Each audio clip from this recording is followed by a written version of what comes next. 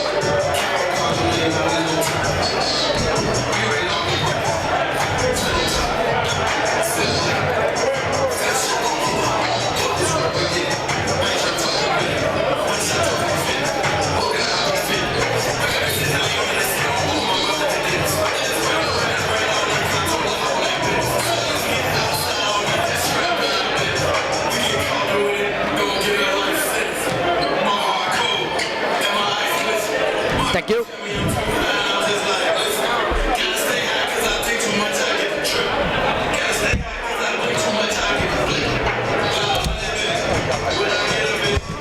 What's that?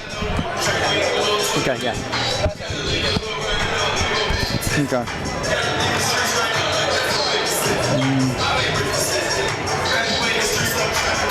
I could actually sit right here, I guess. It's your call. Whatever you want to do. I might have. I got room here, so all right. That way, people, just give me that chair. All right. We can go up anytime.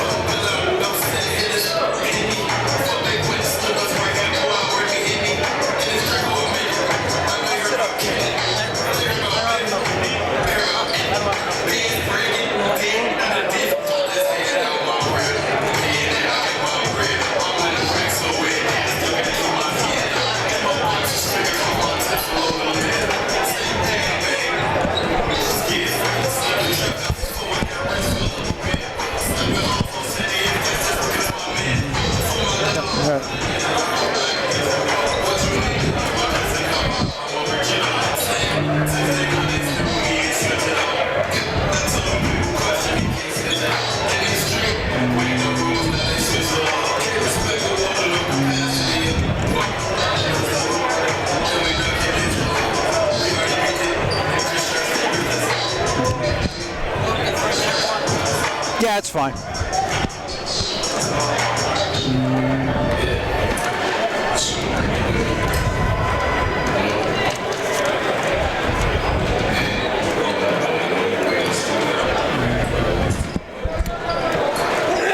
The bless.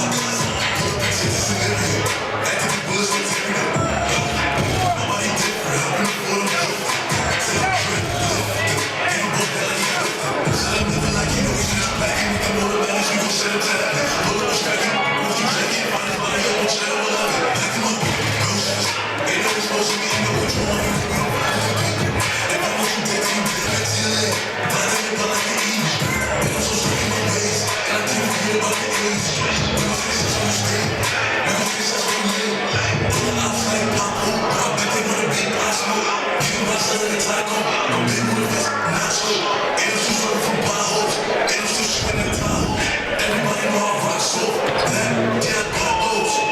the Kenneth W. Faulkner Gymnasium on the campus of Burlington Township High School, it's All About Sports Network presents the third game of our 2020 Martin Luther King Day Shootout. As in game number 3, it's the Pleasantville Greyhounds with a record of 7-6, taking on the Burlington City Blue Devils with a record of 11-0. Hello, everybody. I'm Dean Perry, and joining me is Glenn Perry. Well, obviously, Burlington City having an undefeated season so far. We'll see how Pleasantville can regroup itself after that tough loss to Newark Eastside yesterday. Yeah, we're going to see. Exactly right about that. And, yeah, Burlington City's, as I said, undefeated. They're a pretty young team, too. They got the Morris brothers there. They got Jamil and Jamal, both sophomores, really leading the way in scoring for Burlington City. Pleasantville's played a tough schedule. So, yeah, last time I saw them down in Pensgrove, they had an easy win against Bridgeton, 103-71. Elijah Jones is probably the leading scorer there for Pleasantville. So Burlington City's going to have to key on him defensively. So I think really... Yeah, Elijah Jones averaging 11-8 per game. Yes. And he's also snagging, I think, almost 5 rebounds a game as well. Yeah. So it's definitely one of the players to keep an eye on for Pleasantville. Yes. And for Burlington City, have to keep an eye on Jamal Morris. He's averaging 13.6 a game, and Jamil Morris is averaging 11 a game. But actually, the leading scorer is Deontay Woodbury. He's averaging 18.7 a game. So, you're Pleasantville, you got to stop him first. Yeah, they got scores there, as you mentioned there. Woodbury's the key guy right there for Burlington City. But if they can, hold Woodbury or contain him, they got the Morris brothers to deal with. So Pleasantville has their hands full today. All right, looks like the gym is packing up for this one. It's going to be packed for the next 2 games because Burlington City will be in this game and Burlington Township will be in the next game. Yes, yeah, we should have a packed house for both games. Should be 2 very good games for both schools. Yeah, Burlington City's only about, a mile away, if that. Yes. Burlington City's a Group 1 school. Pleasantville's in Group 2. I'm trying to remember who would be down. Well, there might be Central 1, right? Burlington City, right? Yeah. Yes, I think so. Yeah. I think so. Yeah, because Burlington Township in Central 2. Yeah. Central 3. Yeah. Burlington Township, that is. Yeah. Pleasantville's in South 2. Getting ready for the starting lineups.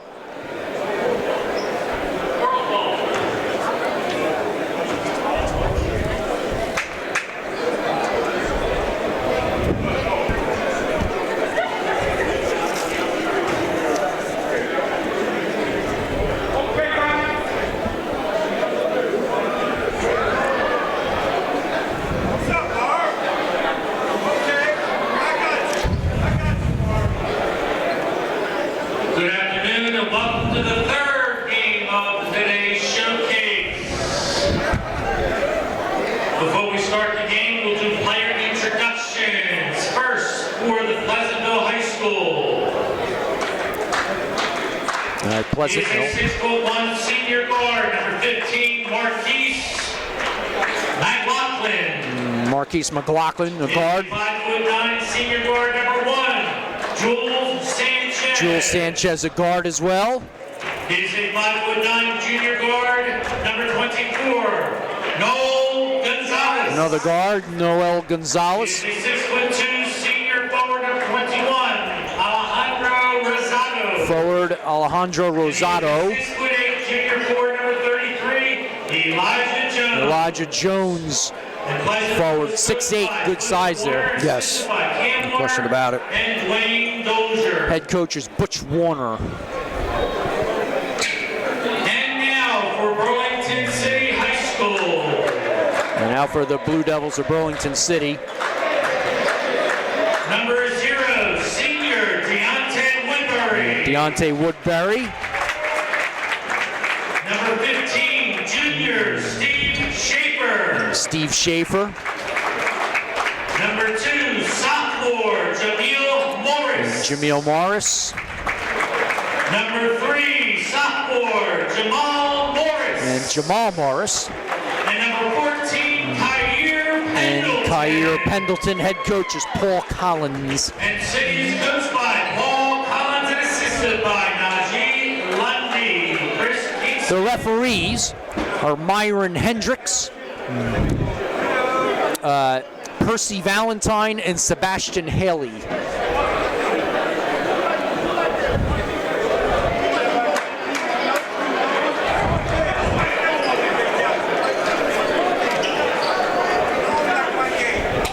Burlington City's in white, Pleasantville's in gray.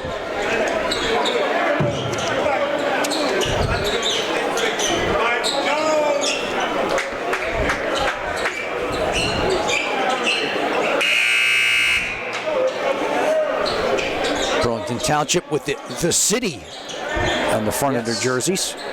Make sure they're not township, they're the city. That's right. It's like Freehold Borough and Freehold Township. That's right.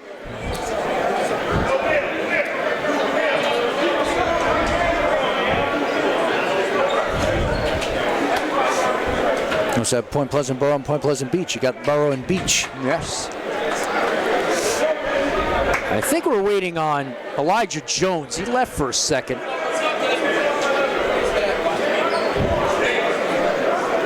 Because he's the guy you want to have jump it up at 6'8". Yeah, good chance. I don't know where he went. There he comes. Okay. And he's going to jump it up against Kyrie Pendleton.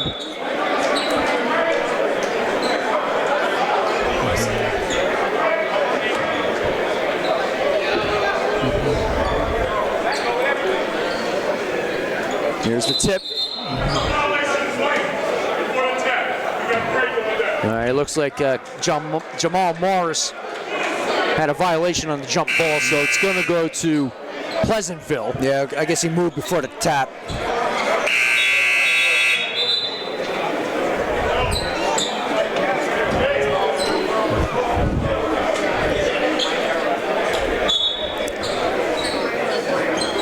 And so they inbounded to Sanchez.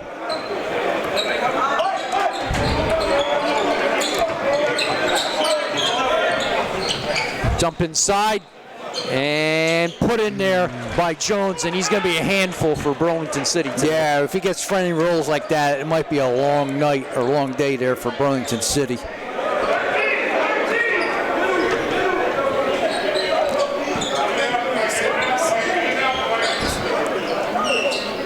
Back out to Morris. That's Jamal Morris. He missed. Jones right there for the rebound. Yeah, I mean, he's going to be in position to get these missed shots.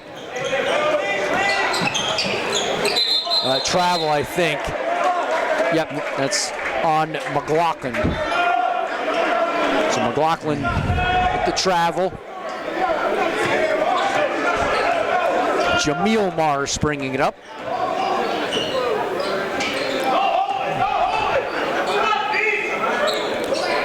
Yeah, Burlington City's going to have good ball movement because they can't really do much inside. Nice pump fake. Shot is good by Woodbury. Yeah, good passing and good shooting from the outside is going to have to keep Burlington City in this game. And driving layup, no good by Sanchez. And we have a push underneath. Burlington City didn't like the call. So they call it on. Foul is on Woodbury. So Deontay Woodbury picks up the foul.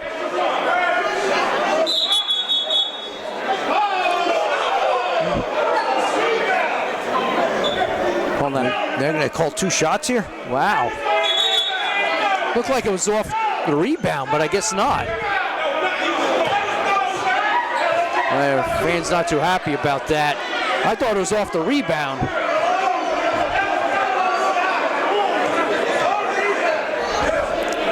So Sanchez will shoot 2, missed the first.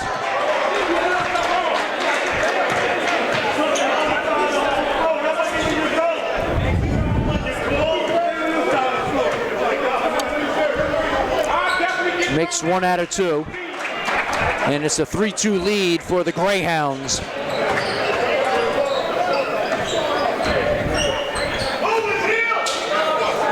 Morris will shoot a 3. Jamil in and out.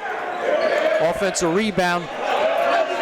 And they get it to Jamal. It goes off his hands, actually. Pendleton had the original offensive board.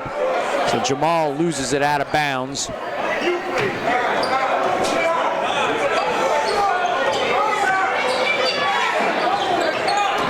Double team at half court. Back court. So good defense by the Blue Devils, forces a turnover. Yeah, you're gonna have to play good defensively, get the turnovers, just like that.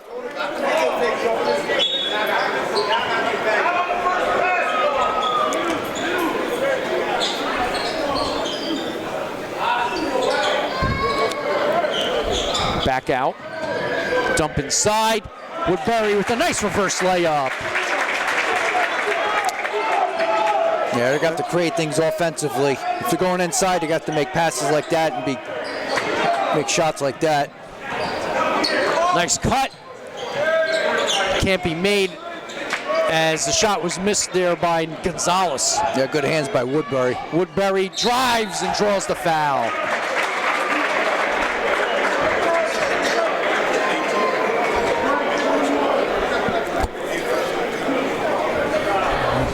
Foul is on Alejandro Rosado.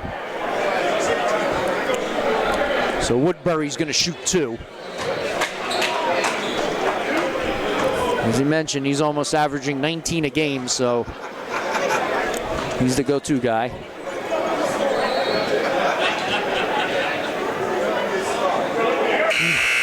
Boy, we've seen a lot of those today. Yes.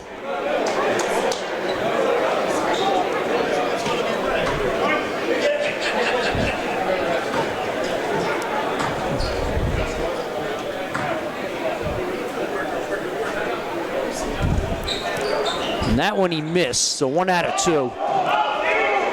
5-3 Blue Devils. Nice pass underneath and put in there by Villegas.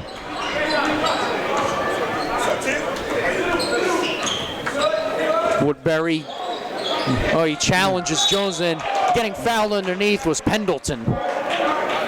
Yeah, Burlington City being aggressive right there. Looked like Jones was on the weak side. That's why he went to his left. McLaughlin picks up the foul. So Pendleton will shoot 2.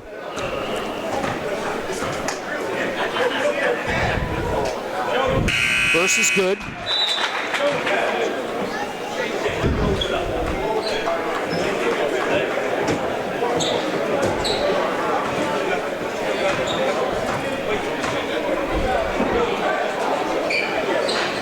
Missed lane violation. I saw that right away. So one more shot. Yep. I want to say McLaughlin stepped in the lane. So Pendleton will get a do-over.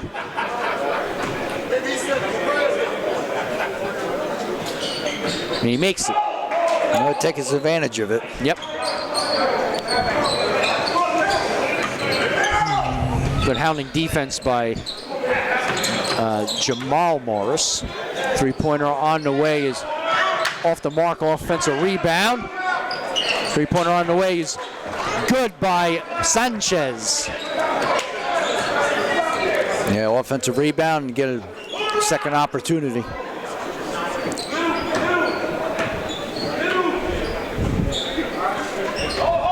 So Pleasantville's playing a little zone right now. Jamil Morris trying to make something happen. Oh, right through the legs of Schaefer. I think a jump ball. Yes, it will stay with the Blue Devils. So 4:39 to go in the first.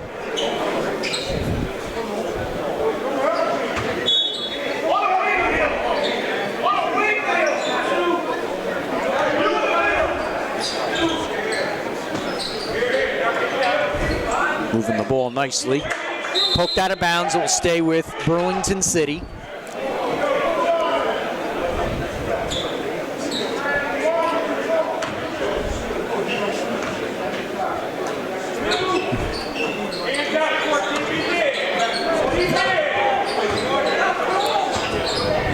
Pleasantville doing a nice job in the zone defense here. Nice. Morris drives to the basket, draws the foul. So Jamal Morris draws the foul on Elijah Jones.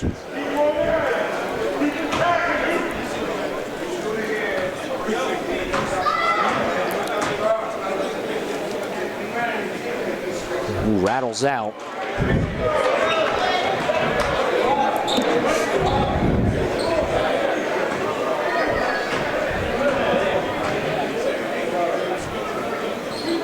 Makes the second, 1 out of 2.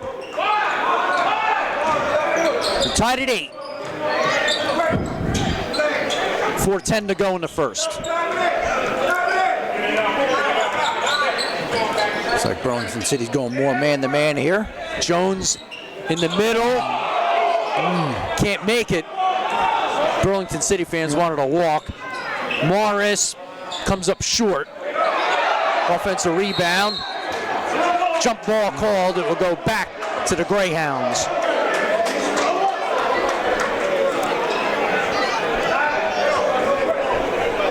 Evenly matched so far, obviously, with the score.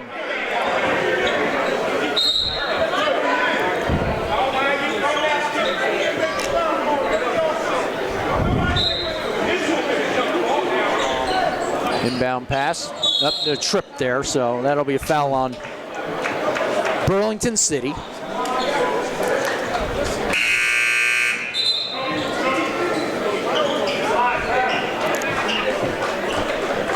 And foul's going to be on Nassim Chu.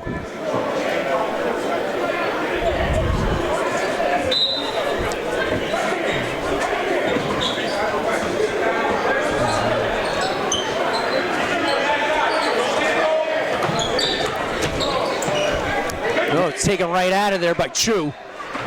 Morris lays it up and in, so Jamal Morris with the layup. Yeah, good transition there for the Blue Devils. Knocked away from Sanchez, up ahead to Morris again and dunks it. Jamal Morris has 5. Timeout, Pleasantville. So Jamal Morris with the layup. Yeah, good transition there for the Blue Devils. Going to be poked away. Knocked away from Sanchez, up ahead to Morris again and dunks. Jams it home, and it's 10-8. Jamal Morris has in favor. Actually, should be 12-8. 12-8. Should be 12-8. 12-8 in favor of Burlington City. So, yes. So, yeah, right now it looks like they're forcing. Looks like they're forcing some turnovers and getting some shots in the open court. Yeah, back-to-back possessions where Pleasantville turned it over, and good transition from defense to offense for Burlington City. And now they corrected the score. Yes, now they put it up. I even had my scorebook out, so I know it was 12.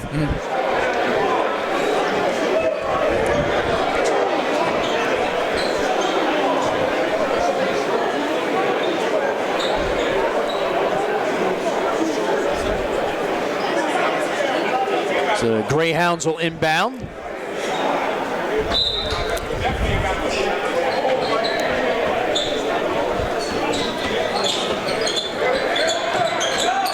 Sanchez, cross court, three-pointer on the way, is off the mark there, and Jones had it originally, and McLaughlin missed the three-pointer.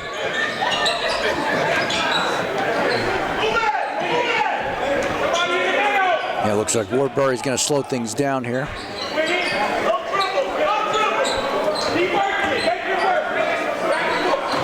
Woodbury dishes off. Can't be saved. It will stay with Burlington City. Yeah, good attempt there by McLaughlin. Almost had the steal. You can tell with the zone defense, Burlington City's trying to pass around and trying to find an opening and cut in towards the basket. Woodbury bounce pass. Can't be saved by Pendleton, and it will go back to Pleasantville.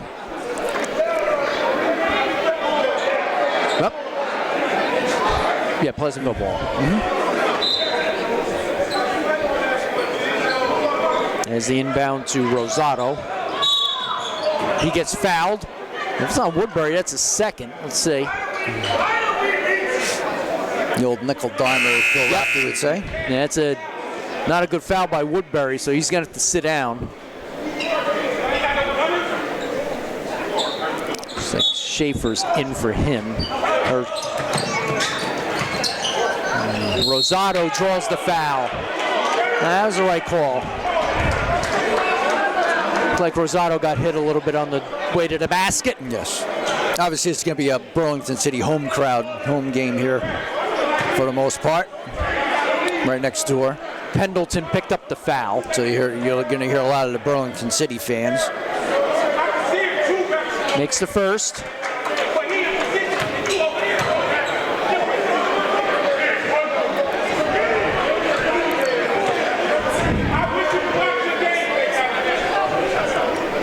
Makes the second. 12-10, 2:27 to go in the first.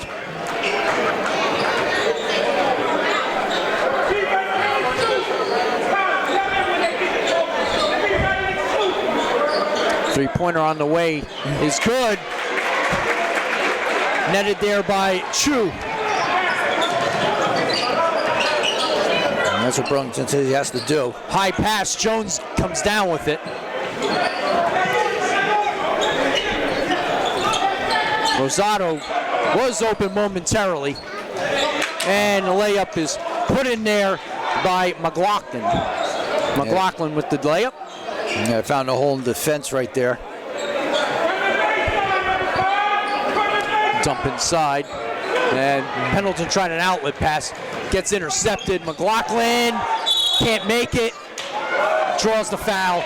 I believe it's going to be on Jamal Morris. Yeah, late whistle.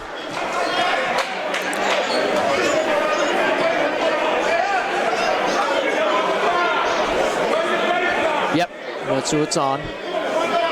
So McLaughlin will shoot two.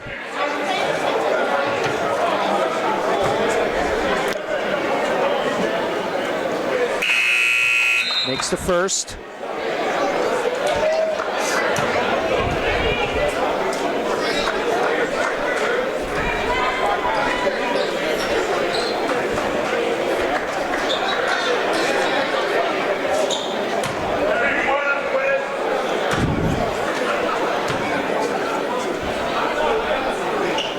Missed the second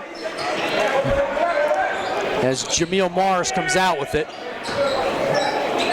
Gets it blocked, and Pleasantville comes out with it. Yeah, nice job by McLaughlin there. Sanchez dishes off, and Jones puts it in.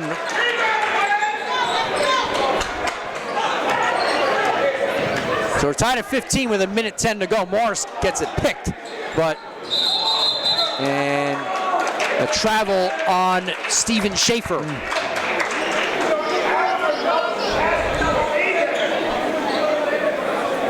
Yeah, a couple good possessions there from Pleasantville. Getting the rebounds. So we've got 1 minute to go in the quarter. We're tied at 15. A lot of fouls here in the first quarter. Unlike the first two games we had. Yes.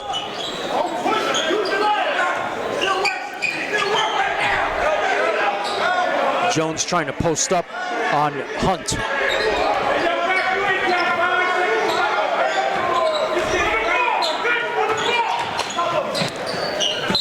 And ball stays with Pleasantville as Gonzalez lost it, but it got poked out of bounds.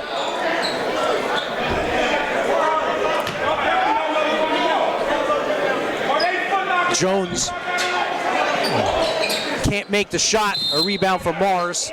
And there's going to be a foul on Pleasantville. It should be on Rosado. If it is, it's a second. Yeah, that was a good inbounds pass there. Obviously, Jones can get those, high inbounds passes. It just couldn't put it in the basket right there. As a result of a second foul, Mishi Valeas will come in.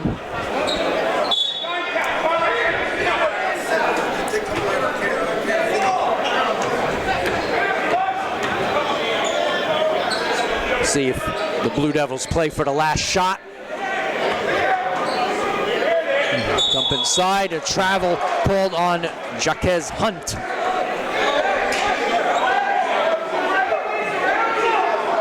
$16.8 to go in the quarter. Pleasantville will have it. Gonzalez bringing it up.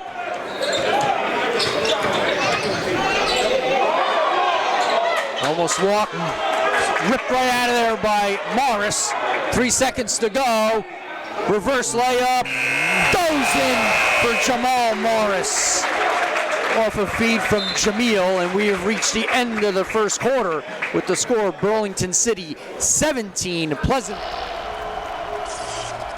Watching, it's all about sports. Almost network, and we'll watch the replay there. Right out of there, ripped out of Morris. there. 3 seconds to go. Jamil as he gives it Reverse to Jamal, and the ball goes in for Jamal Morris. Yeah, good Off a finish right feed at the end of the from first quarter.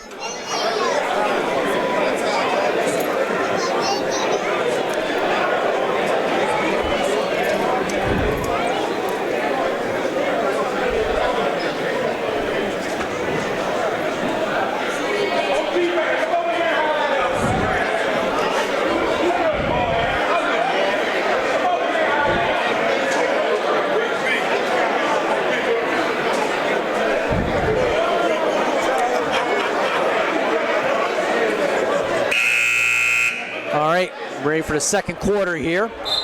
4 points apiece for Jules Sanchez and Elijah Jones for the Pleasantville Greyhounds. And the leading scorer for the Burlington City Blue Devils is Jamal Morris with 7. Yeah, it's been a back and forth affair. Obviously, Pleasantville is going to need size advantage underneath. Burlington City is going to need a little bit of more quickness on defense.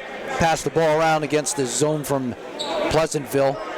Find the spots and put the ball in the basket. Greyhounds will inbound.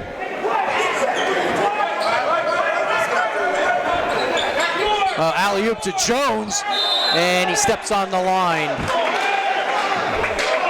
Yeah, good shield job there, and they make sure he couldn't get the ball on the lob pass. Yeah, that's what they're going to have to do defensively, trying to have to, cut off the passes and try to obstruct and try to do anything to prevent Jones from getting to the basket.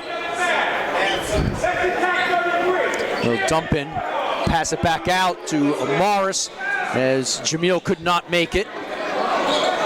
Pleasantville with the rebound. And tip by Jones is now put in. So 2 for him off the initial miss by Gonzalez. Tied at 17.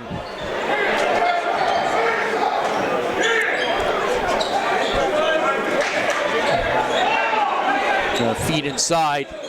Morris passes back out. And missed there by Chu. Morris gets the offensive board and puts it in. Jamal Morris with 9 now. Stolen! Dunks it! So back-to-back buckets by Morris. We'll go back. Morris gets the offensive board and puts it in. Jamal Morris with 9 now. We'll see the steal right after that. There it is. Anticipated the pass. Dunks it. Catch, run, dunk.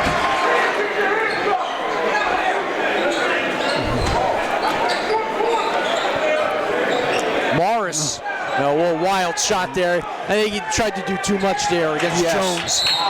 And we got a foul. Travel. Yeah, Burlington City's doing a nice job of quick passing around against the Pleasantville defense.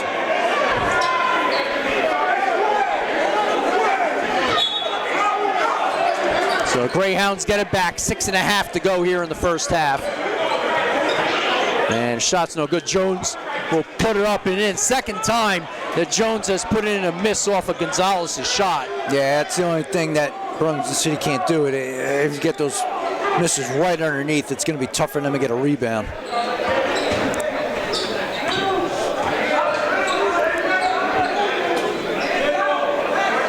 Jamil Morris drives, way off the mark. Up ahead, Gonzalez, spin move, and a foul's going to be called on Steven Schaefer. I don't know if Schaefer thought he had all ball there, but they did give him the foul call.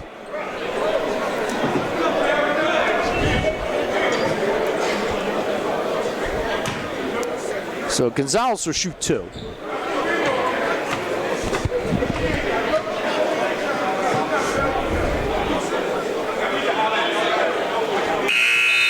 Snaps the first one in.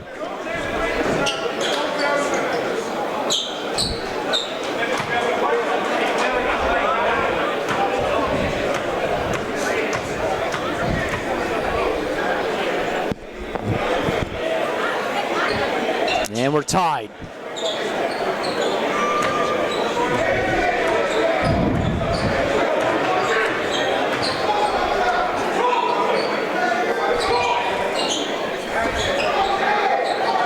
Feet inside.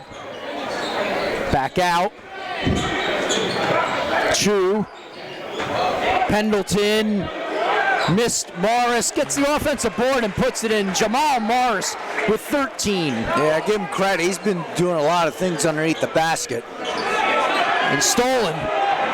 Morris lays it up and in. Off the steal from Steven Schaefer. And it's 25-21, 5:23 to go here in the first half.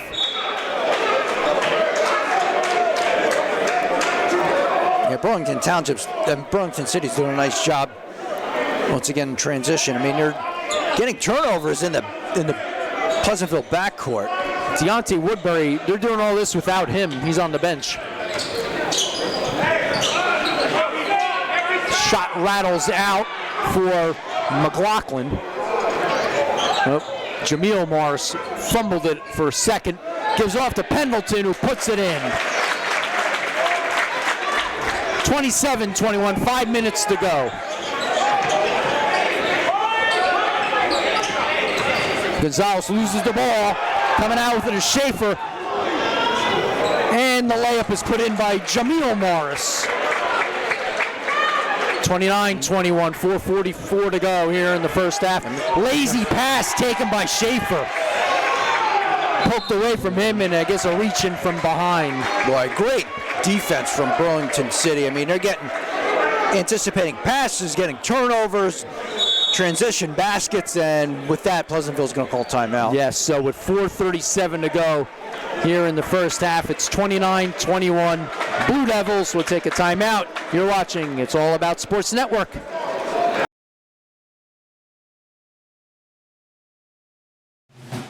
Game day. Last season you were watching football at the mercy of that loathed cable company and your weird roommate with the ornery chinchilla. But today you're going to watch wherever the wild you want. You go here, Wild Wing Cafe. They've got all the games on more screens than you can count, and cute roommates. This is just the wild you need. So go wild, superfan. We can't help you choking QB, but we do have cold beer.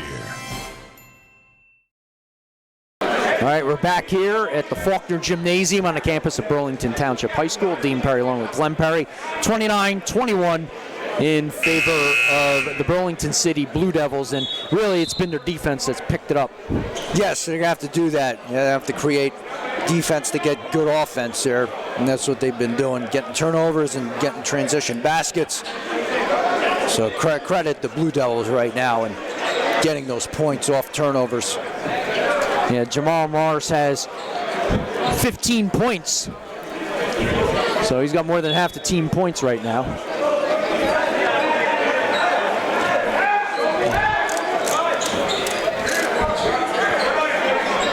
And if Burlington City can ever shoot from the outside, I mean, they're going to be tough to beat today.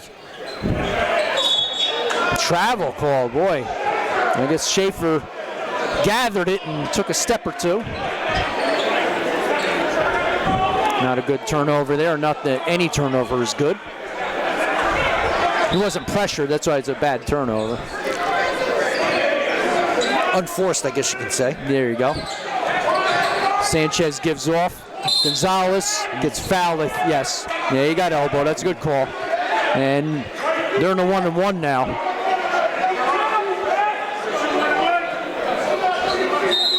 Foul is on Schaefer, his second. And the team is in the 7th. has the 7th foul, so it's a 1-and-1.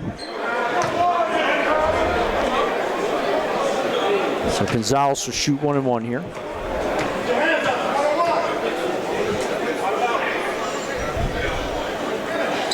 Makes the first. So he'll get a second.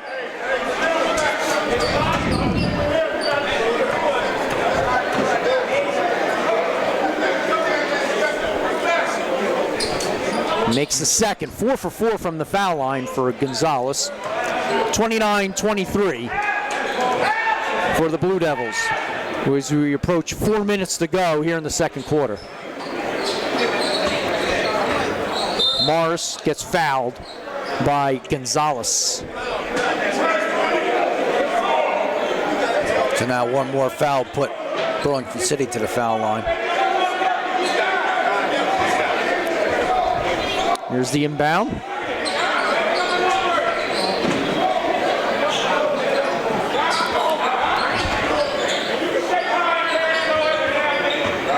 Morris comes up short. Jameel Morris. I gotta keep going back to which Morris it is. Baseline, oh, blocked from Jamal Morris. Yeah, that was all ball. Gonzalez in the lane. Jones rebound, no good. Morris to Morris now. Jameel missed it. Jamal with the offensive board draws the foul. Boy, I tell you, he's working hard today. He really is. A lot of energy. And it's going from one end of the court to the other. Foul is on Rosado. That's his third. So he'll have to sit down.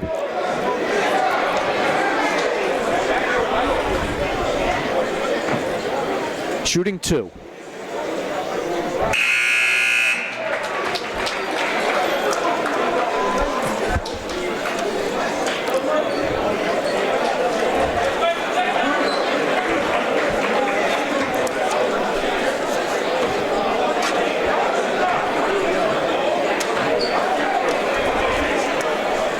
Makes the second.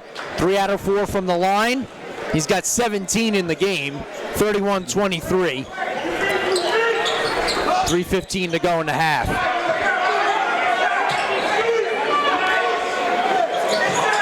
Dump inside. Nice anticipation by Jamal Morris. A loose ball, bad pass. 3-on-1. Jones puts it in. And Morris didn't want to foul there. Yeah, smart. Especially on a 3-on-1.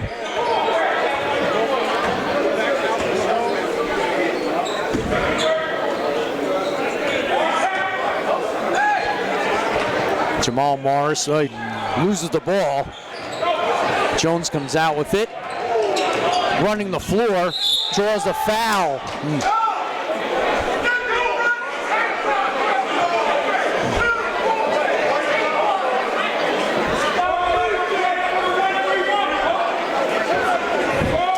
Foul is on Nasim Chu, his second.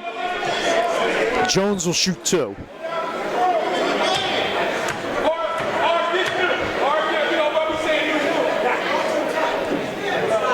Makes the first.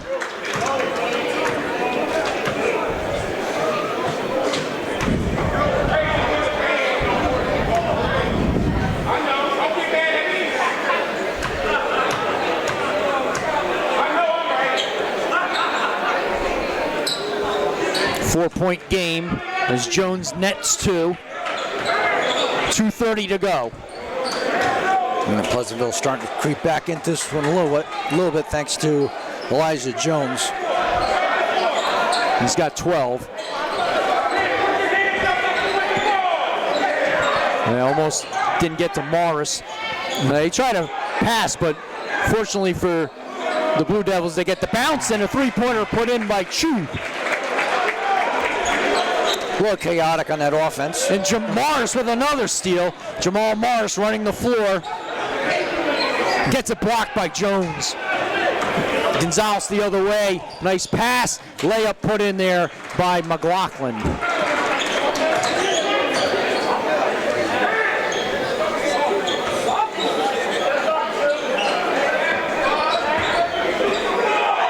Minute 40 to go. Three-pointer. It's good. Near side by, I think that was Jameer Morris. Underneath, stolen there by Hunt. Well, I don't know how many steals they've had so far in the first half, but it's been helping out the Blue Devils. Morris draws the foul.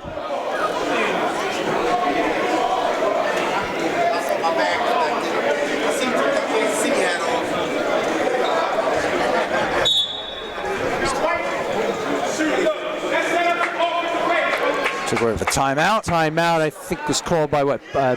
Burlington City or no? So the foul was on Noel Gonzalez. That's a second. And timeout was taken by Burlington City with 1:18 to go here in the first half, 37-29 for the Blue Devils. I guess we'll keep it here. Yes. But, yeah, it looks like Jamal Morris on the bench now. Jameel Morris, big three there for him to put him up 8. Yeah, I mean, if they start shooting from the outside, as I mentioned, they're going to be tough to beat because they've been passing the ball around. It's just that they have to finish from the outside. And, boy, what a great game Jamal Morris has been playing. I mean, I don't know how many steals he has so far in this at least first 3 half. or 4, right? Yes.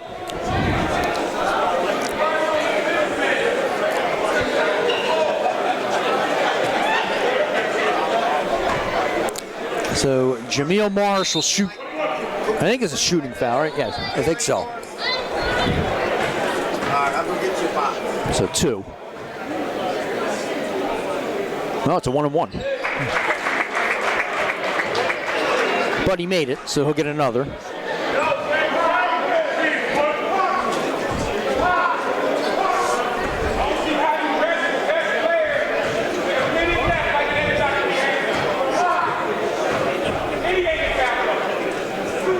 Makes the second.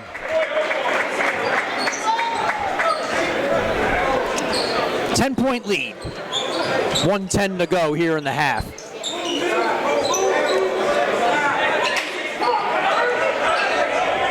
Almost a travel there by St. Germain. Nice behind the back dribble by Sanchez, gives it off. Jones with another offensive rebound put in by him. Yeah, I mean, he's got to take advantage of those missed shots. Woodbury's back in. Pendleton wasn't ready for it. And he gave off to Jones, who slams it home. So McLaughlin gives off to Jones. And it's 39-33 in favor of the Blue Devils with 30 seconds to go. Yeah, Morris got it for 3, Jameel Morris. Well, I was wondering if they're going to settle for the last shot. They didn't have to because there's an open shot there by Jameel Morris. McLaughlin misses and wisely let out of bounds by Schaefer. Now the Blue Devils of Burlington City can settle for the last shot with 13.5 seconds to go. Now Jamal Morris is back in.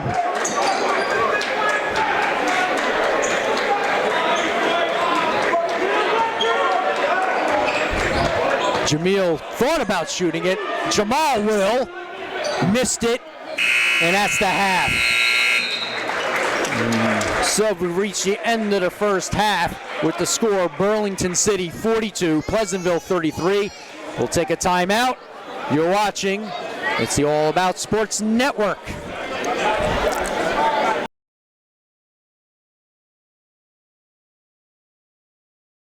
Y'all look, I do not want y'all wandering around, especially not today. It's a lot of people out there. It's a lot of heads. They got a camp out there.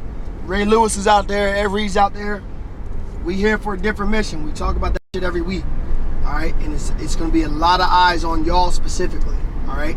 So in between games, don't go wandering around trying to meet Cam Newton and trying to get souvenirs and all that. There will be time for all that tomorrow. Y'all got me? Turn right onto US 41 North Miami Trail. Next Level Greats is currently the #1 ranked 7-on-7 program in the United States. Now you may be asking, 7-on-7 program? What is that? Let's go, man! What do they do? Hey fellas, listen, if you run the slant, you should probably widen up. Next Level Greats was started by Marcus Hammond and Preston Brown in 2013. Marcus and Preston both grew up in Camden, New Jersey, but only knew of each other through high school sports. Marcus attended Sterling High School and played college football at the historically black University of North Carolina A&T. Preston Brown attended Woodrow Wilson High School and Tulane University, where he is currently in the university's Hall of Fame. These two had a vision to grow the area's overall football quality and create a unique community for young high school boys to grow and learn life lessons from the game that they love. You know, you got dual master's degrees in engineering. You know, I got a master's degree in education. Like, I didn't have to be training. It was a passion. It's something outside of the general scope of what we did on a day-to-day basis, right? To see young people excel. This vision somewhat seemed astronomical, being that they didn't have any financial backing and they had no place to call a home. But with a little perseverance and faith, the two took the task head on. Now, many people wanted to jump on the bandwagon and try to join the management of the program, but no one took the task as personally as Brown and Hammond. John, come on, John. John, you got that on camera? Yeah. Until one day, Brown invited a total stranger at the time to one of the workouts. That stranger was Brandon Bathard. He had just moved to New Jersey with no friends or family within 400 miles and had met Brown on the football field. Bathard played and coached his collegiate football at Tennessee State University in Nashville, Tennessee. Under the leadership of these three individuals, Next Level Greats has changed the lives of numerous young men in South Jersey. The mentorship and the skill development being provided by these three have changed the entire landscape of football in South Jersey. Next Level Greats has been the highlight of the spring/summer for the past 5 years, with weekends packed with college visits where the student athletes get to see and visualize their dreams, to Sundays of going undefeated against the nation's top athletes and bringing home championship after championship.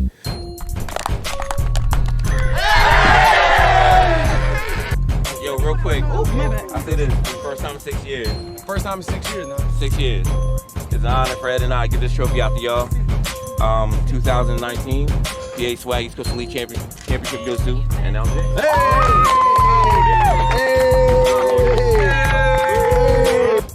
Bonds that have been built through the kids and coaches are something that cannot be taken away. A lot of the kids in the program usually have never left the state of New Jersey. Most of the kids also come from the inner city and a life of poverty. By showing them the life outside the city, multiple players have made it to the big-time college programs and also to the NFL. To Brisbane, Watson, Q Noel.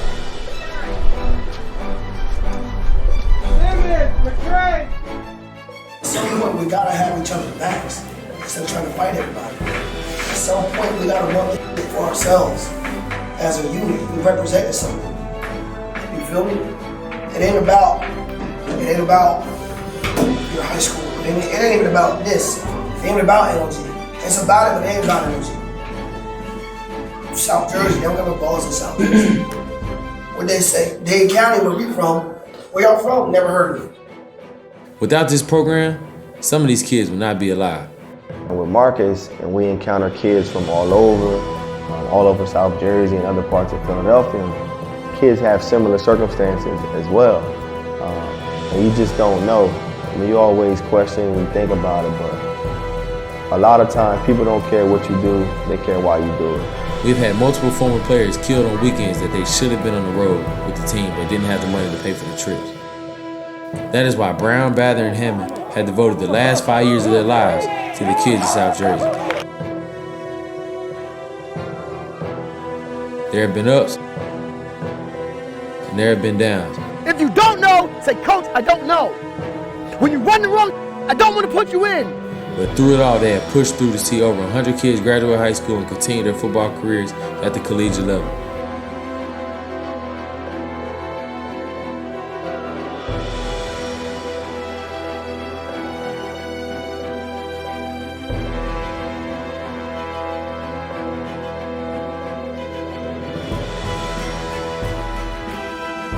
The only problem they face is they are going broke trying to keep the program running.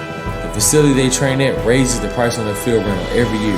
The grants they apply for are constantly being denied, and the cost of buses and hotels to travel increase daily.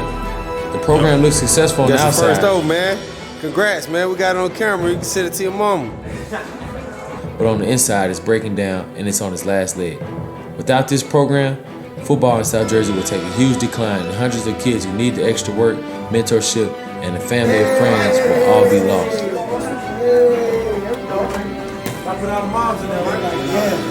With your support, they can grow and continue to change the lives of the Trouble Male youth. Go to these tournaments, play with that same enthusiasm.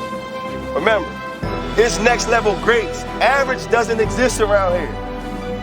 You can't just be happy to wear the shirt and say, oh, I'm repping NLG. No, the hell with that. Every day you audition, every chance you get, somebody's gonna see you for the first time. Yeah, most of the people here have seen you several times before, right? But you're gonna go somewhere and somebody has no idea who you are, or who I am, or who he is. So you can't just line up and be like, oh man, I did my thing last week, but today I'm not really feeling it. No, you don't have that chance. You can't do that. You can't only be excited because you think some coach is gonna be here. You never know who's gonna show up. Be great on 3. 1, 2, 3. Be great. Yes, sir.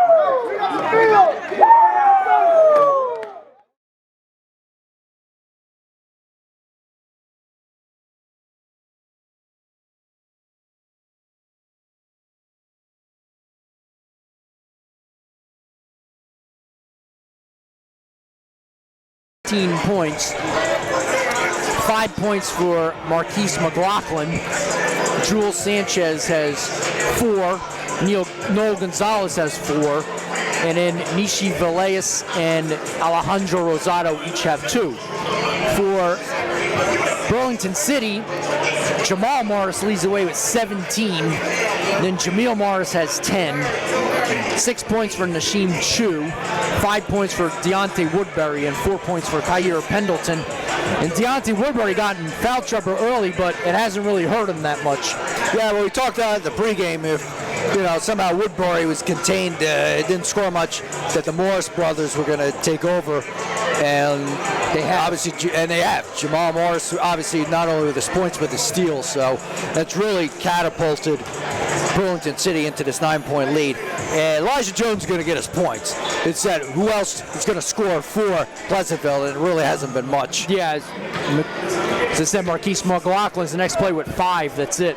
So, yeah, Elijah Jones, he's going to get those offensive boards underneath, and he'll put the putbacks. He's had at least 3 or 4 putbacks, and really nothing Burlington City can do about it because they don't have the size to contain him. No, but they've done a great job of getting steals, getting good transition, and late in the first half, they've been nailing 3-point shots, so that really helped out the Blue Devils.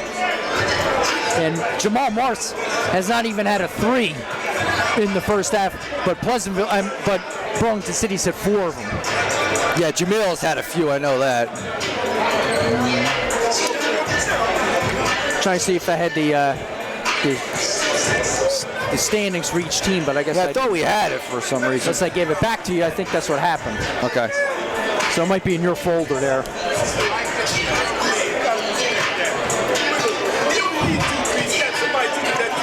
Ah, here we go. Burlington City's in the Burlington County Freedom Division.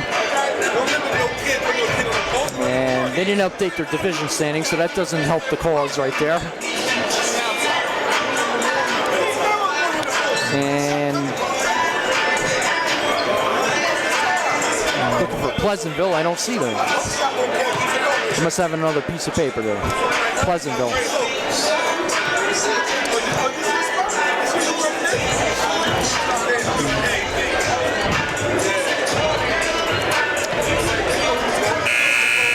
So we're getting ready to start the second half.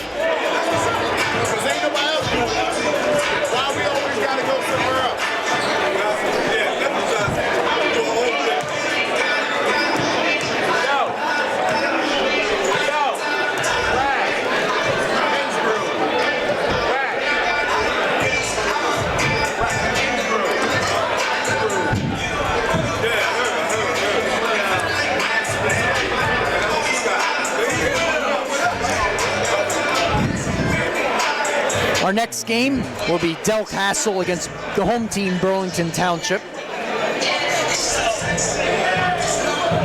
Glenn will be on the call for that one. We saw Burlington Township last year against Wall Township in the Central Jersey Group 3 final. Wall won that game 53-47. Yeah, right now the talk of the team in the Shore Conference is Manasquan.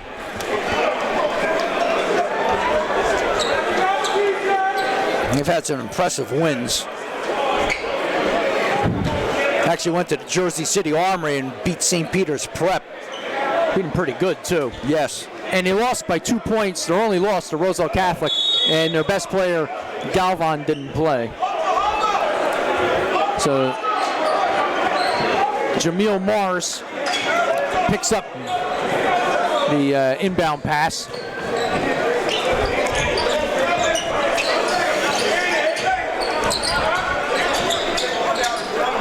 Passed out.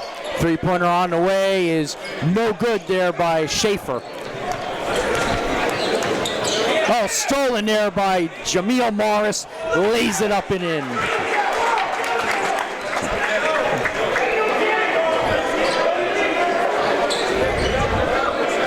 They're picking up where we left off in the first half. Yes, this time it was Jameel Morris with the steal.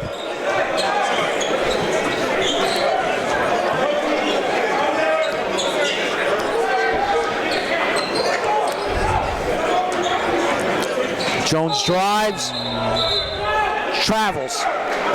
Tell you what, we'll see Burlington City at the end of the game. You got to start to think maybe in Group 1 they're going to be a tough out. Yes, yeah, no question about it. Especially in their section. Yes, yeah, no question about it. Yeah, I've been very impressed with Burlington City.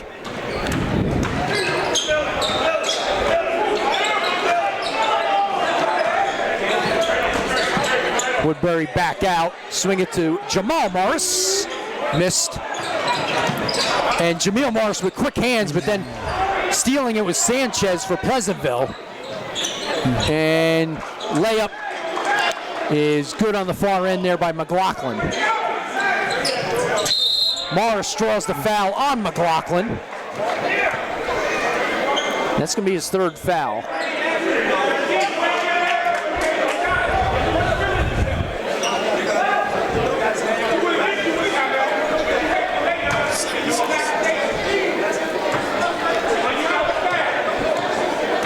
So Jameel Morris to shoot 2. Makes the first.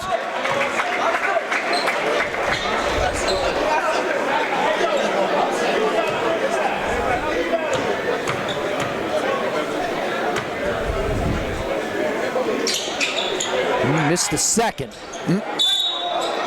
And it's out of bounds. It will go to Pleasantville.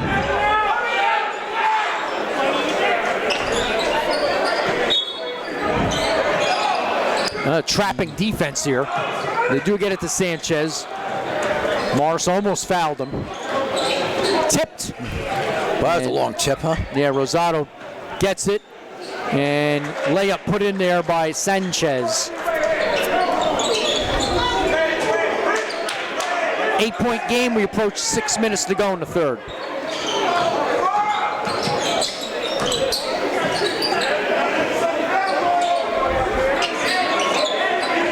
Jamal Morris gives off. Woodbury asking for the ball. I'm going to call a foul, I think, on Gonzalez. Yeah, underneath the basket. Yep. That's his third. Woodbury gets the inbound. Puts it in. Yeah, put it up just before Jones was going to block it. And stepping on the line was Sanchez. So it goes back to Burlington City.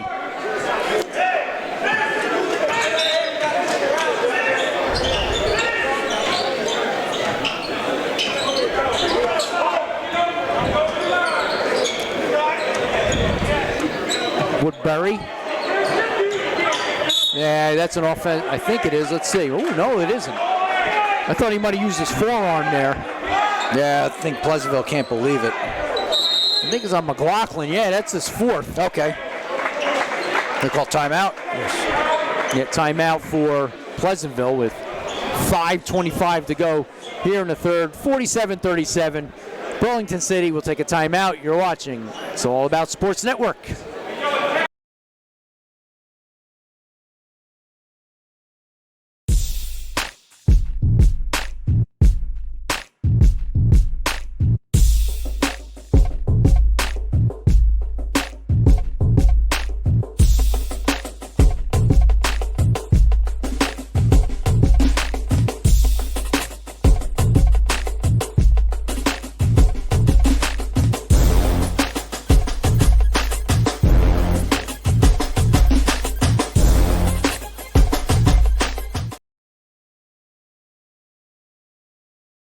Gymnasium on the campus of Burlington Township High School. A lob pass. Woodbury can't make it. Jones with a rebound.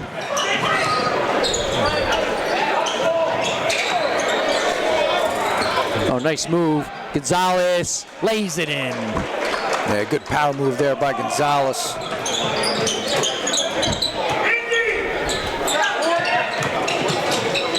Swinging around, three-pointer on the way. Off the mark there by Schaefer. Woodbury saves it. Morris can't make it. Woodbury gets fouled underneath by Rosado. Yeah, that's his fourth. Yeah, good call by him. Yeah, as you mentioned, they got 2 players with 4 fouls now for Pleasantville. Saves it. Morris working hard underneath. can't make it. Woodbury gets fouled underneath by Rosado.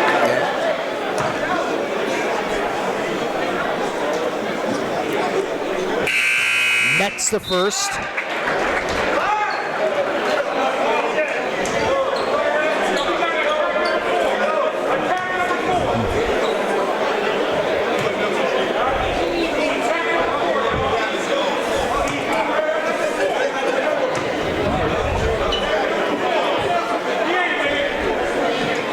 Gets the second. 10-point lead again, under 5 minutes to go, but a break and offensive rebound can't be put in. Gonzalez missed the initial shot. Morris with the alley. Jamal Morris goes skyward. And layup made in on the other end there by McLaughlin. And offensive rebound can't be put in. Gonzalez missed the initial shot. Morris does a good job running to the basket. And nice lob pass, grabbed, and the stuff goes skyward.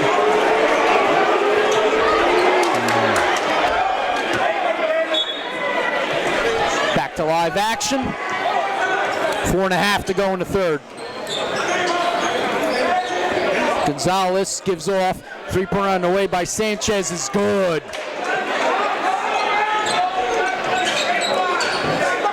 Well, they needed that one. They haven't shot well from the outside. I think it's their first 3 of the game. No, it's second one. Okay. And Sanchez has both of them.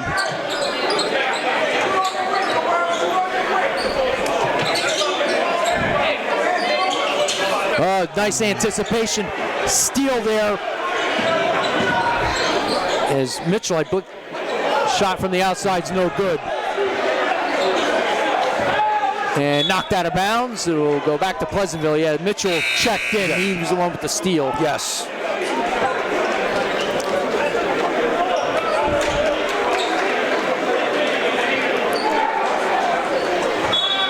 For a 7-point game.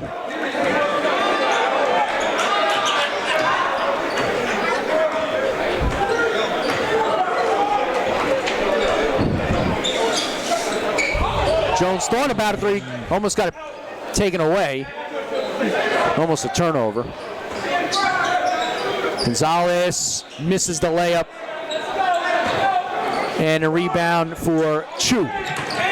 Woodbury spin move draws the foul on Sanchez.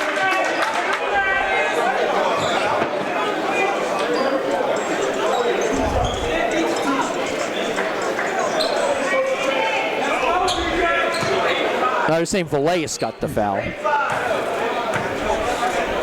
Okay. Well, you see the team fouls, 5 for Pleasantville, none for Burlington City right now. Yep.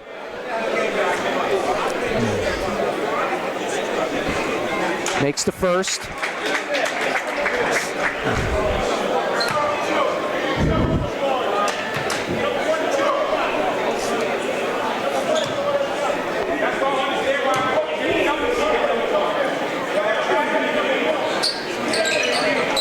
Missed the second, and Pleasantville comes out with the rebound.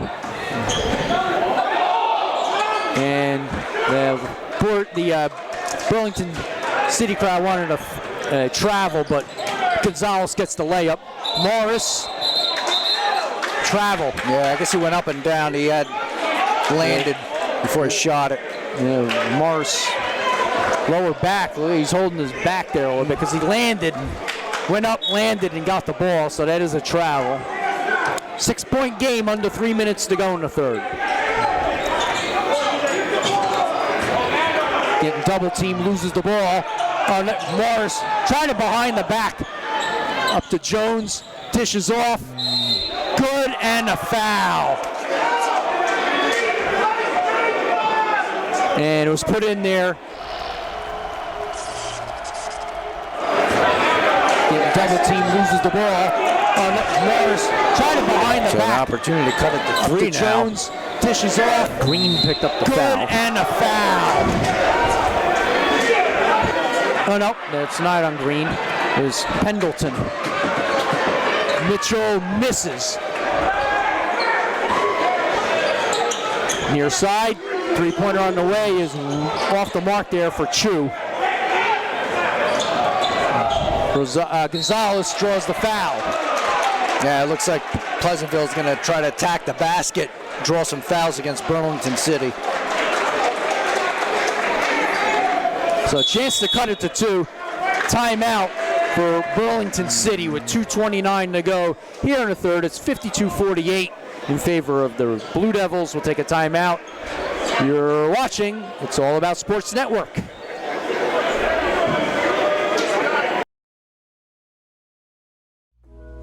Shop at Fairs. Eat fresh. Feel good. Fresh meats, poultry, vegetables and fruit, and all your grocery needs. All day, every day. At Fairs Market. Serving the Camden community for over 60 years. 1400 Haddon Avenue, Camden, New Jersey.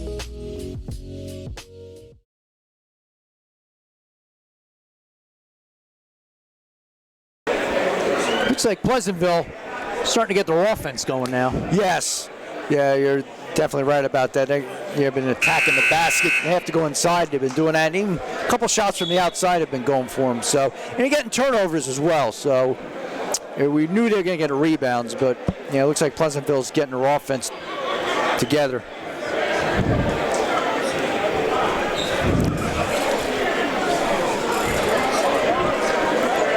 So Gonzalez trying to finish here.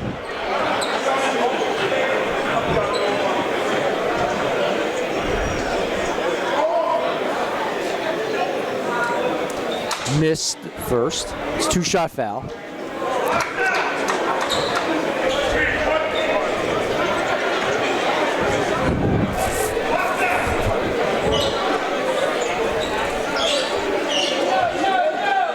Makes the second, 1 out of 2.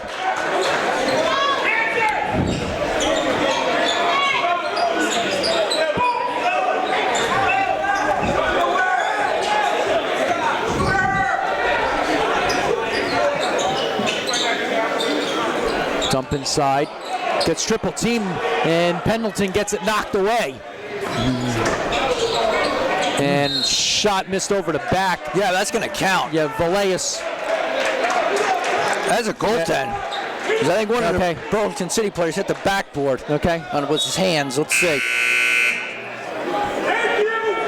Maybe not. Nope. It's not. But somebody, Burlington City, might have hit the backboard with his hands. Yeah. I guess you can't go through the rim. Okay. Gonzalez spin, travel, I think, yes. So 2 minutes to go here in the third. As the Blue Devils get it back on the turnover.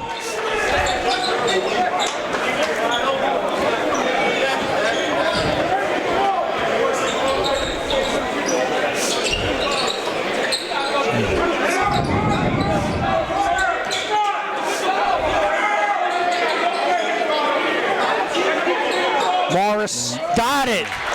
Jameel Morris for 3. He's got 16. Yeah, he's been shooting well from the outside. Oh, they're saying it went off of Pleasantville. I thought it might have gone off Jamal Morris last, but it's going to go to the Blue Devils.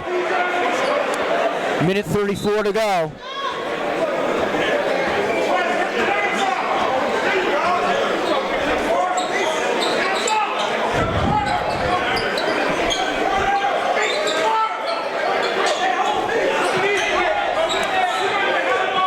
Now Marsh trying to lose his defender there. Hunt gets picked off there by Mitchell. And I think a foul on the floor. Yes. Yeah, that's going to be against Hunt.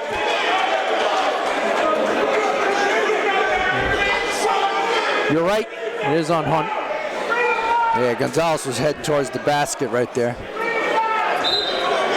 Well, you said 5-0 in fouls. It's now 5-4.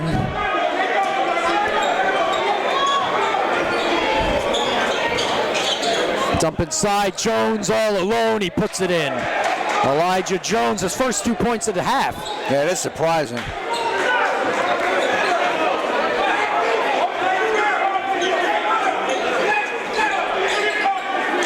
Hunt back out to Morris. Woodbury, reverse layup, puts it in. He's all pumped up. Travel. As Mitchell got a little discombobulated there. Yes, he did. Shuffled his feet. So, well, we'd say last shot, but with these two teams, I don't think you would really say that, especially at the end of the first half. No, that is not happening. Yeah.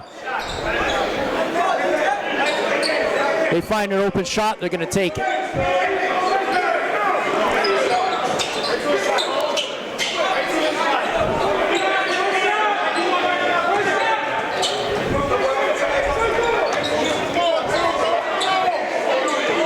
Tried to feed it into Woodbury, gets deflected.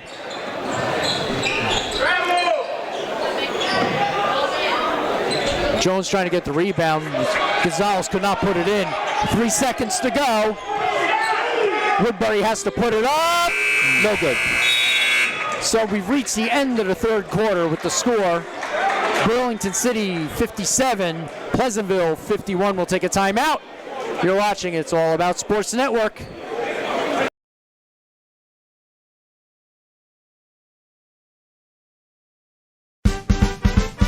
Here's a story of a place-day spirit who sold and serviced vehicles in a small town. It was a very charming place to come together and leave happy as they're driving all around. Until one day when the population doubled, and they knew it'd be much more than a hunch. So they added to their staff and inventory and called themselves the Spirit Bunch. The Spirit Bunch. The Spirit Bunch. That's the way we became the Spirit Bunch. Spirit.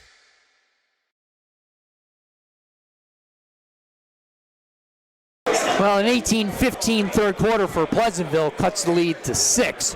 When you're talking about secondary scoring besides Elijah Jones, they got 3 players, but 9 now. Jules Sanchez, Marquise McLaughlin, and Noel Gonzalez. Well, that's what they're going to need. They need secondary scoring.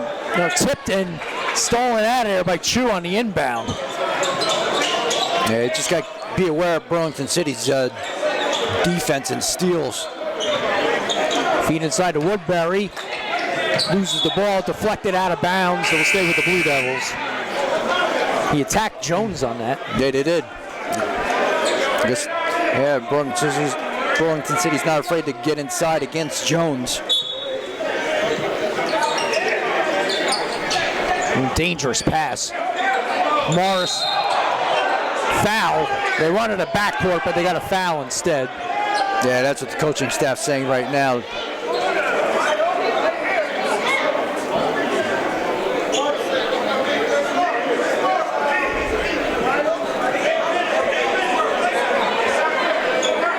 Foul is on Noel Gonzalez. That's his 4th. So Noel Gonzalez, foul number 4. That's the 3rd person with 4 fouls. Yeah, that's a lot of foul trouble. Morris swings it around. Jamil missed. And Jamal with the rebound. Woodbury slams it home.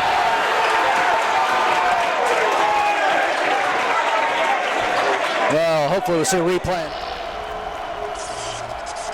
Yeah, it's going to be all about the quick hands. Morris swings it around. Keep the play alive. Jamil misses. Right. I mean, Morris gives it off to Jamal with the rebound. Who's able to slam it home. Slams it home. Three-pointer no good there by Sanchez. Off the mark there. Morris gives off, and Hunt gets it blocked. Out of bounds, it'll stay with the Blue Devils of Burlington City. Yeah, Burlington City right now, early in the fourth, they've been getting the loose balls. Yep. And that's what's keeping their possessions alive.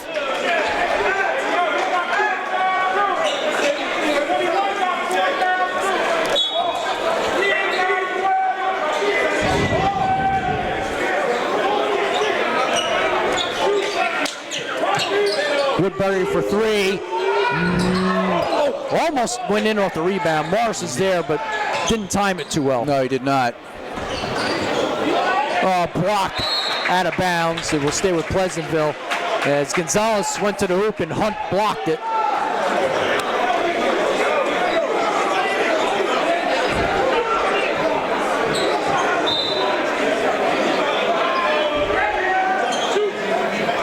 I thought it was going to go to Jones, but it went to somebody else. Yeah, that was McLaughlin. Okay. Yeah, I think Jones is being held underneath. Yes. Should be against Hunt, I believe. Yes, that's a second. Hunt's second foul, you're right.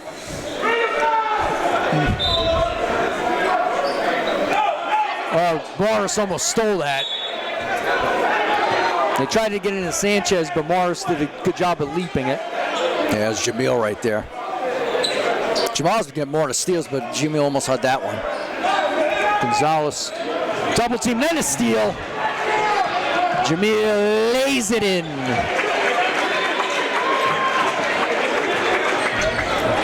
Ten-point lead again. Here comes the double team. And Rosado, charge. Yeah, he fouls out. Wow. That was actually a good call.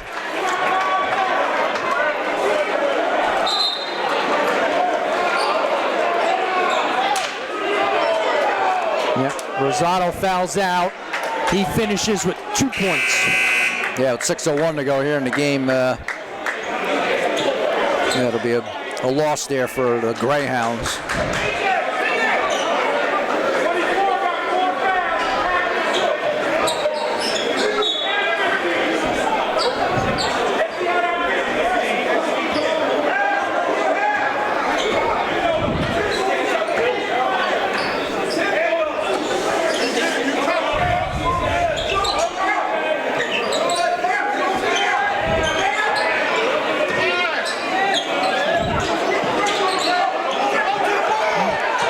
There's an alley-oop to Woodbury, but Jones is just too tall. Yeah, I was going to say, that's going to be tough to do, especially with Jones underneath. Up, Morris tips it, steals it, nice save! And Morris gets fouled from behind by Noah Gonzalez. He is now fouled out of the game, and it's a 1-on-1. Yeah, and Jamil hurt the back of his head right there. Looks like he's okay.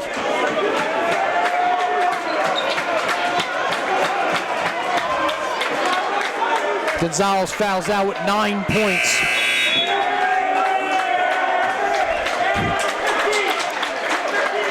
So 2 players have now fouled out for the Greyhounds with 5:25 to go. So Jamil will shoot 1-on-1.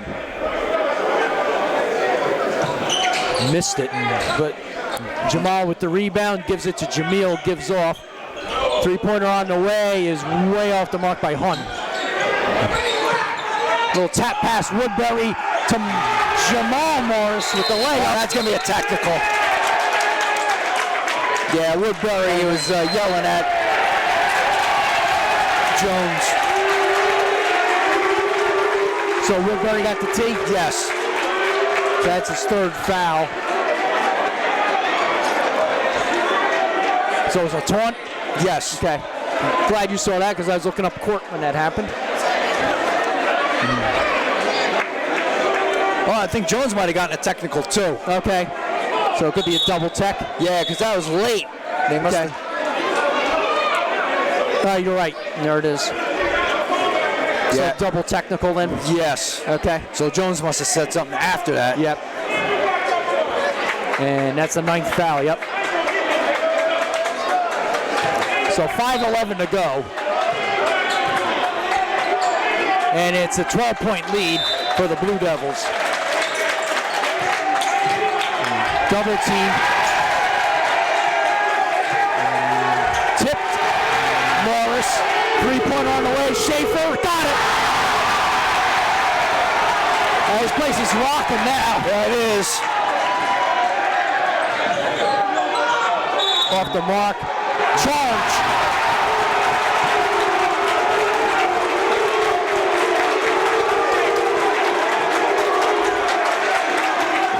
Boy, that Burlington City press has been relentless. Yes. 10th foul. Foul is on Mitchell. That's his first, but it's an offensive foul, so it will not be a shooting foul.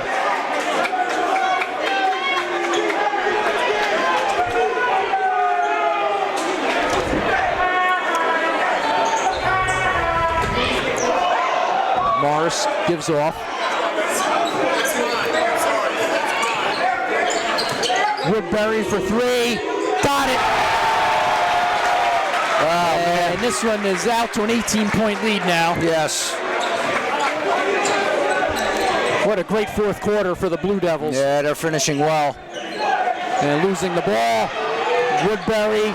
Morris. Woodbury slams it home.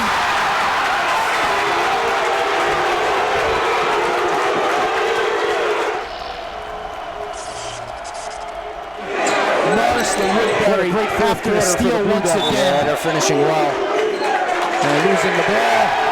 Woodbury. There's the alley. Morris. Woodbury slams it home. That was timed perfectly on that. Fouls on Hunt, his third. So it's a 1-and-1. Jones will shoot the 1-and-1. 20-point lead.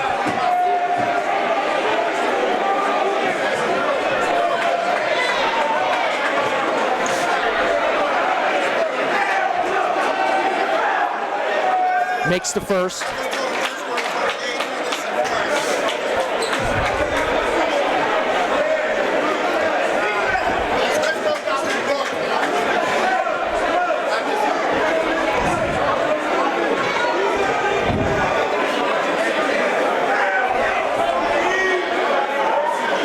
Makes the second. So Jones has 20 now, under 4 minutes to go in the game. Comfortable lead for the Blue Devils. We can slow it up a little bit now. Yes.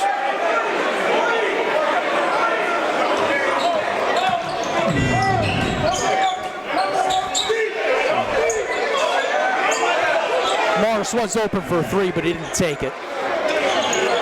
Hey, the other thing with Pleasantville is they have 2 players that fouled out already. Yeah, so the main players are out of the game. Morris loses the ball to Mitchell now. Loses the ball himself. And a foul is called underneath as Villegas draws it.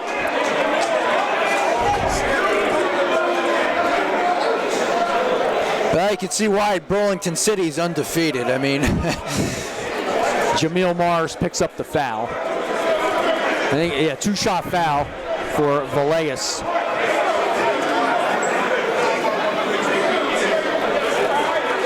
Puts it in. Every which way he put that in. Use every part of the rim for that free throw.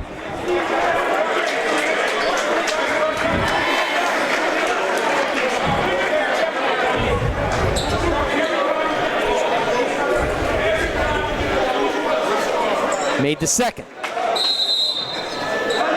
Timeout Pleasantville.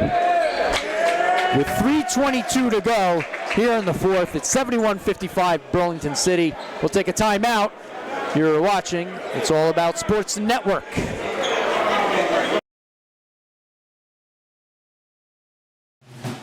Game day.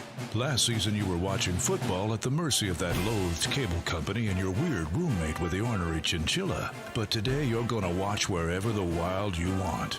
You go here, Wild Wind Cafe. They've got all the games on more screens than you can count. and cute roommates. This is just the wild you need. So go wild, superfan. We can't help you choking QB, but we do have cold beer.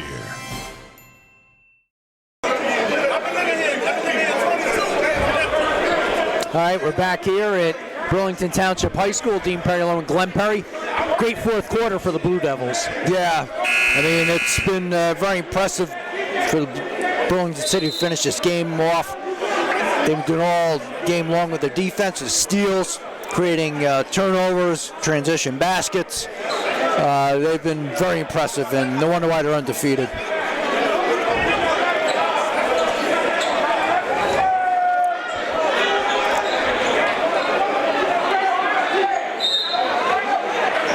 Woodbury gets the inbound. They'll give it to Jamil Morris. Back to Jamal Morris. Woodbury being closely guarded by St. Germain now. Morris missed it. Saved, or was it? Nope. Stepping on the line was Nasheen Chu.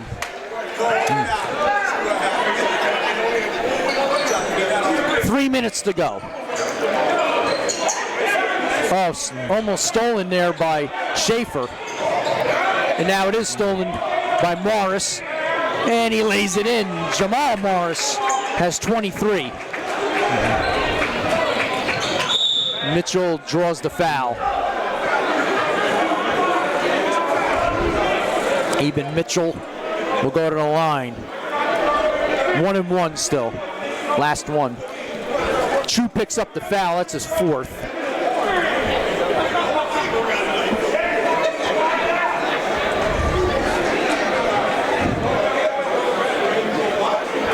Makes the first.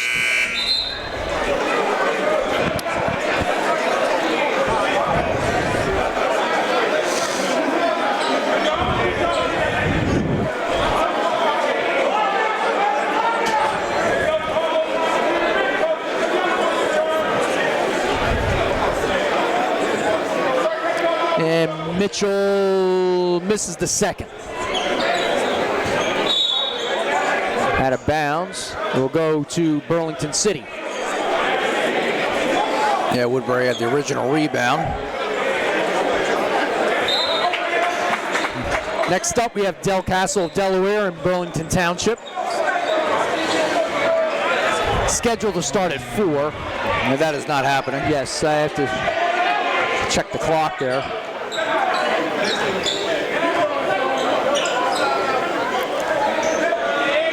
Morris gives off to his brother Jamil. Jamil behind the back dribble, nice. A little Curly Neal action going on. Yeah, exactly. Jamal gives off. Woodbury and one.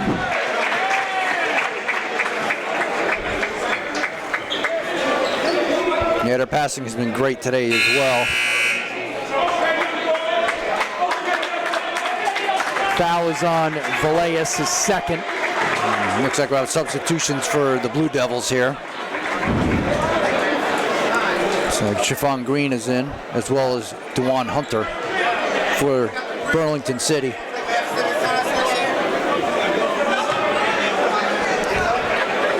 So Woodbury missed. Gets his own rebound. Gets his own board. He followed it up, put it in. Timeout. Burlington City probably to get some subs in the game. Yes.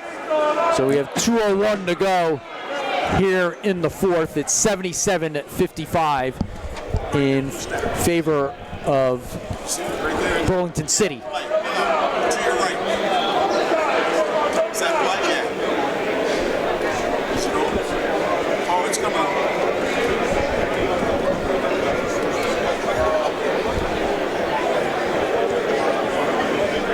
Stop. I'll come back there.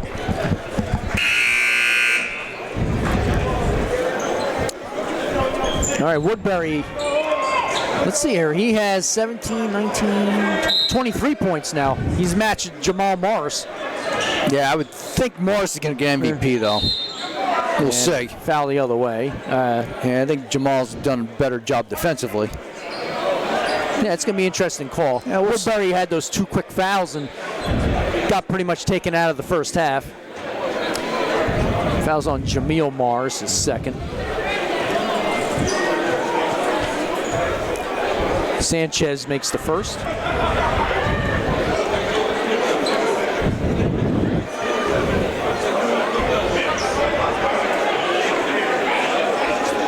Makes the second. Well, still pressing. And getting it blocked was Siobhan Green. Should have gone to the basket faster on that one. Knocked out of bounds. It will stay with Burlington City. I like the Burlington City uniforms on the back with the Burlington Bristol Bridge. Okay, I didn't even notice that. Oh yeah, there it is. Yep, even on the side of the shorts. Yeah.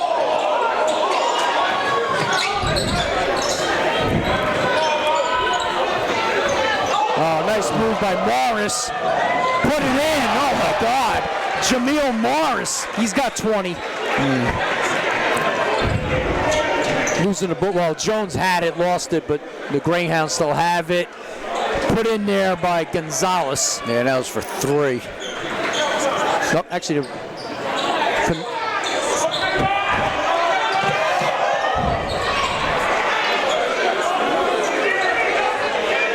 actually 4 put that in, so that must have been Villegas, because Gonzalez fouled out of the game.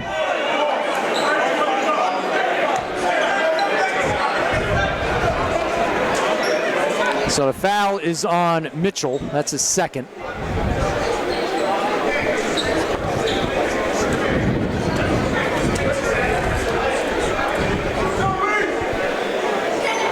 First shot put in by Chu.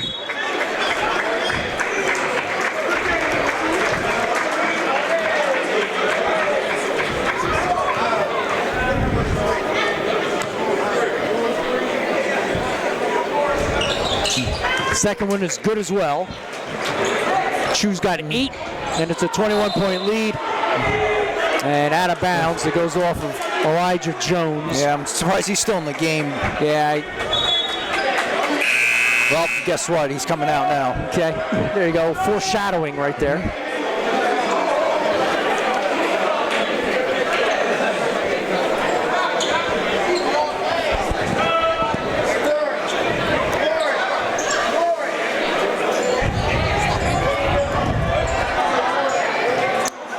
Seconds to go. Checking in is Dewan Hunter. It's travel, yep. Or discontinuation anyway. Green dribbled, stopped, dribbled again. Yes, that's a no-no. Yes. 40 seconds to go. Shot is off the mark there by Sanchez.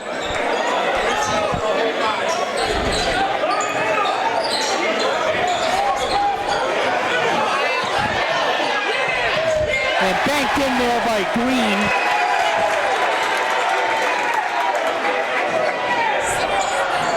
Shot is off the mark, tipped around, and the rebound for Chu. Yeah, we got a foul. Foul with 11:07 to go. Yeah, they're about, what, 90 feet from the basket? Yeah, that's not a good foul. Not that the game's in hand, but, I mean, not the game's out of hand, I should say.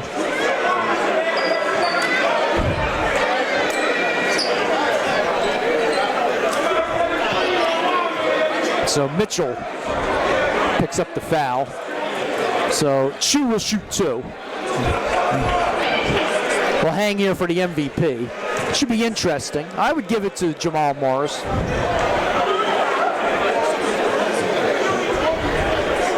Chu gets the first.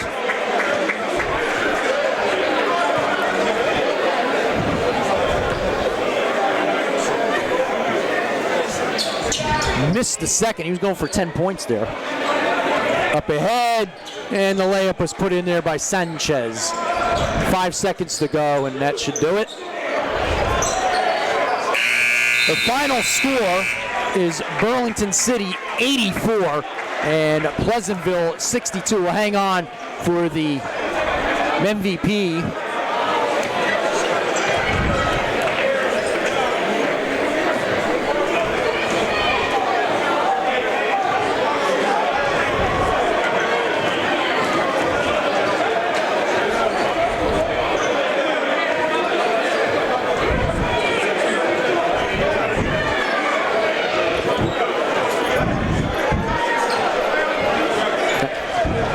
see who they announced the MVP, because Deontay Woodbury and Jamal Morris each had 23, but I think Morris was the better overall player tonight.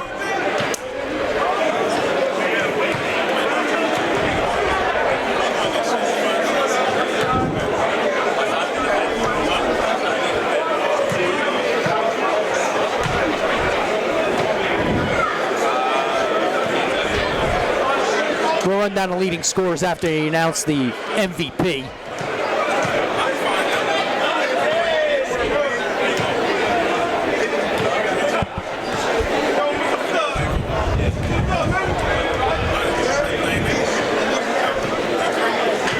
Now Robert Page is there with the trophy. We're just waiting for the announcement. Yes.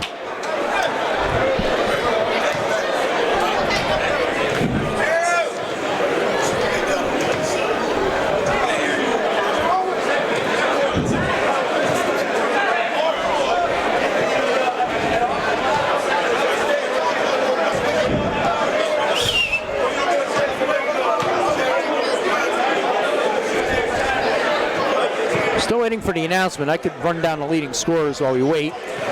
For Pleasantville, Elijah Jones had 20. Jewel Sanchez had 13. 9 points apiece for Marquise McLaughlin and Noel Gonzalez. Then Mishi Villegas had 7. 3 points for Eben Mitchell and 2 points for Alejandro Rosado.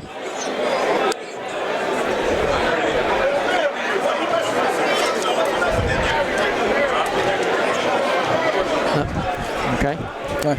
Oh.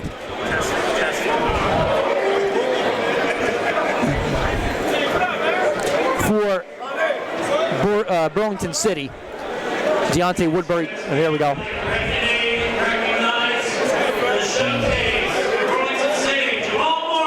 So Jamal Morris did win MVP.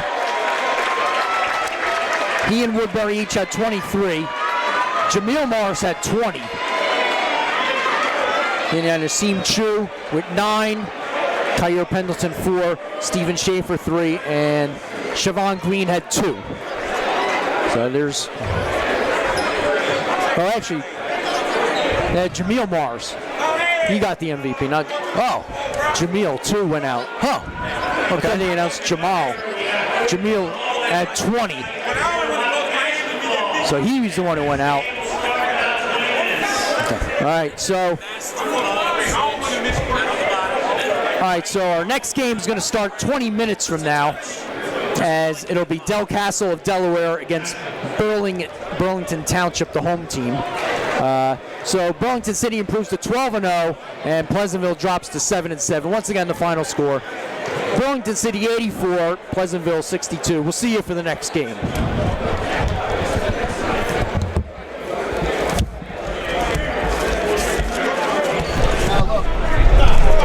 Not want y'all wandering around, especially not today. It's a lot of people out there. It's a lot of heads. They got a camp out there. Ray Lewis is out there. Ed Reed's out there. We here for a different mission. We talk about that shit every week. All right, and it's going to be a lot of eyes on y'all specifically. All right, so in between games, don't go wandering around trying to meet Cam Newton and trying to get souvenirs and all that. There will be time for all that tomorrow. Y'all got me? Turn right onto US 41 North Tamiami Trail. Next Level Greats is currently the #1 ranked 7-on-7 program in the United States. Now you may be asking, 7-on-7 program? What is that? Let's go, man! What do they do? Hey fellas, listen, if you run the slant, you should probably widen up. Next Level Greats was started by Marcus Hammond and Preston Brown in 2013. Marcus and Preston both grew up in Camden, New Jersey, but only knew of each other through high school sports. Marcus attended Sterling High School and played college football at the historically black University of North Carolina A&T. Preston Brown attended Woodrow Wilson High School and Tulane University, where he is currently in the university's Hall of Fame. These two had a vision to grow the area's overall football quality and create a unique community for young high school boys to grow and learn life lessons from the game that they love. You know, you got dual master's degrees in engineering. You know, I got a master's degree in education. Like, I didn't have to be training. It was a passion. It's something outside of the general scope of what we did on a day-to-day basis, right? To see young people excel. This vision somewhat seemed astronomical, being that they didn't have any financial backing and they had no place to call a home. But with a little perseverance and faith, the two took the task head on. Now, many people wanted to jump on the bandwagon and try to join the management of the program, but no one took the task as personally as Brown and Hammond. John, come on, John. John, you got that on camera? Yeah. Until one day, Brown invited a total stranger at the time to one of the workouts. That stranger was Brandon Bathard. He had just moved to New Jersey with no friends or family within 400 miles and had met Brown on the football field. Bathard played and coached his collegiate football at Tennessee State University in Nashville, Tennessee. Under the leadership of these three individuals, Next Level Greats has changed the lives of numerous young men in South Jersey. The mentorship and the skill development being provided by these three have changed the entire landscape of football in South Jersey. Next Level Grace has been the highlight of the spring/summer for the past 5 years, with weekends packed with college visits where the student athletes get to see and visualize their dreams, to Sundays of going undefeated against the nation's top athletes and bringing home championship after championship.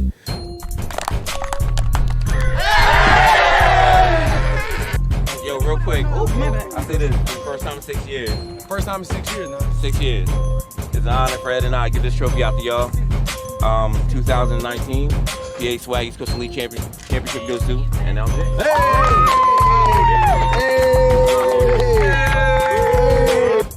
Bonds that have been built through the kids and coaches are something that cannot be taken away. A lot of the kids in the program usually have never left the state of New Jersey. Most of the kids also come from the inner city and a life of poverty. By showing them the life outside the city, multiple players have made it to the big-time college programs and also to the NFL. Brisbane, Watson, Q Noel.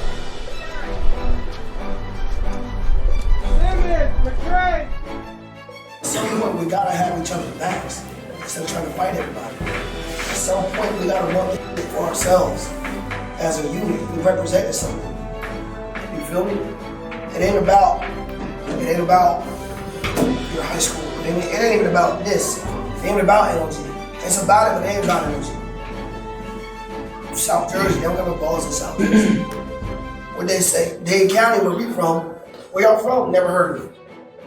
Without this program, some of these kids would not be alive. And with Marcus, and we encounter kids from all over South Jersey and other parts of Philadelphia. Kids have similar circumstances as well. And you just don't know.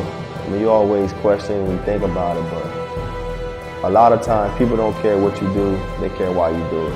We've had multiple former players killed on weekends that they should have been on the road with the team but didn't have the money to pay for the trips. That is why Brown, Bathard, and Hammond had devoted the last 5 years of their lives to the kids of South Jersey. There have been ups and there have been downs. If you don't know, say, Coach, I don't know. When you run the wrong, I don't want to put you in. But through it all, they have pushed through to see over 100 kids graduate high school and continue their football careers at the collegiate level.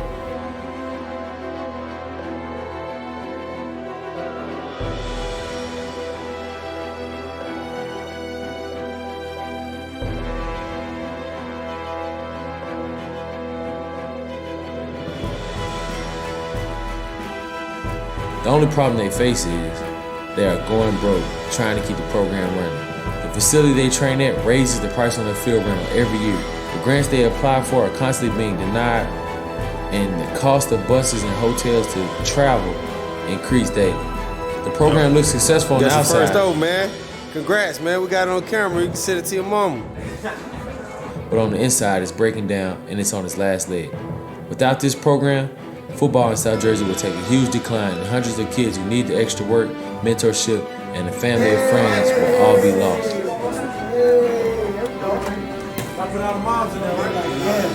With your support, they can grow and continue to change the lives of the Trouble Male youth. Go to these tournaments, play with that same enthusiasm.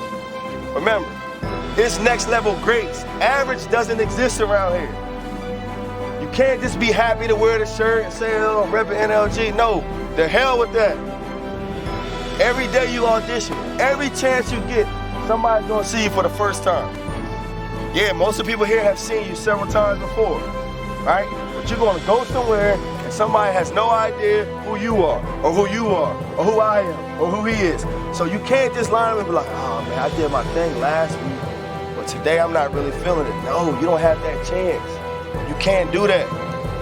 You can't only be excited because you think some coach is gonna be here. You never know who's gonna show up. Be great on 3. 1, 2, 3. Be great. Yes, sir.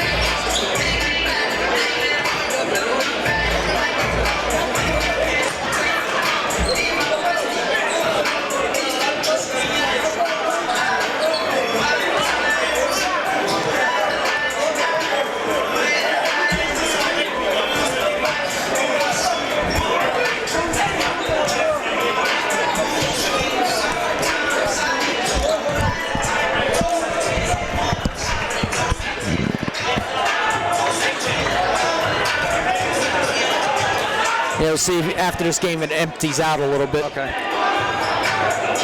You have the positions here? Yes, I do. All right. Not for Del Castle. All right. Yeah. He might announce them on the. Yeah. So be aware of that. All right.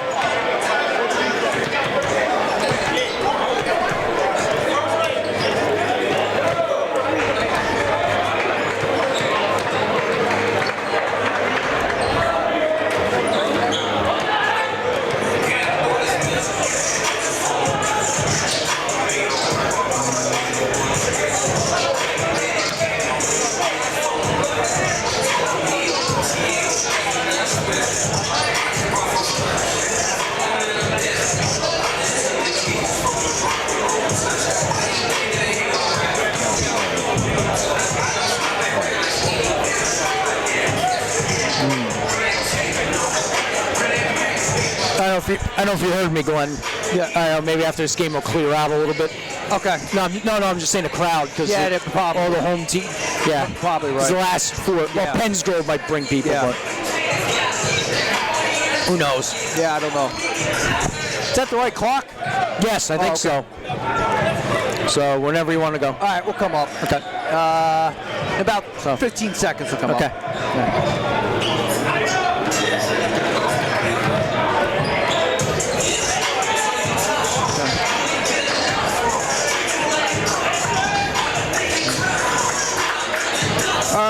from the Kenneth W. Faulkner Gymnasium here at Burlington Township High School in Burlington Township, New Jersey. The It's All About Sports Network. We'll bring you the 4th game of our 6 games as the Del Castle Cougars, with a record of 9-2 out of Delaware, are taking on the Burlington Township Falcons with a record of 3-8. Hello, I'm Glenn Perry. Joining me today is Dean Perry, and well, after a good season last year for Burlington Township, they're struggling a little bit. And Del Castle, obviously with a great record of 9-2. It's going to be a tall order here for the home team, Falcons. Yeah, Daniel Thomas and Wesley Robinson were the key guys last year for Burlington Township. Thomas is still there, but Robinson is not, so a lot of points in leadership they've had to replace.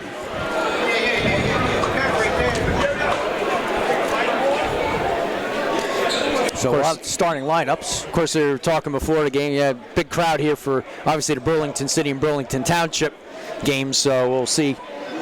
They hang on through the last 2 games as well. But obviously the 2 hometown teams are in these 2 games now.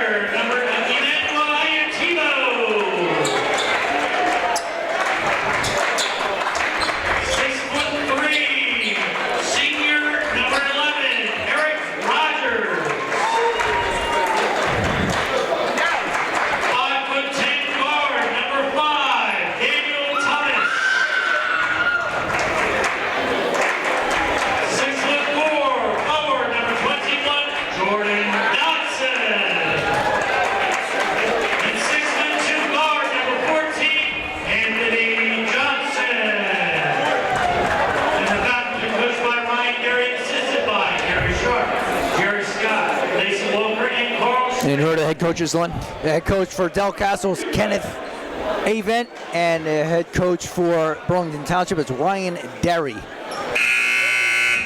The officials for today, Tony Maffey, Dennis Maycomer, and Kevin Quirk.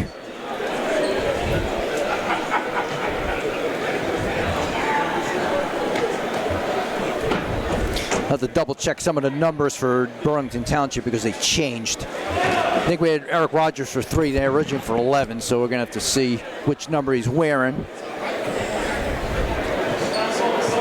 And Pizzagoni as well. Pizzagoni's wearing 11. Yeah, we have Pizzagoni 11, so okay. Rogers should be wearing 3. Yeah, he's in the starting lineup. Yep, right? there he is. Yep. Okay. And then 3 to 14 for Anthony Johnson. Yes, Johnson should be wearing 14. Yep, he is out there.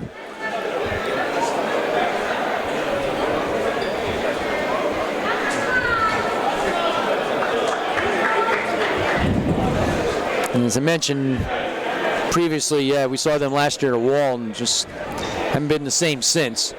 No, they haven't. That was a good game last year against Wall. Burlington had a 1-point lead heading to the 4th, but Wall won it by 6, 53-47.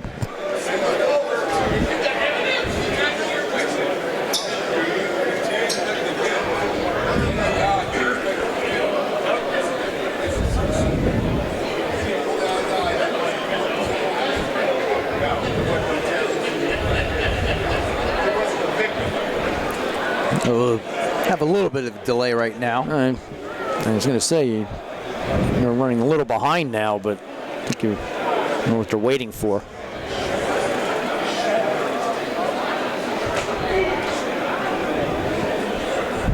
That was a lively crowd before with Burlington City. I'll tell you what, They put up a show, huh? They got a really good team. I don't know if they're going to get seated in the... We think they're in Central Jersey one, if I'm not mistaken, not South Jersey one. Because there's so many South Jersey teams in Group 1, so a lot of these Burlington and Ocean County teams get moved up to Central Jersey.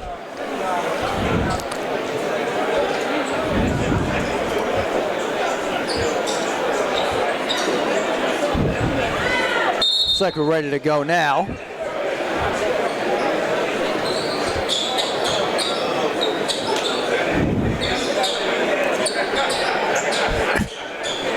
So it looks like it's going to be Adenayo Agumbo going to be tipping it up for Del Castle.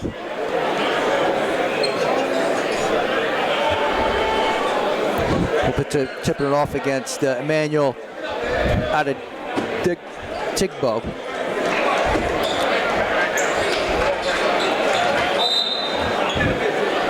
And we are underway, and tip-off one there by the Cougars. So starting things off will be Valmond, defended there against Rogers.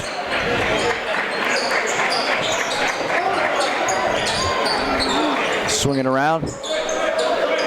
A launch, alley-oop attempt. Yeah, he's trying to find Gadsden, yes. Yeah, Valmond was off the mark on that. 3-point attempt here for Thomas. Hits the back iron, loose ball, and taken away there by Rogers, now stripped away. And loose ball gathered in by Gadsden. Gadsden gives up the dribble, bounce passes it ahead to Valmond. Back to Gadsden, loses it, but taken away there. And laying it in there is Olawari. Yeah, nice lean to the basket after picking up the ball. It's like a little press here for Del Castle. So Johnson.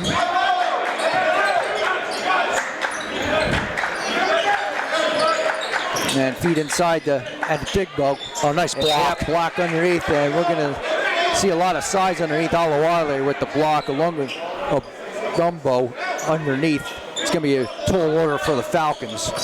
Bounce pass inside, loose ball, stripped away, taken there by Valmond. Digbo had a chance, but he lost the ball. Left-handed dribble goes in for two.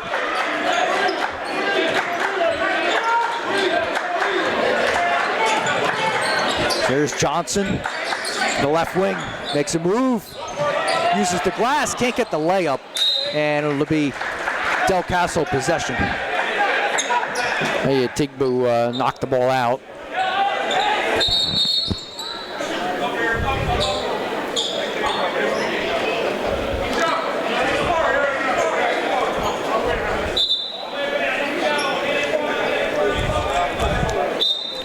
Now we're ready. Valmond will take control. Guarded there by Rogers. Swings it around there to Black. Gumbo feeds out to Olaware for three. Wow. He nails it. They moved the ball around and found the open shooter, Olaware. And he has 5 points, 7-0 in favor of Del Castle.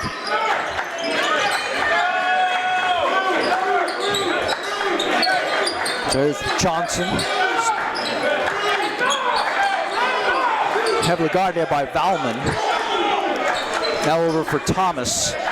Thomas defended there by Black. Thomas feet inside. Good pass underneath to Adetigbo. Yeah, good drive and then dish off. As Thomas able to put it back in. First 2 points. Adetigbo, actually, rather. First 2 points of the game for Burlington Township. Valmond makes the move, loses it along the way, taken there by Thomas. Lays it up, can't get it, and a rebound there for Deshaun Black. Now stolen, taken away. We got a foul. First foul of the game. Looks like it's against Del Castle. And Oh, and that's against a gumbo.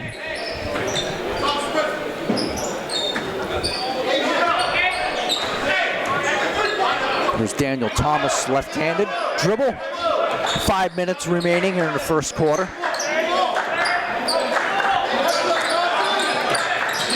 Quick passing. Shot from the left wing, off the mark by Rogers. And we're gonna out of bounds. It'll still be Del Castle possession with 4:44 remaining in the first.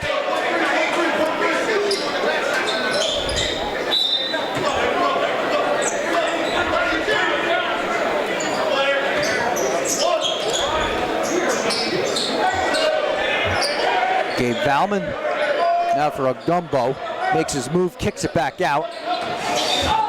Yeah, trying to get in there with Gadsden, he lost control. Blocked. I think I got blocked. Okay.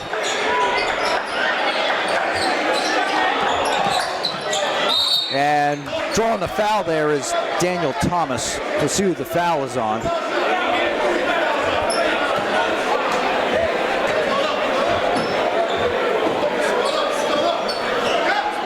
And that foul is against Kashawn Black. 2 shots for Thomas.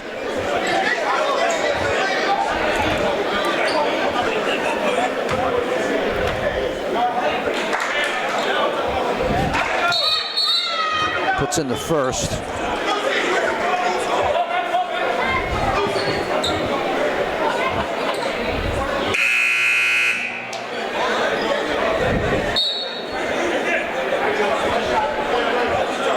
Second shot coming for Thomas.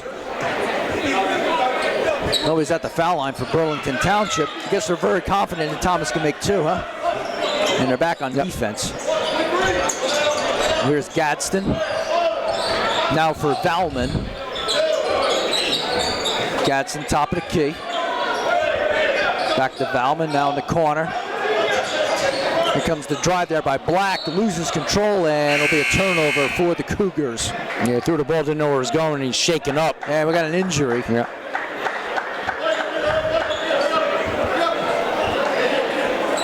I don't know if he turned an ankle. That's Kashawn Black. We'll have to walk off and have a substitution. It's Amajiron Jones coming in.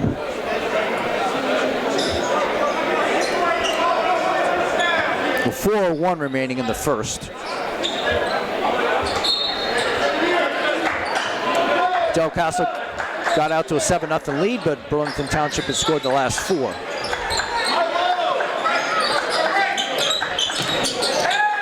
Here's Thomas, he'll take the shot, front rimmed it, and a rebound there for a gumbo. Now for Valman. Over to Jones. Feet inside the gumbo. Kicks it back out for Alawari.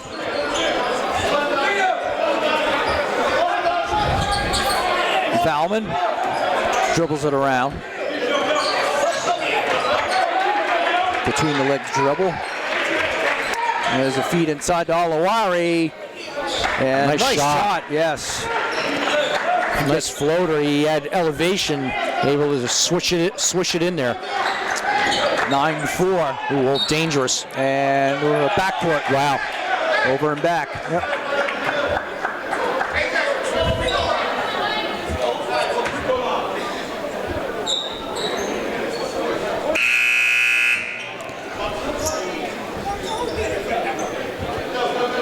So I go to substitution for the Falcons.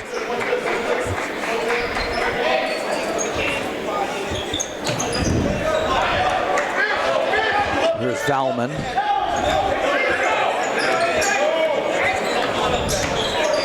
Defended there by Rogers.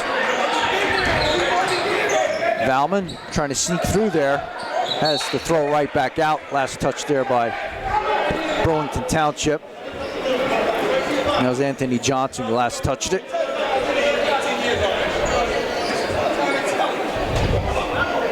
Valman inbounds it. Gumbo.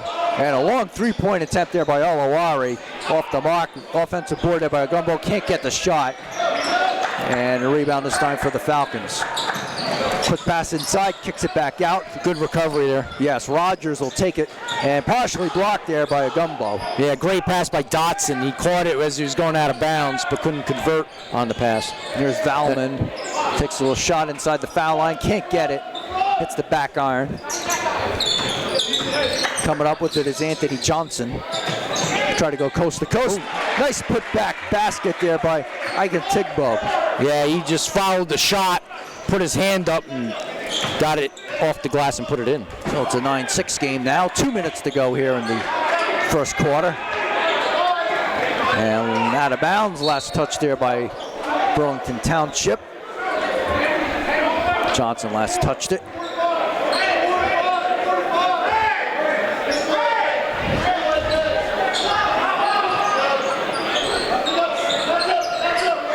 There's Gadsden with it. Left-handed dribble. Now to Olaware. Gadsden fakes it. Behind the back dribble. Sends it right back at the Valman. He's got a lane there. It just opened up for him. Yeah, he lost control. It's out of bounds.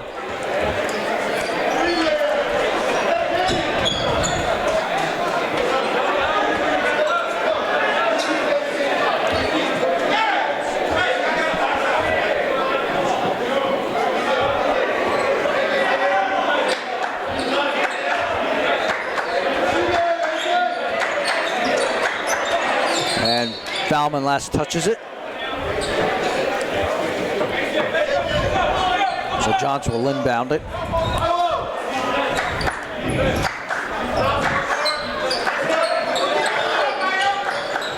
Nice passing. Johnson for three. He's got it. Nice spot up.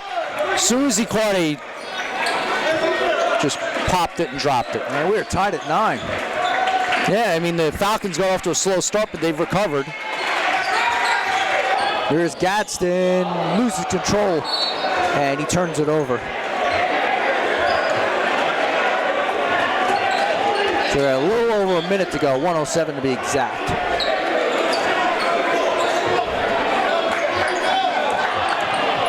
There's Johnson again. Oh, almost getting the offensive rebound there was Dotson. And Gadsden can't get the layup. Offensive rebound, no good. Second effort, Valman can't get it. Finally, Valman gets it for 2. Well, he had 4 opportunities. They finally put it in. Kept the play alive and never quit on it. 40 seconds remaining. And that one's blocked there by a gumbo. Yeah, good defense. There by Tigbo. Now back the other way come the Falcons on the turnover. Tigbo lays it up. Oh, in and out. I don't know how that didn't go in. And nice deflection there. Still stolen there by Dotson. He'll go to the line to shoot 2. Yeah, never gave up on the play afterwards. And drew the foul. Yes, and Olufemi Olawari commits the foul. That's his first. No team fouls thus far for Burlington Township. Yeah. Unlike the last game. And fouls all over the place.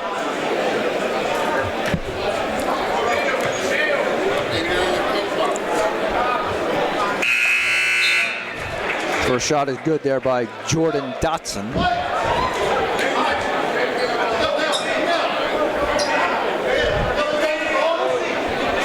So Josiah Scarlett checks in for Burlington Township. And we are tied at 11.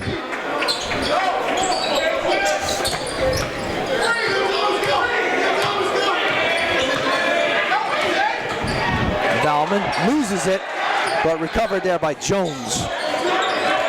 Coach Derry wanted a 10-second violation. And we got a foul with 3.1 to go. Not the worst foul in the world. No. That's against Emmanuel Adetigbo. There's a shot, long shot there by Olawari. No good, so we reach the end of the first quarter as we are tied at 11. We'll take a timeout here on It's All About Sports. Game day. Last season, you were watching football at the mercy of that loathed cable company and your weird roommate with the ornery chinchilla. But today, you're going to watch wherever the wild you want. You go here, Wild Wing Cafe. They've got all the games on more screens than you can count, and cute roommates. This is just the wild you need. So go wild, superfan. We can't help you choking QB, but we do have cold beer.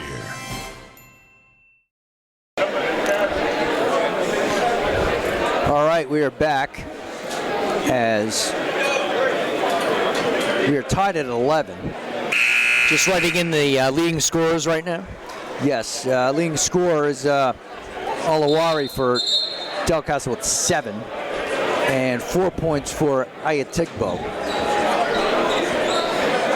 Yeah, and Burlington Township got off to a slow start, but they settled down, started playing a little better, running the floor better. And I think the problem with Delcastle right now is they're trying to go for the spectacular play. Yes, you got to get back to basics, as they say. Yes.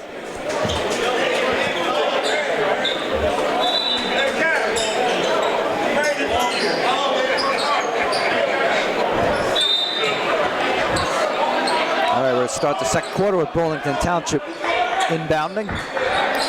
Thomas. Now Rogers for 3, hits the back iron, and a rebound there for a gumbo.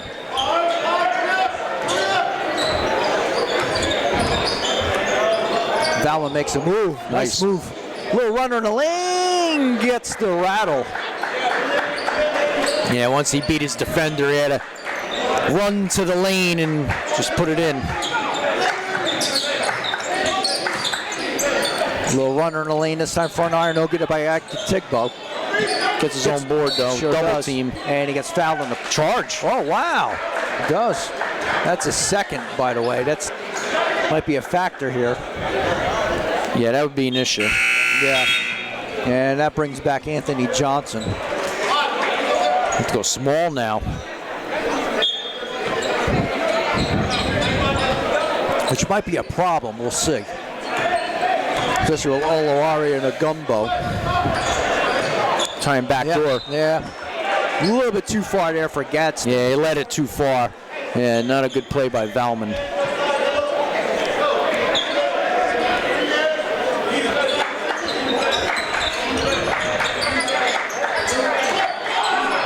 So Burlington Township will try to tie it up here. Here's Thomas. Back to Rogers. To Johnson.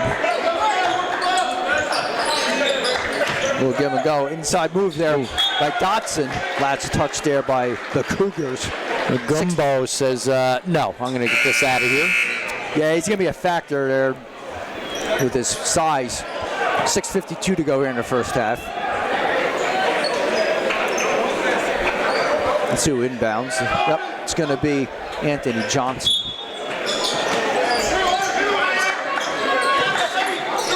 Yep, move there. And checking in there was Pizzagoni. 3-point attempt. Banked in by Josiah Scarlett. I don't think he planned that, but hey, again, a lot of banks are open today on MLK Junior Day. And stolen, taken away there by Johnson. Lays it up for 2. And that's Burlington Township's largest lead at 3.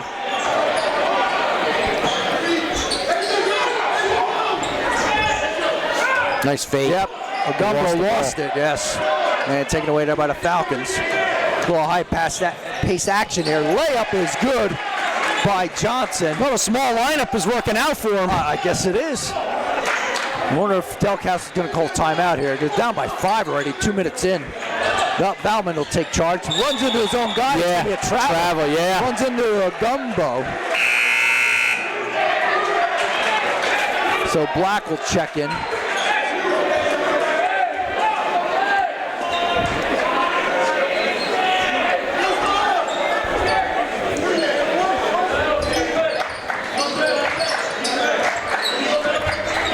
Here comes Rogers. Now over for Johnson. Here's Thomas. All the way to Lorenzo Pizzagoni. 3-pointer, front rim there.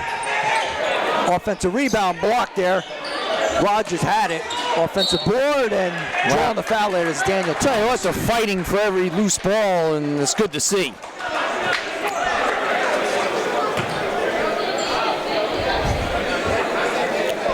Foul against Olawari. That's a second.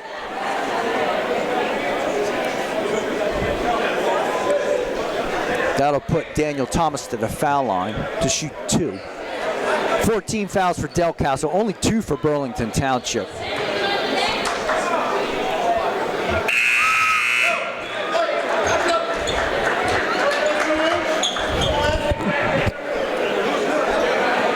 Charles Bedwell checks in for the first time as he comes in for Olawari. So 2 out of 2 for Thomas. 4 points, all of them from the free throw line. 5-point lead again, and out of bounds. Turnover. Yeah. Good defense there. Forced the turnover along the sideline. 5:25 to go in the second.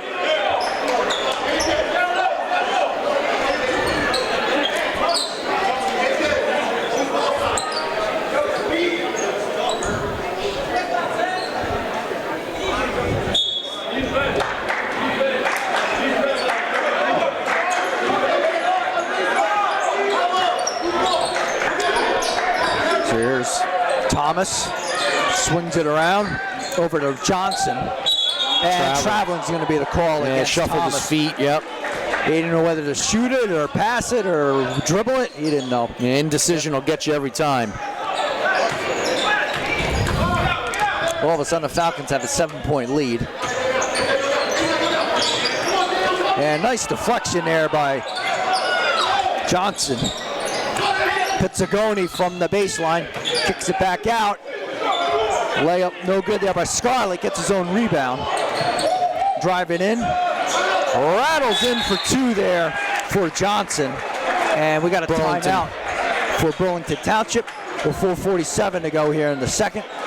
22-13 in favor of Burlington Township. Take a timeout here on It's All About Sports Network.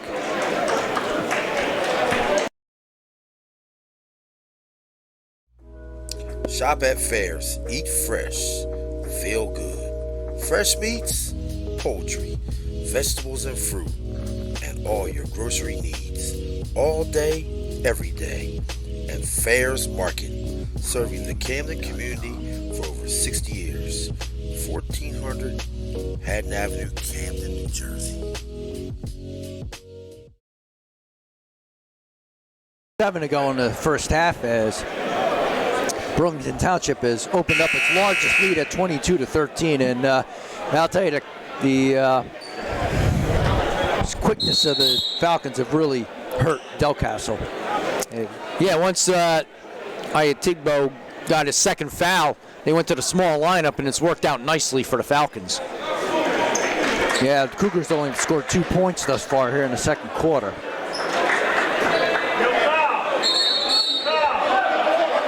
And they wait for the Falcons to get back on the court. And they are back out on the court.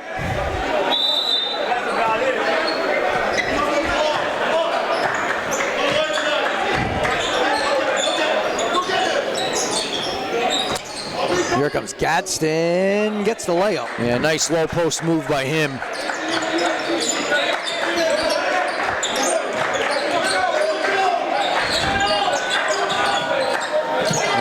Yeah, threw it behind. Yep. Dotson. Thomas with the turnover.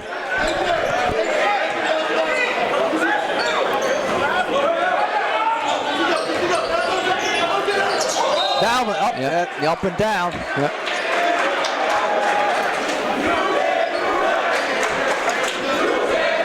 Yeah, so Volman turned it over.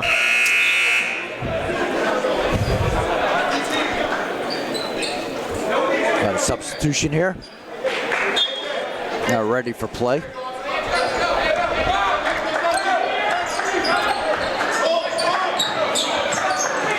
There's a drive and a foul. That will put Anthony Johnson to the foul line. Yeah, Johnson attacking the basket there. The Falcons are doing a good job going to the basket now. Jaheim Gadsden commits to personal. That's his first. Team's 5th.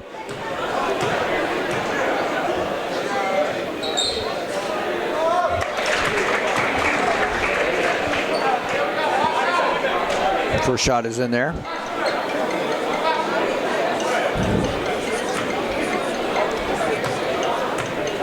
Second shot coming. That one is good as well. So,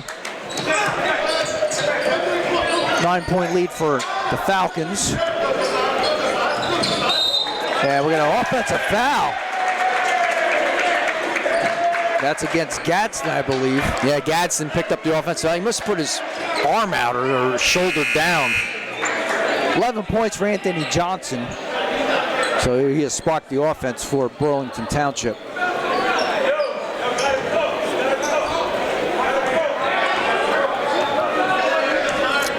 Here's Scarlett.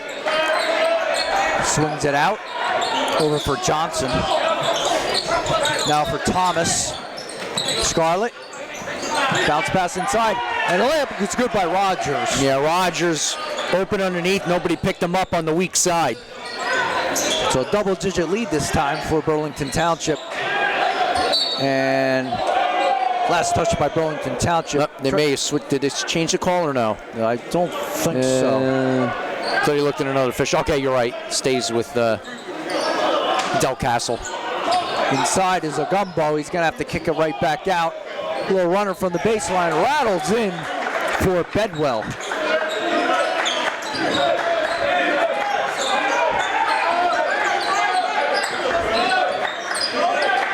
Here's Scarlett. He'll take the shot. Can't. Off the glass, no good.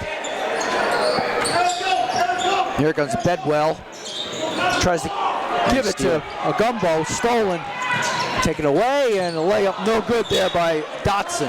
Yeah, Dotson didn't know whether to go glass or go straight in, and anytime you get caught in between, odds are the ball's not going to go in. Yeah, most likely hitting the back iron. Yeah, here's Bedwell in the corner. Kicks it to Black. Bounce pass. Here's a Gumbo spinning. Uses the rim for nice two. Move.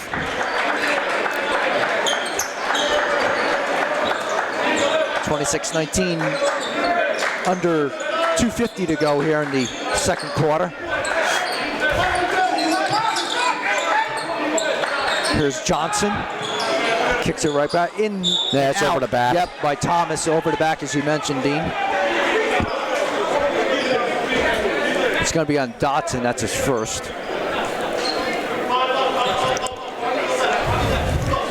.235 to go here in the first half. 16 fouls for Del Castle, only 3 for Burlington Township.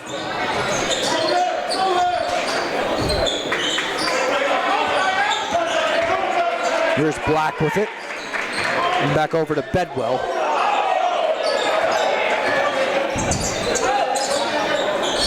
There's a Gumbo, and there's going to be a foul there against Jordan Dotson, so he has 2 quickies right there. And we still have 2 more fouls to give.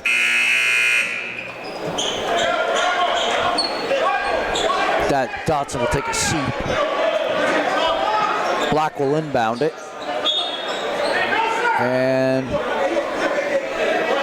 this was last touched by the Falcons, so it'll be another inbound for Del Castle.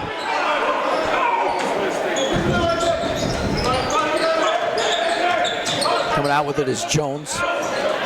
Whips it in there to Gumbo, and he draws the foul. Yeah, he's tough to stop when he's in that low block. He's got the size and draws the foul, and he'll go to the line for 2. Foul is against Josiah Scarlett. That's his first. 5 team fouls for Burlington Township. Gumbo has 4 points. This is the first.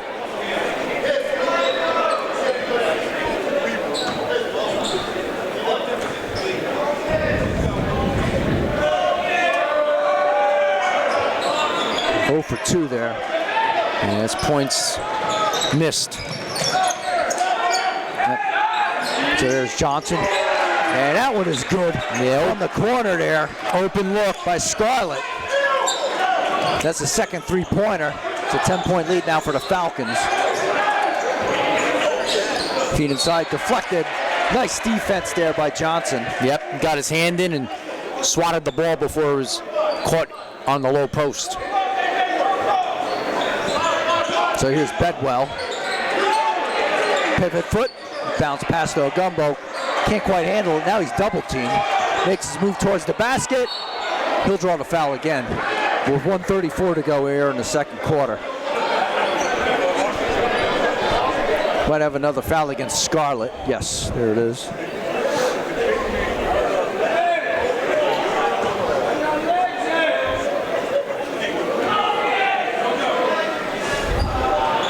See if Gumbo can get a foul shot here. He can't. So Adenayo Gumbo's struggling from the foul line right now.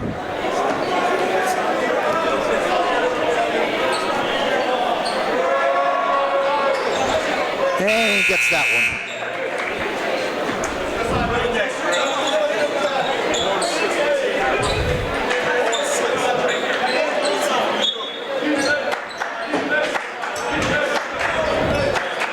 Our next game will be the boys' game, Summit Academy against Paul VI.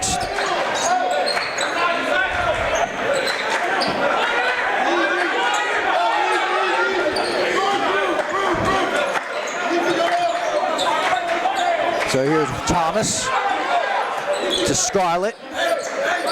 Heavily defended there by Moses. Little shot from the foul line. It is good for Ayatigbo. Inside a minute to go. Here's Jones. Little shot. That might have been deflected there by Ayatigbo, an attempt there by Ogumbo. Rogers draws the foul. So Rogers will head to the line with 45.3 to go. He'll shoot 2. Foul is against Ogumbo. That's his second.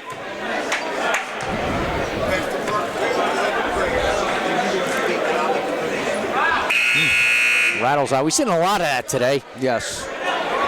And we've also seen those where the ball goes up in the air, hits the back iron, and comes down. Yes, we've seen it both ways. Some good, some bad.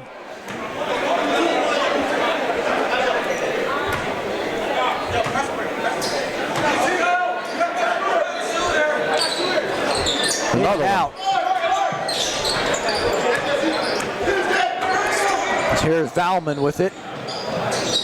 And uses the left hand for 2. Yeah, good job. He went to his left, shielding himself a little bit and able to get the bank driving layup to go in. Half a minute to go as Del Caso's cut to lead the single digits.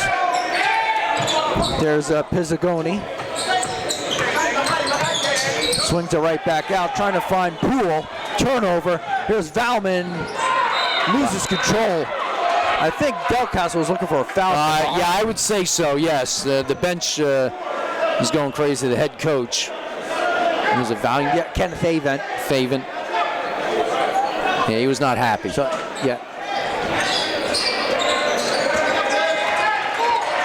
See if they play for the last shot here. They probably will. Valman in and out.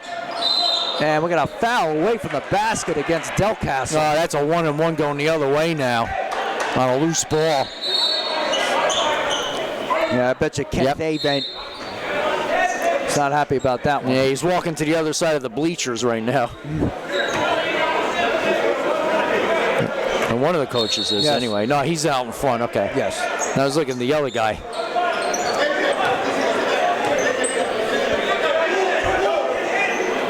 No, it is him standing up. Okay. Another coach has gotten up early. Yes. Okay. So a 1-on-1 situation. Another one rattles. In and out by Rogers. Hit the partition. Yes. On the desperation shot. So that'll do it for the first half with the score. Burlington Township 31. Del Caso 22. We'll take a timeout. You're watching It's All About Sports Network.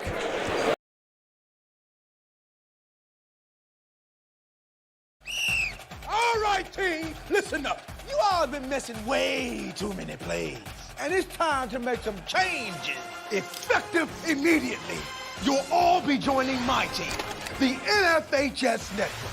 If it happens in high school, we got it covered. We've got your favorite high school sports wherever you want them, whenever you want them. Streaming live or on demand. Plus, with a few well-executed moves here, here, and here, you can find and follow your favorite school or team. But what if I... Hey! There is no I in the word team, but there is in the word clip, which is what you can do with our new clip and share tool. Watch the game, clip the moment, share it with all of your fans. It's simple, people. When you're teamed up with the NFHS network, there's no excuse to miss another play. Now you get out there and you watch some sports. Your high school, your team, your game, streaming live only on the NFHS network. Who's gonna slap that hand?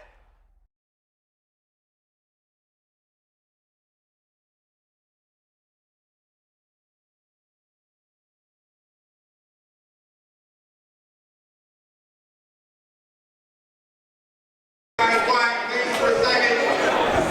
Everybody, please, quiet for 1 second, please. Give us some of your time. My name is Robert Bates. We're going to talk about sports. Every year, I hope we make somewhere in the location. And it's for a great cause. Today, this cause is for to help the homeless here in the Burlington County area. We had a sock drive. We'll also be donating some of the proceeds of this event to the feedback organization and coordinator for the organization. I have my King brothers here at the floor. King Movement, our chapter president, the founder of King Movement is first in charge. We do a lot of stuff here. Just keep your eyes open for King Movement. It's all about sports. We're all over. We're trying to help everybody we can. Right now we're going to focus on the presentation. And Pastor Barber now will go out to this short prayer and we'll continue with the presentation.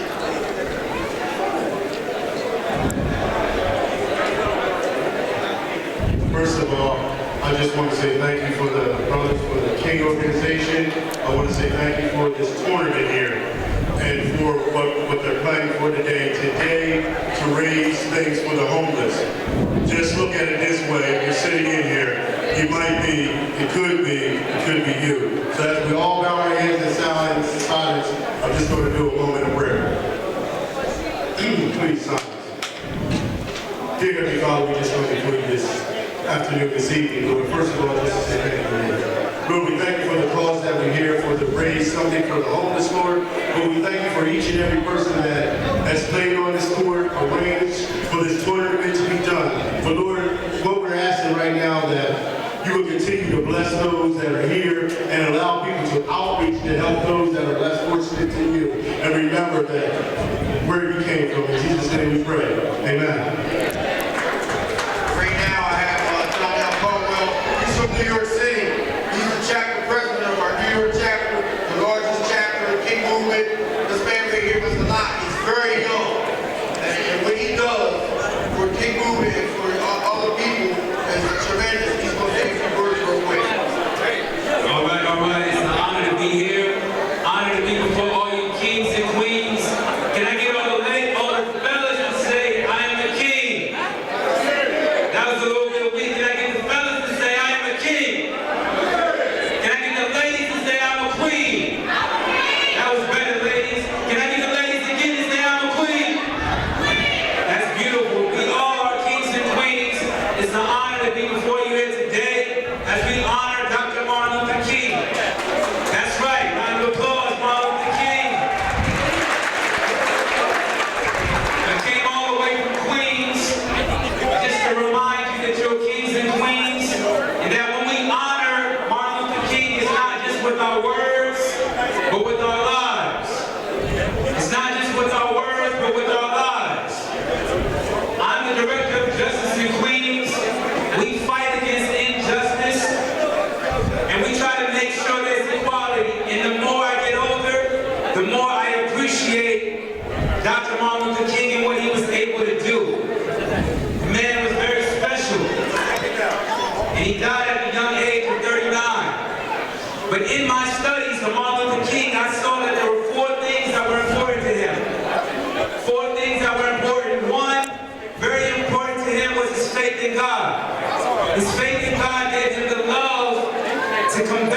a world full of hate. This man was stabbed in the heart with a pistol, and yet he did not retaliate. He said, never let somebody bring you so low that you have to hate them.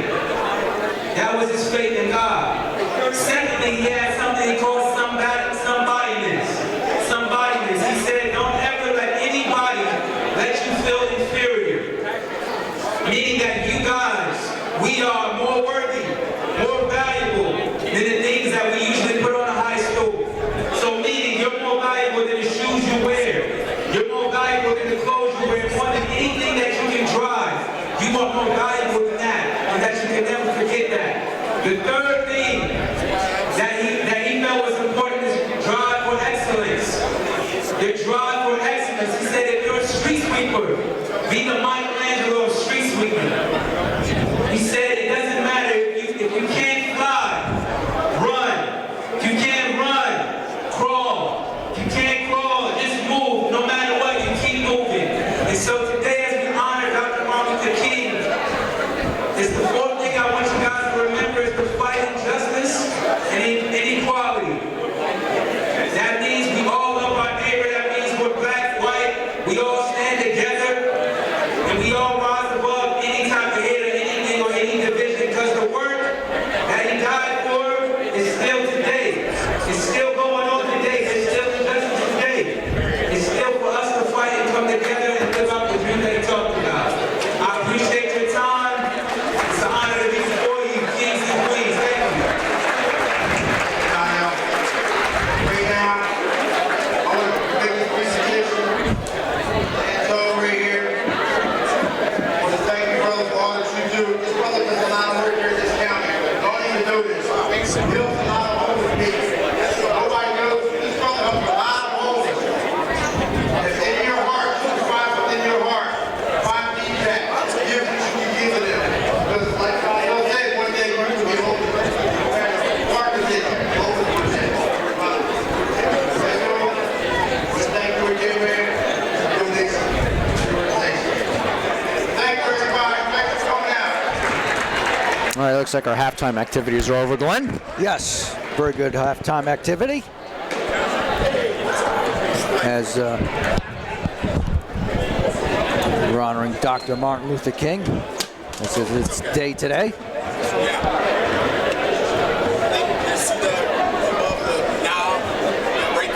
Run through the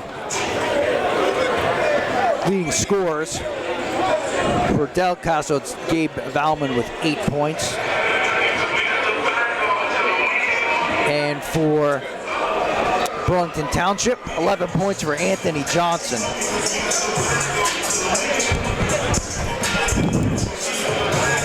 So, good recovery by Burlington Township being down early, and yeah, the quickness and the speed for Burlington Township. Yeah, especially when into that small lineup when Ayadigbo got in foul trouble, 2 fouls, he went to small lineup, worked out for him, ran the floor well, shot it well, played pretty good defense, and that's why they're leading by 9 at the half. Yes, and it looks like Burlington Township is going to the foul line more than Del Castle, believe it or not. Yeah, they're attacking the basket, I think, better than Del Castle. They're forcing the issue inside, driving to the basket and drawing fouls. So we're about a minute and a half before the second half begins. Our next game is going to be, well, it's probably not going to start at 5:30. No, it will definitely not start at 5:30. So it's going to be Summit Academy of Brooklyn, New York against Paul VI of Haddonfield. We had the girls' game earlier at 12:30. Well, we're going to have the boys' version next. And you'll have the play-by-play for that. Then the nightcap will be Math, Civics, and Sciences versus Penns Grove. Math, Civics, and Sciences out of Philadelphia against Penns Grove.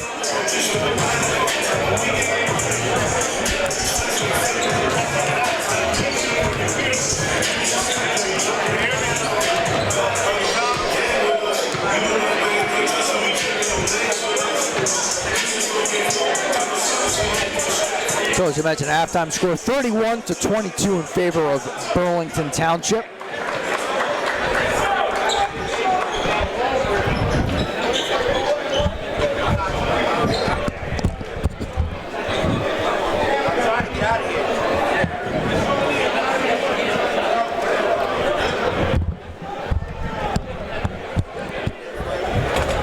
So what do you think Coach Avent said to Del Castle going into the second half here? Boy, oh boy, I think the one thing I said in the second quarter is they're going for the spectacular play. You know, they're trying to lob it into guys. Just run your offense, get the open shot, and put it in.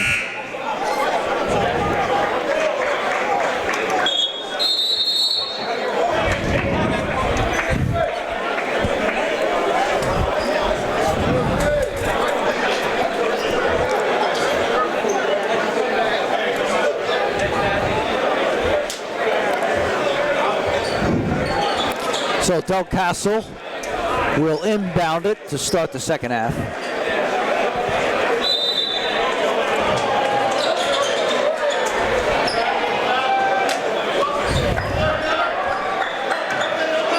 Valman, the point guard, defended there against Johnson. Little shot from inside the foul line, no good there by Gadsden. And back the other way. Rogers misses the dunk. Yeah, let go of it too soon. Swings it around to Olaware in the corner there. Here's Valman in the lane, can't get it. And back the other way comes Johnson. Here's Rogers. Bounces it around now for Johnson.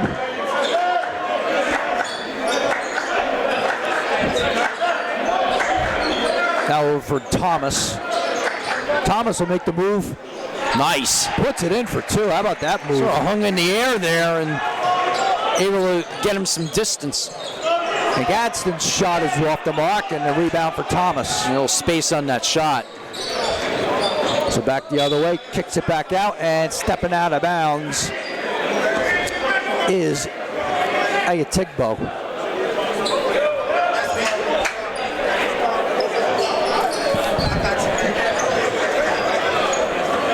Black will dribble it. And deflected. And taken away there by Dotson. Yeah, now back the other way is Valman. Yeah, he took it out. Alley-oop, and there it is to Gadsden. I was talking about a spectacular play, but he was actually open on that one, so there was no issue there. Coming up. And deflected. Yeah, you can see and it. taken away there by tried to save it, poked away, Now and then they run the floor the other way. Yeah, He took it out. It was a good Alley-oop, and there job it is to uncovered the other Gadsden. way for the stuff. I was talking about a spectacular play, whistle. but it's going to be a foul, I think. Yes. I think it's against Valman. Yes, that's his first.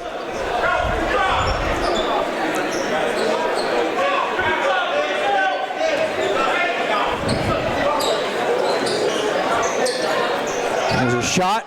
Way off the mark there by Thomas. Here's Valman the other way. Bounce pass inside, and there's the two-handed slam by Agumbo. And with that, we have a timeout with 5:59 to go in the third. 33-26 in favor of Burlington Township. Yeah, timeout by Coach Derry. He didn't like the last two defensive trips for his team, and got an alley-oop dunk and another one, a couple dunks, so can't be happy with that. No. So we're going to have to regroup here after the timeout, or during the timeout by Coach Derry. He didn't like the last two defensive. Okay.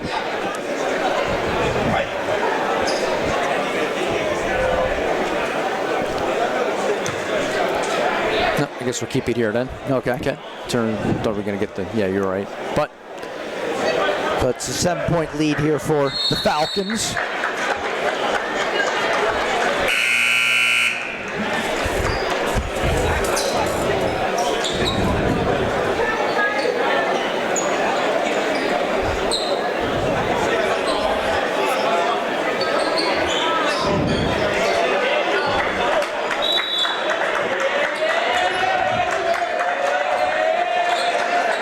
So here comes Thomas with it. And gives it back to Rogers, back to Thomas.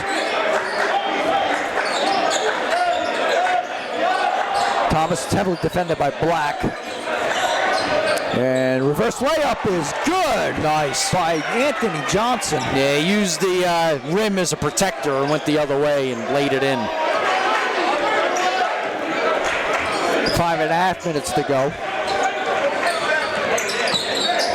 Zalman trying to find a gumbo.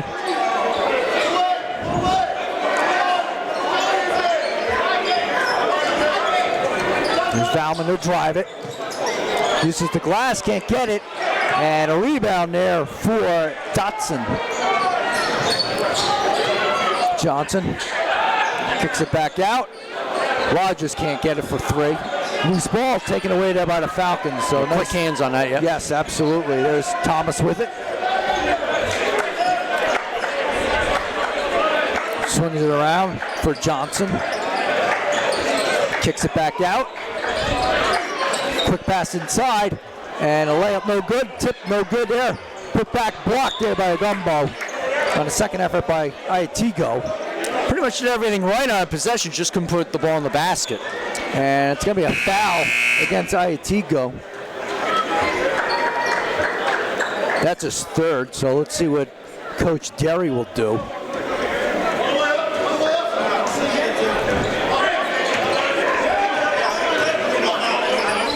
High pass inside for Olawari. Back to Valman. Here's Gadsden. He loses control. Regains it. Now it's taken away. Nice job there defensively by Johnson. And driving the lane. That one blocked there by Agumbo. Still an offensive possession here for Burlington Township. Yes, amazing. The ball got away a couple times, but they still have possession. Now here's Thomas. Back to Rogers. Quick inside. Oh my goodness. He should have gone right in. He didn't know how open he was. Yeah, it was blocked there by a gumbo. Stolen. Yep, stolen, taken away. 3-point attempt there by Thomas. Can't get it. Follow his own shot though. Yes, he does. Kicks it right back out. And that one blocked by a gumbo. They're gonna have problems under. Yeah, you can't go one-on-one with him in the low post like that. The only way you're gonna do is you gotta fake a shot, get him in the air, and then get a foul on him. Now here's Thomas. He'll hand it off over to Johnson. Yeah, I think he learned his lesson there. Yes. Swing pass inside, underneath, reverse layup, and it is good. Yeah, that time he used the rim as a protector and was able to reverse it in. And that was Dotson with 2. So it's double-digit lead here for Burlington Township. 3:15 to go here in the 3rd. Here's Valman. A gumbo underneath, can't get a shot, and a tip in there for Jones. Yeah, he got too far into the basket, but Jones was able to get the ball. Here goes Thomas with it across the timeline. Under 3 minutes to go. Nice move there for Thomas. He'll take it off. Oh, he dishes it off, and he gets fouled from behind there by Jones. Yeah, good play underneath.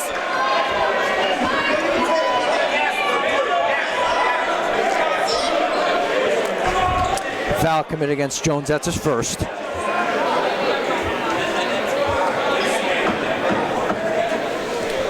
First shot is good there by Jordan Dotson.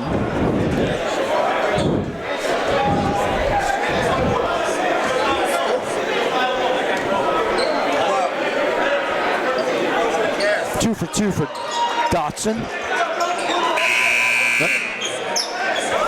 And we got a buzzer sound. Yes. Don't know why. They're going to reach for sub, maybe. Okay, I was looking for that as well, but maybe just going to reset the inbounds. Okay. 39-28, 2:51 to go here in the 3rd. Yeah, you're away. All right, I'm going to tell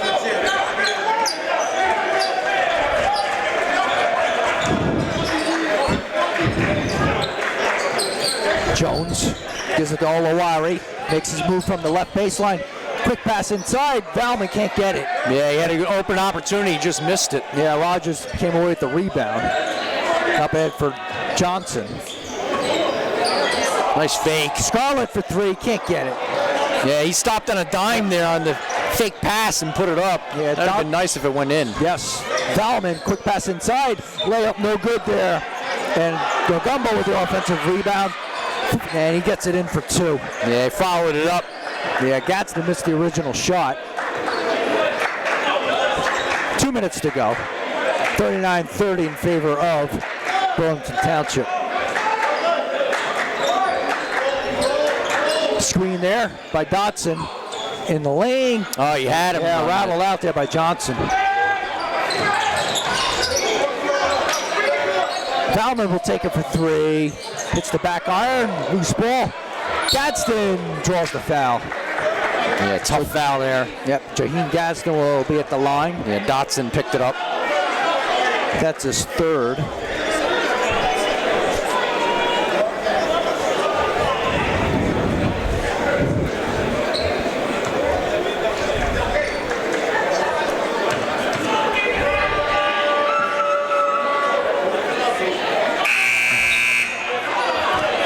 Gadsden misses the 1st.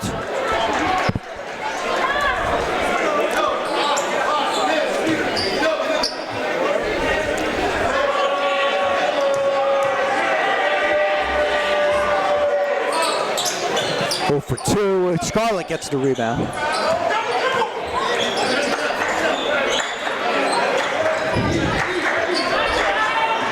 Here's Johnson. Gives it off to Thomas. Gathers. Yeah. Double dribble. And Coach Derry gets a warning. 1:21 to go here in the 3rd.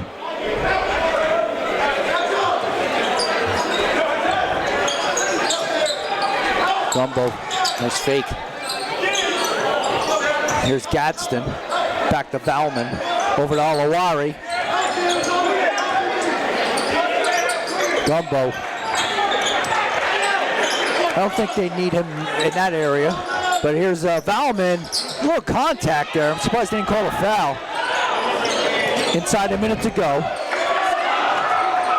Oh, nice maneuver there by Thomas. Takes the shot. Back irons in a rebound for Gadsden. Oh, double team, but a foul. And a foul against Lorenzo Pizzagoni. That's his 1st.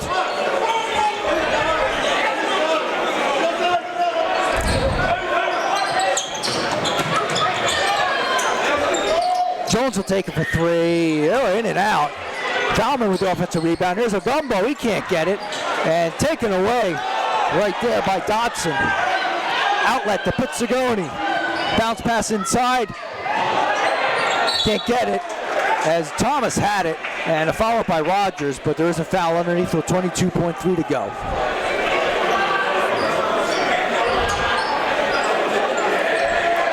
Foul is against Olafemi Olawari. That's his 3rd, team's 3rd. Burlington Township also has 3 team fouls. That'll put number 3 at the line. Eric Rogers. This is the 1st. No scoring drought for both teams right now. Yes.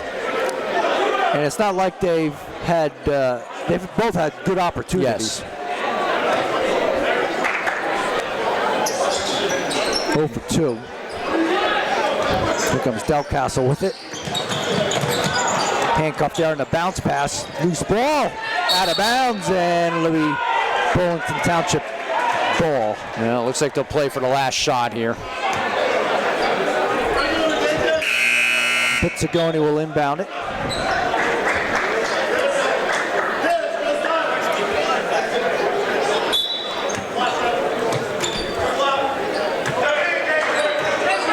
Seconds. Here's Johnson with it, defended by Valman. Nice move by Johnson. Take it to the glass, swatted and blocked out of there by the Gumbo, and that'll do it for the 3rd quarter. With the score, Burlington Township 39, Delcastle 30. We'll take a timeout. We'll be back with the 4th quarter right after this here on It's All About Sports Network.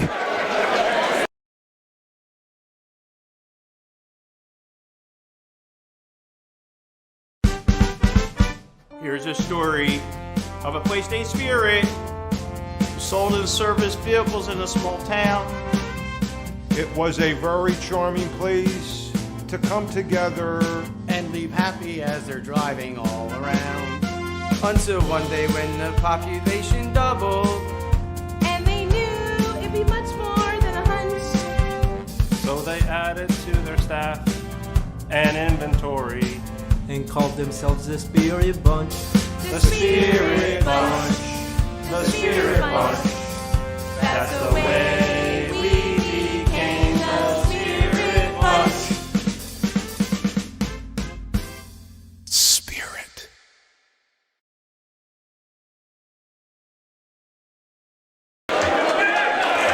We're going to begin the fourth quarter with the score. Burlington Township 39 and Del Castle 30. Glenn Perry along with Dean Perry here at Faulkner Gymnasium here in Burlington Township High School.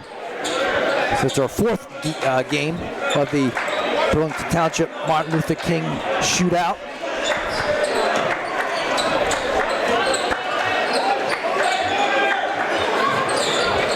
Opening possession for the Falcons.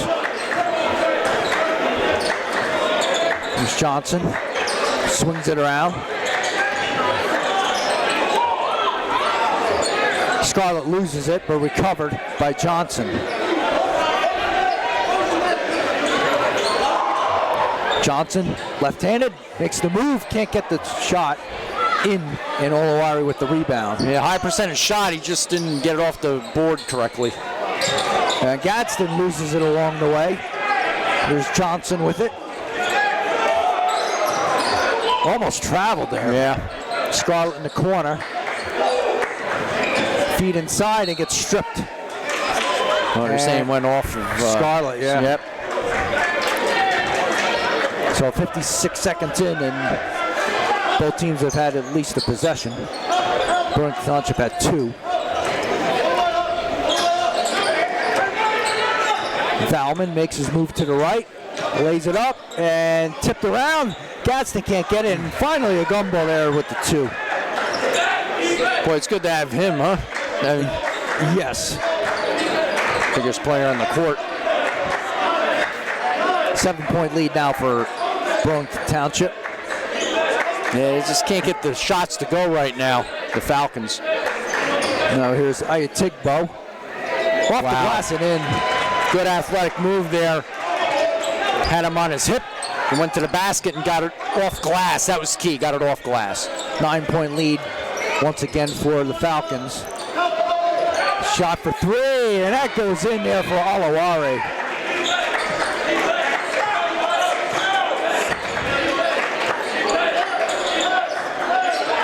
There's Johnson, guarded by Valman. Johnson loses control. This is Tigbo, and puts that one in for 2. Yeah, good 2-man game down low there. 8-point lead now. So we approach 5:45 to go here in the fourth quarter.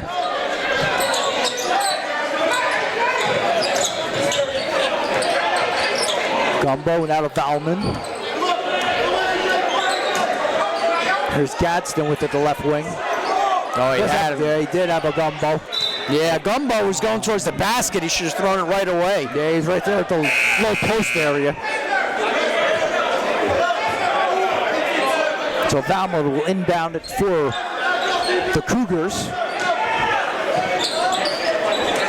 All alone is Olawari for 3. He gets it. Yeah, boy, you can't leave him open. Last 2 times he's put it in. 5-point lead now for Burlington Township. 5:15 to go in the fourth.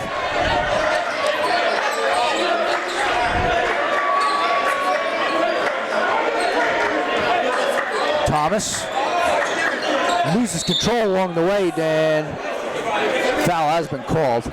He'll shoot 2.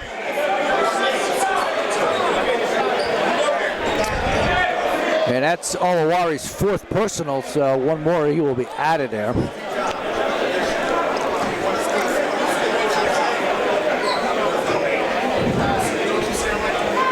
Daniel Thomas at the line.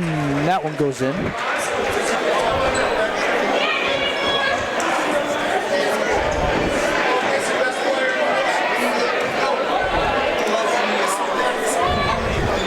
Two for 2 for Thomas. Inside 5 minutes to go now here in the fourth quarter.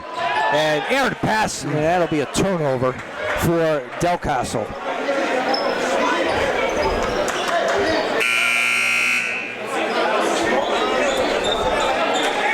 Josiah Scarlett will inbound it for Burlington Township. As we expected, 2 good crowds for these last 2 games, Burlington City and Burlington Township.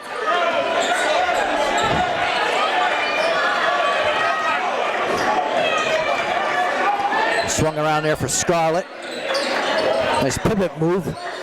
He'll back it out.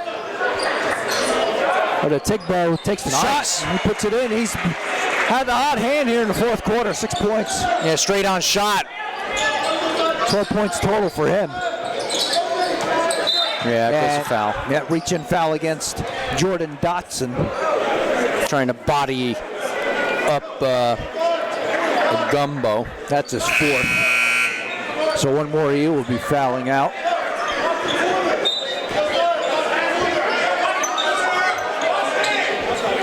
Valman trying to find somebody. There it is. Right there to Gadsden. Pull-up jumper. Gumbo keeps it alive. Valman rattles it in. And he's got 10. 47-40. Johnson, ooh. That was a dangerous pass. He left it out there. Sure was. Layup no good. And a rebound put back in by Dotson.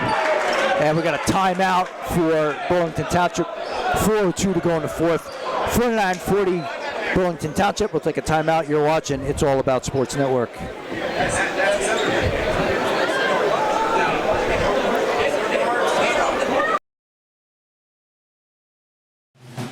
Game day. Last season you were watching football at the mercy of that loathed cable company and your weird roommate with the ornery chinchilla. But today you're going to watch wherever the wild you want. You go here, Wild Wing Cafe. They've got all the games on more screens than you can count. And cute roommates. This is just the wild you need. So go wild, superfan. We can't help you choking QB, but we do have cold beer.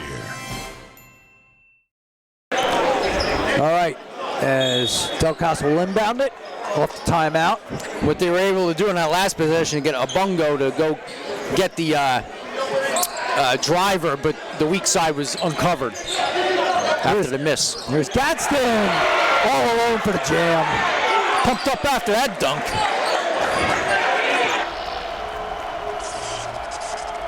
What they were able to do in that last possession, get a bungo to one-handed get the jam. Driver, but the weak side was uncovered. As you can see, he was ahead of the defense and just went right down the lane and stuffed it home. Pumped up after it. Long three-point attempt by Rogers, way off. I think that was ill-advised. Actually, that was Thomas, beg your pardon. Yeah, that was an ill-advised shot, I thought. The clock's in your favor. Make them foul you and defend you. Gadsden, little pull-up just inside the foul line. No good, loose ball. I thought Valman pushed there. Yeah, he could have called a foul there, but it'd still be Burlington Township ball. Yeah, it was a good shield job there by Johnson. 3:09 remaining.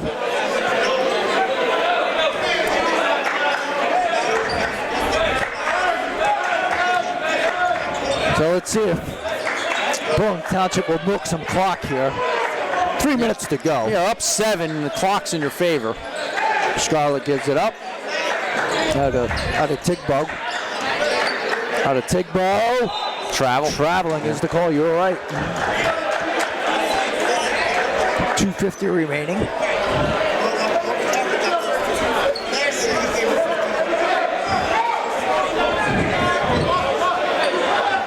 Valmer with a long pass over to Gadsden. Now to Ogumbo, he loses it along the way. Yeah, it might have been poked away there by Tigbo. And a turnover. Scarlett couldn't handle it. A little sloppy on both ends right there.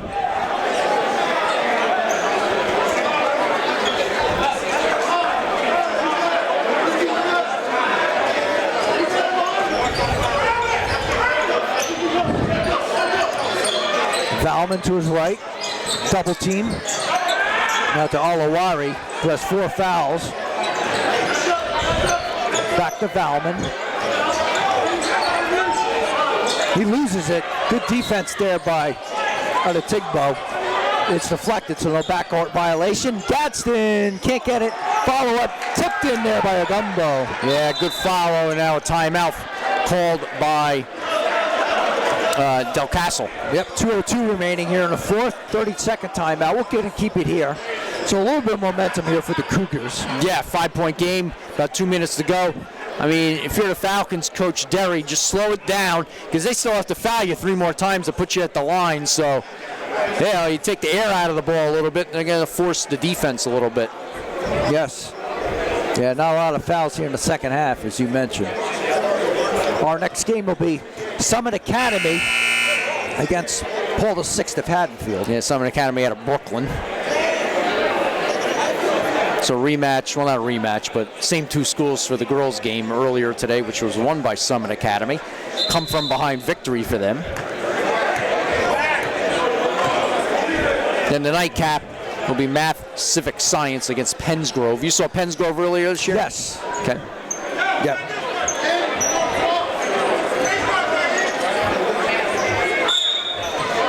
Yeah, they defeated Sankofa. Okay. Oh, that's right. I remember them from Pennsylvania last year. That's right. They won the single A title in Pennsylvania last year.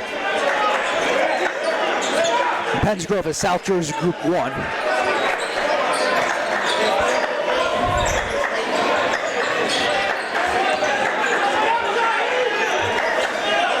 Here's out of Tigbo, 1:40 to go.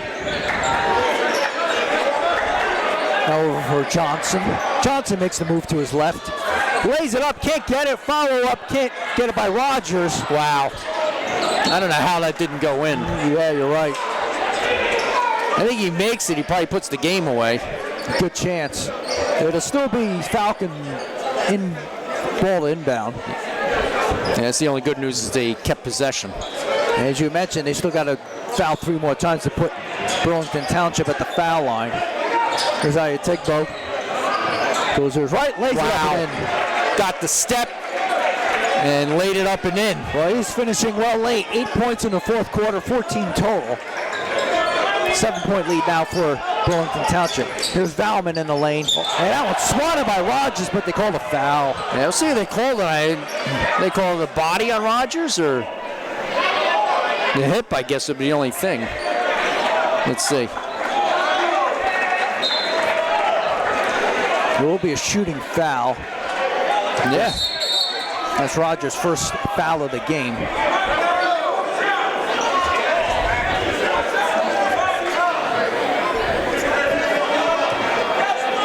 Valman at the line to shoot 2. Oh. How did it hit the back iron and just dead it? Yeah, it died and just rolled in. Normally anything pops out.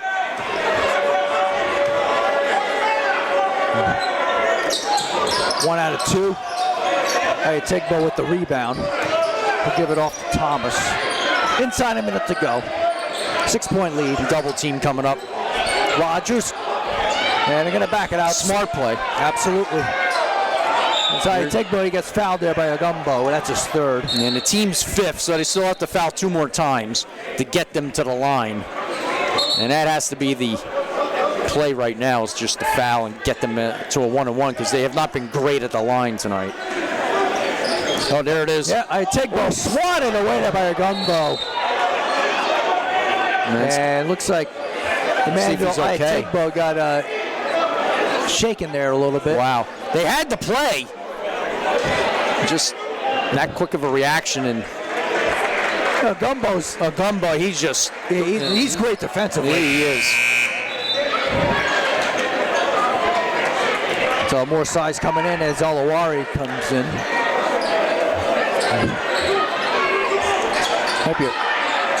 And that one deflected? Yeah. Or is it? Yeah, it was deflected. Okay.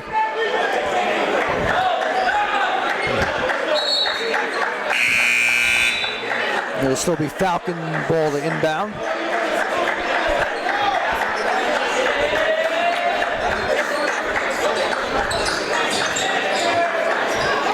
Long inbounds pass. Nice job.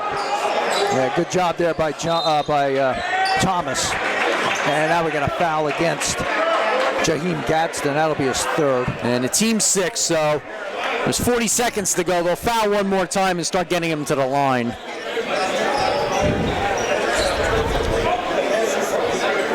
Anthony Johnson inbounds. Now for Thomas.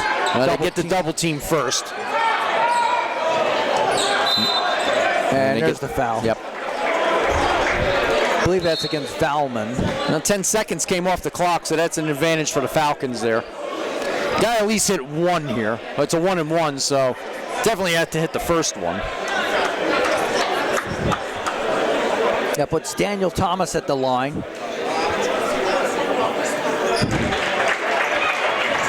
So it's at 7 fouls. Oh yeah, Burlington Township has the right guy at the line tonight, right now. They sure do. Just as we say that. Yeah, the old broadcaster's jinx. Oh, turnover, long pass taken there by Scarlett, and a reaching foul against Amadrian Jones. Yeah, looking good for the Falcons now. Still a 1-and-1, but 3-possession game though with 25 seconds to go. Scarlett will be at the line.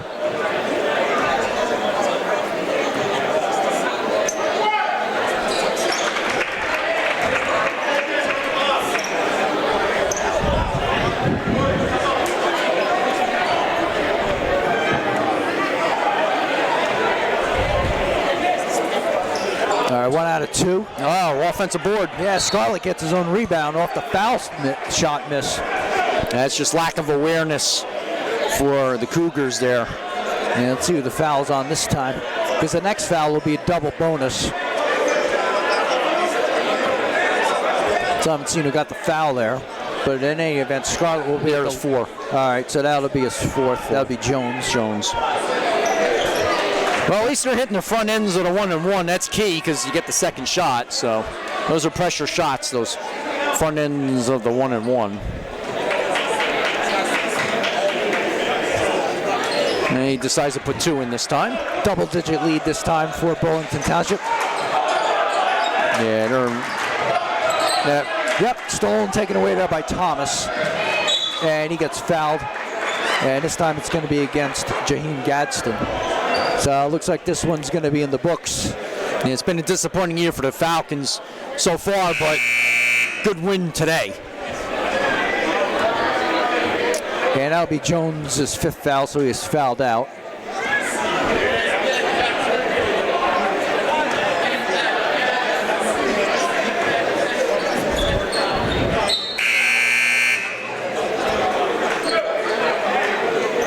So in comes Zion Patterson.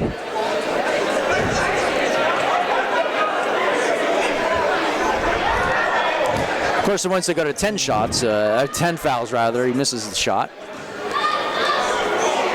But no worries for the Falcons, it's over.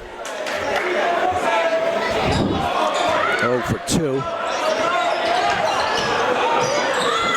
And there's a layup by Gadsden.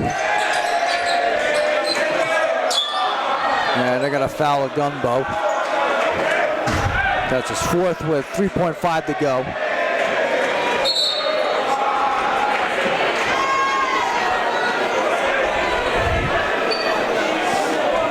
So Anthony Johnson will be at the line. It's going to be a tough call who's going to be MVP here. Hey, Tabo, you could give it to him. Yeah, 14. Yeah, he did get 8 points in the 4th quarter.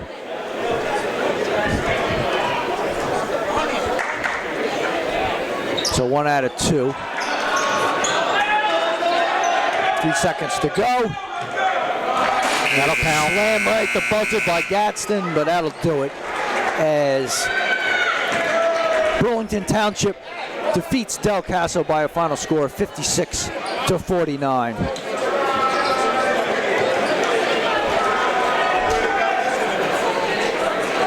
So just have to wait on the announcement of the MVP. I don't know if you want to add up the scores while they do that. Yeah, I got 13 points for Olawari and Agumbo, 11 for Valman, and 9 points for Thomas, 13 for Anthony Johnson,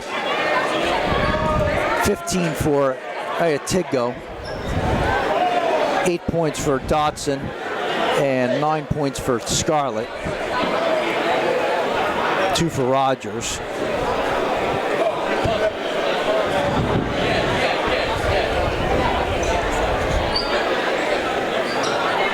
So Burlington Township improves to 4-8, and Del Caso drops to 9-3.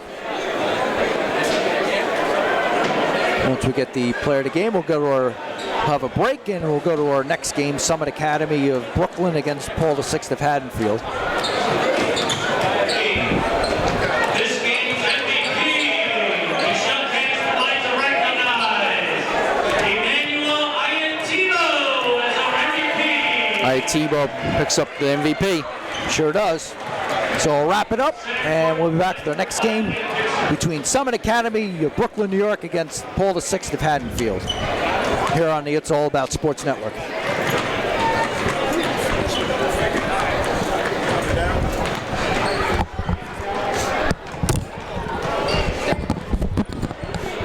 Move this.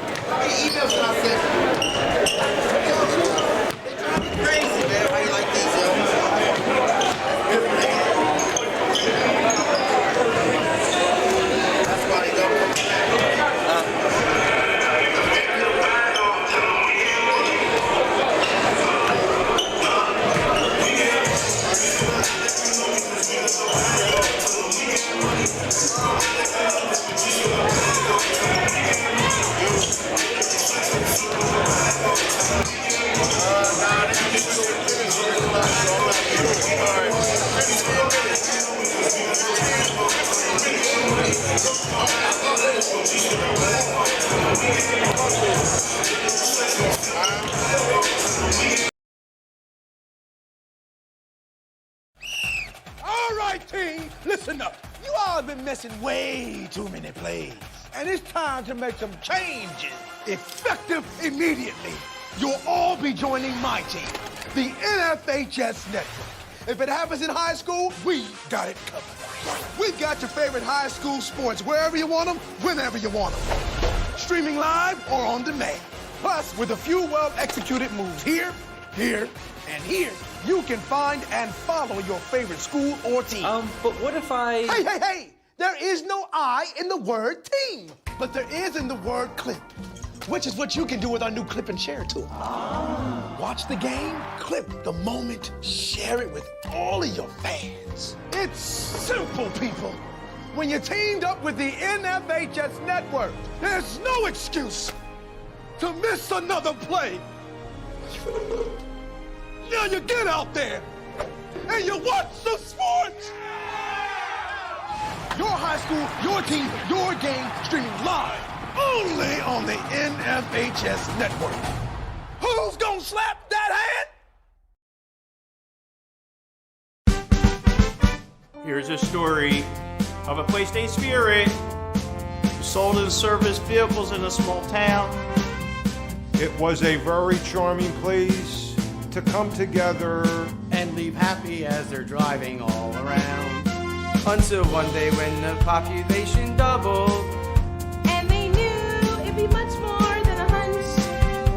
So they added to their staff and inventory and called themselves this Beery Bunch. This The Spirit Bunch, the Spirit Bunch. That's the way we became the Spirit Bunch. Spirit.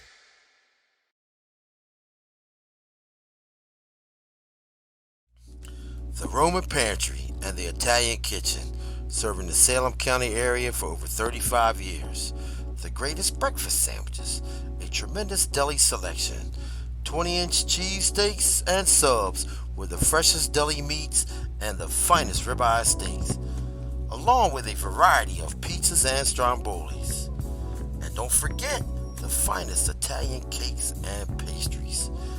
And one of the world's greatest actors, Pengrove's own Bruce Willis, says, the best cheesesteaks on the planet. The Roman Pantry and the Italian Kitchen, voted the best caterer multiple times in the Salem County, New Jersey area.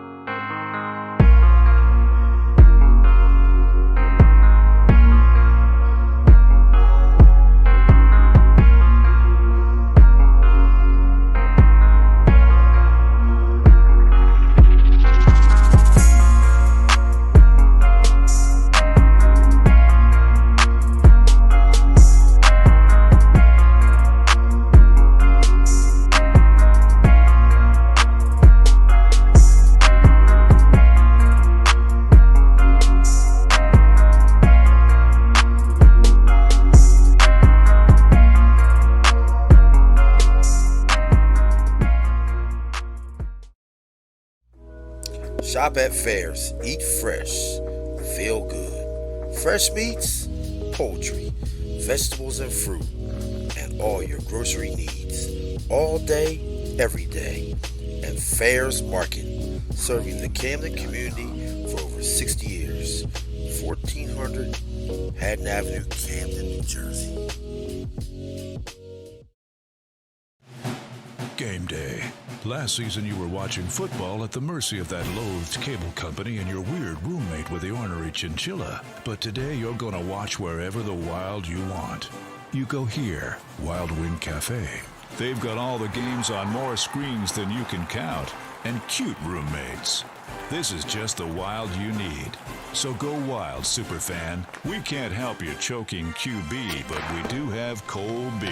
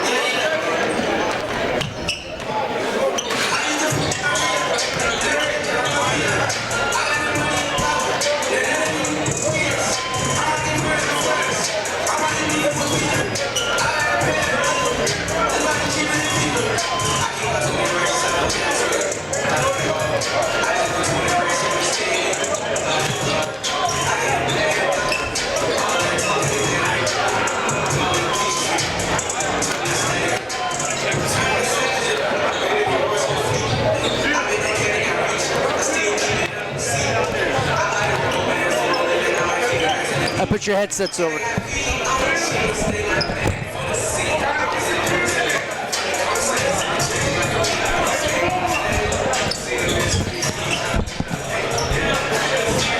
Oh yeah.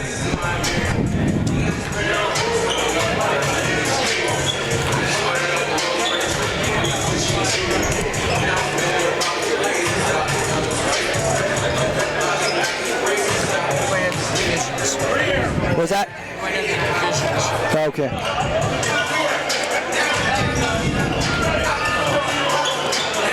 Okay.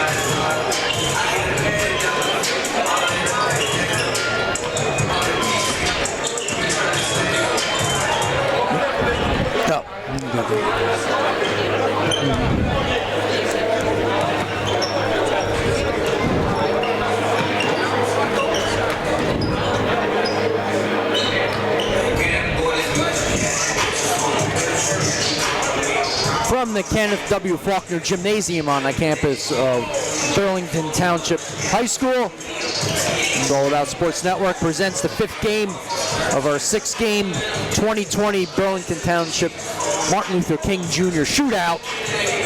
As tonight now, the Summit Academy Eagles with a record of 16-5 take on the Paul VI Eagles with a record of 7-3. Hello everybody, I'm Dean Perry, and joining me for this game is Glenn Perry, and actually it'll be another game between these two schools. It was the girls' game earlier today, which Summit Academy was down early, came back to win though, especially coming back in the second half. But yeah, they certainly did, Dean, and there was a good comeback there for the Eagles of Summit Academy. Against a good Paul VI Eagles squad. So we'll see what Summit Academy does here against the boys team, the boys game here. So Paul VI, as you mentioned, a good records here. So should be a good one. Summit Academy actually came down to Pensgrove. They actually lost to Delcastle, but a couple of players did not play in that game against Delcastle. So I think it's going to be a different type of game here tonight for the Eagles of Summit Academy. Paul VI, they are in the Olympic National Division, and they have a 3-1 record, trailing Camden, who's been tremendous this year. They are 3-0 in their division. And Summit Academy comes out of the PSAL Brooklyn B West. So, and they are 4-0 in their division right now. So we should. Summit Academy looks pretty good. So we're gonna find out how they match up with Paul VI here. Looks like we're just about ready for the starting lineups.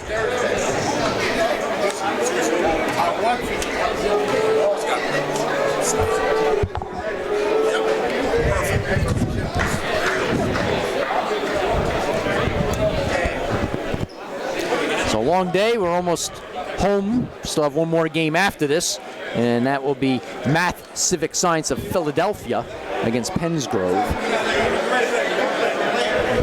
Summit Academy, as I mentioned before, from Brooklyn, New York.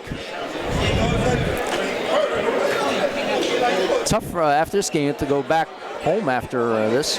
Yes. Yeah, no question about it. Have to go over 2 bridges. That's right. Should have the starting lineup shortly. Yeah, they're going to let the clock run out, and then we'll have the starting lineups.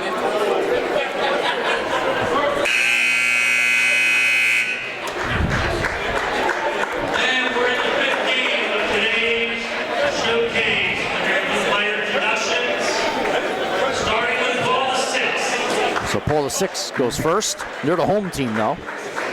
And we have junior guard, 6'3", Jalen Boyd Savage. And Jalen Boyd Savage, one guard. 6'2", senior point guard, Andrew Harrell, point guard. junior forward, Jordani Pierce, forward. junior forward, Nicolo Nobali, a forward.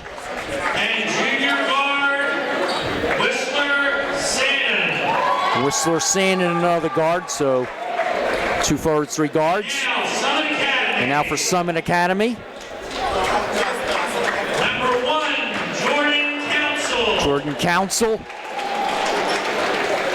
Number 10, Jeremiah Hewitt. And number 10, Jeremiah Hewitt. Council's a guard. Hewitt's a guard. And number 3, Dante Howard, he's a guard. Nicholas Mickens, he's a guard. And number 30, Soimana Saila. Soimana Saila, he's also a guard. So looks like they're all guards here. Yes. Starting off for Summit. The head coach for Summit is Phil Grant. And the head coach for Paul VI is Tony Devlin. I can't really use the nicknames tonight because they're both the Eagles, as it was the case, obviously, for the girls' game. Yes, if you're going to say the Eagles, you have to say the Eagles of Summit Academy or something like that. Yes.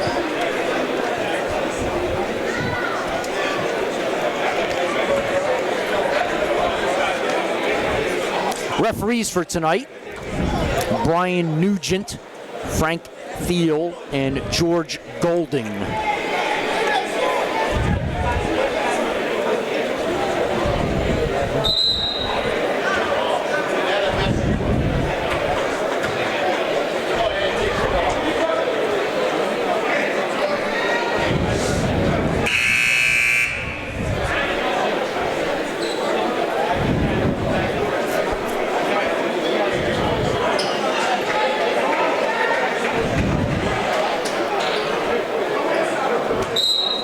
So waiting for the jump.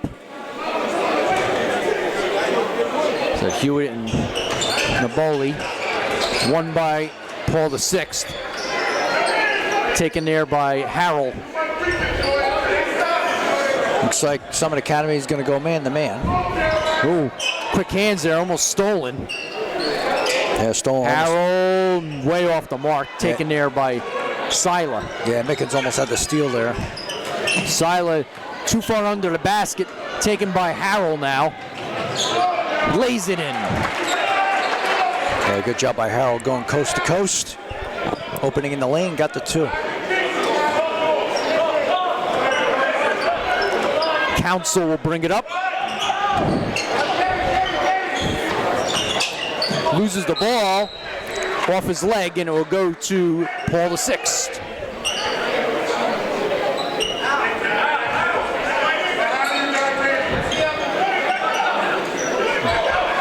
Lobs it. Harrell gets it. Double teamed. Oh, nice pass. And fouled is Sannon. Yeah, he got tripped up. Yep. If it was hockey, it'd be 2 minutes for tripping. Mickens picks up the foul.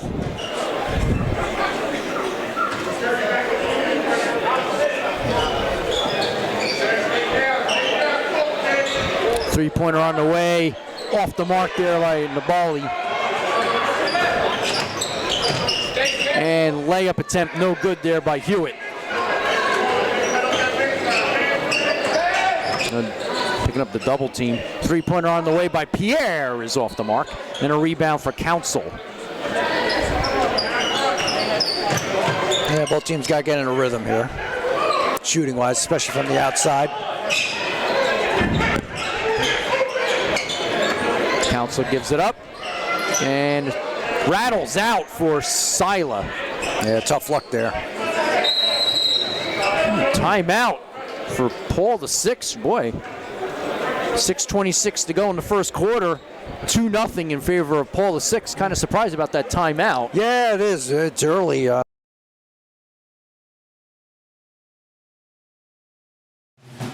Game day.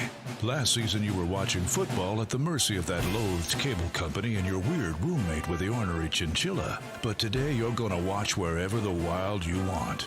You go here, Wild Wind Cafe. They've got all the games on more screens than you can count. And cute roommates. This is just the wild you need. So go wild, superfan.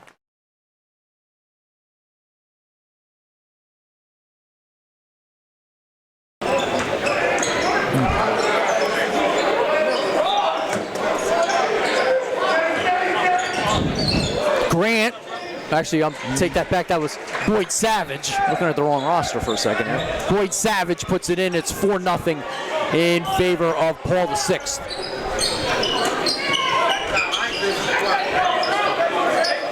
Hewitt driving baseline, gives it up, and taken out of there by Nabali.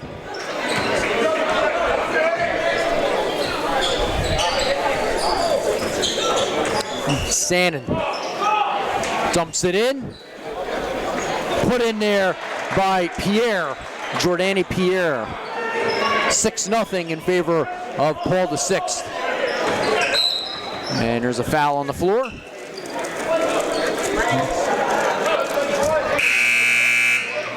Looks like the foul's on Whistler Sannon.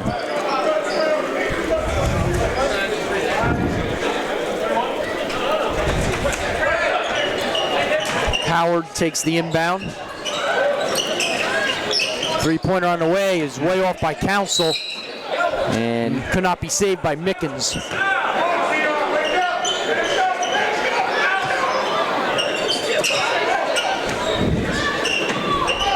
Yeah, not much. And some of the academies had some good offensive looks. They just haven't put the ball in the basket. Oh, nice drive there by Nabali. 4 scores with 2 points each. Yeah, he's showing some offensive game right now. And right over Nabali goes Jeremiah Hewitt. And Summit Academy finally on the board. Yeah, nice left-handed runner there. Rattles out. And shot couldn't be made there by Sannon. Oh, intercepted by Harrell. Harrell thought about a 3, but did not take it. As he'll pass it out to Boyd Savage. Dump inside. Ah, nice shot there by Jordani Pierre. Yeah, a little baby hook there. 4:15 to go in the first. Yep, Paul VI playing man-to-man a little bit. Shot from the baseline, rattles out for Howard. Over to Sannon. And stepped out of bounds. It will stay with Paul VI.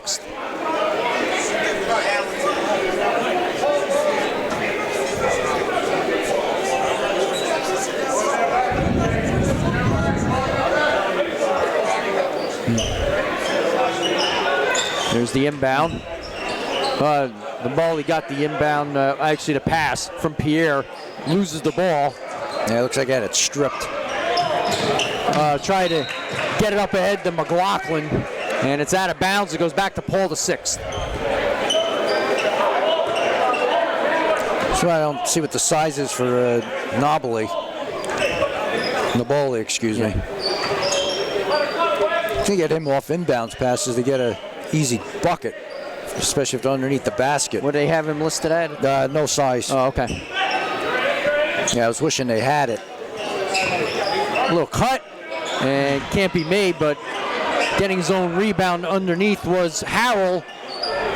The Bully can't handle it, and Summit Academy comes out with it. Near side, three-pointer Howard, and one! A 4-point play coming up. Wow. Yeah, Howard was set right there in that corner. And Boyd Savage was there trying to prevent the shot. But he made contact. That was a good call.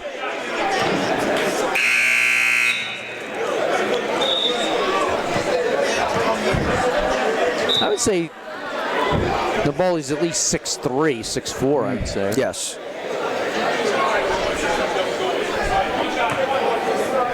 Yeah, if Hewitt listed as 6'2" now. Makes the 4-point play. He might be 6'5". Okay.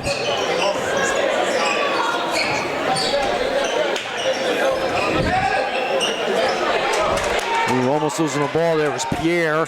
Still rattling around. He gets it back. Three-pointer on the way by Boyd Savage. Good, and a foul. Another 4-point opportunity coming up.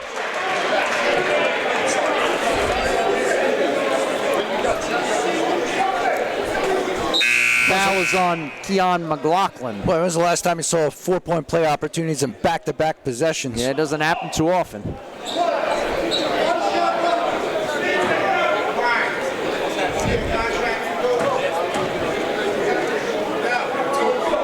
And he does.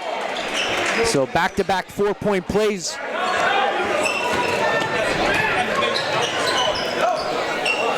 Howard gives up the ball. Screen set by McLaughlin.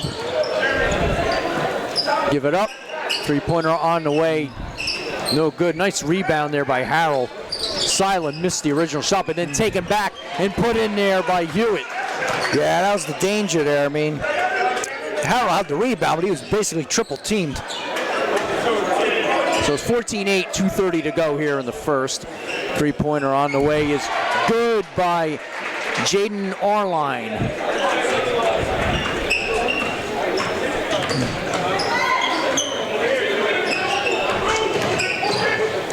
Stolen.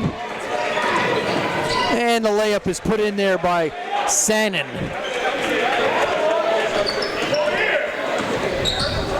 Almost deflected there. And, oh, it's a travel. I thought it might have been a foul on our line, but Howard traveled. 11-point lead for Paul VI. 2 minutes to go in the first. Well, we saw in the girls' game. I was just about to bring that up. Paul VI got off that great start, but they didn't finish too well. We'll see if the same thing applies here.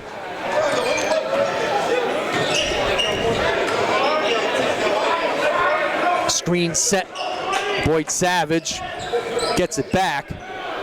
Got it. Boy, they are shooting well here in the first quarter.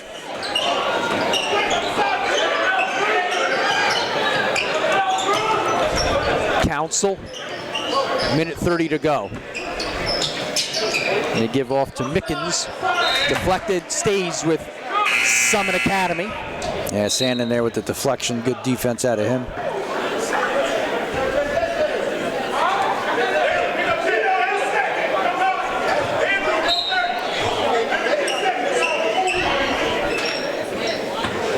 Still a good crowd here after the local teams finished. Yeah, Haddonfield's not too far from here. Okay.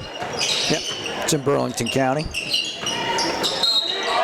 Oh, they're going to call a foul on Harrell. Yeah, we'll see how the last game is going to be. Pensgrove's all the way down near the Delaware Memorial Bridge. I'm going to take the trip up here. They dump it inside to McLaughlin. He tries to give it off to Hewitt, but beyond his reach. And a turnover.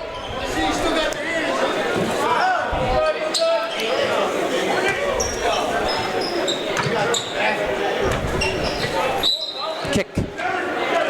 So stay with Paul VI with 1 minute to go here in the first quarter. A very good quarter for the Eagles of Paul VI.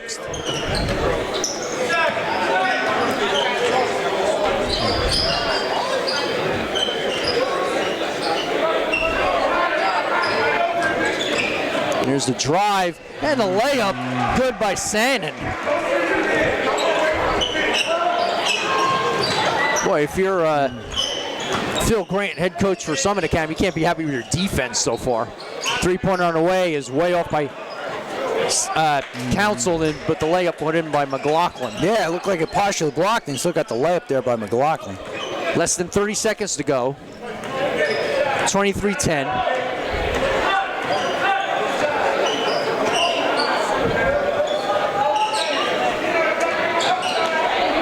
Give it off.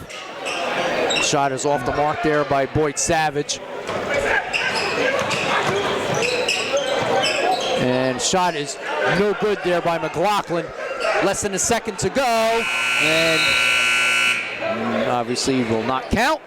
And we reach the end of the first quarter with the score, Paul the 6th, 23, and Summit Academy 10. We'll take a timeout. You're watching It's All About Sports.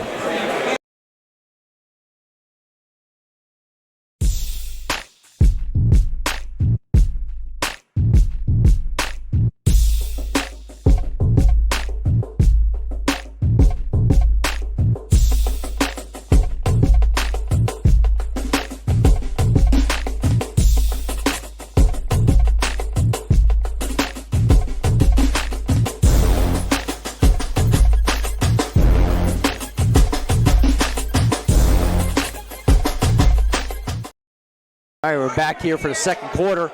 Paul the 6th, 23-10 lead, and very nice quarter for them. Yeah, I mean, they're shooting the ball very well right now. From the outside, a 4-point play from both squads, but I think Paul the 6th has shot the ball obviously a little bit better. They got some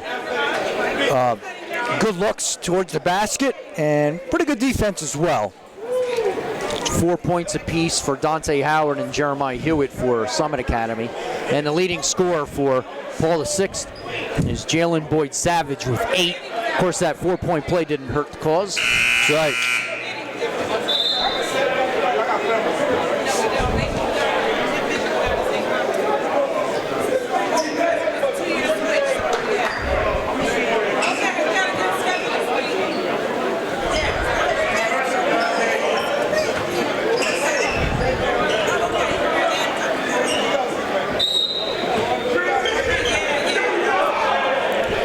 Summit Academy gets possession to start the second quarter.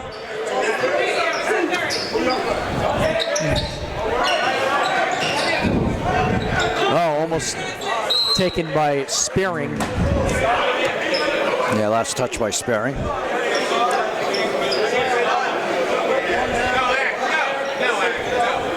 So Council inbound right in front of us. They'll throw it right to the backcourt for Dante Howard.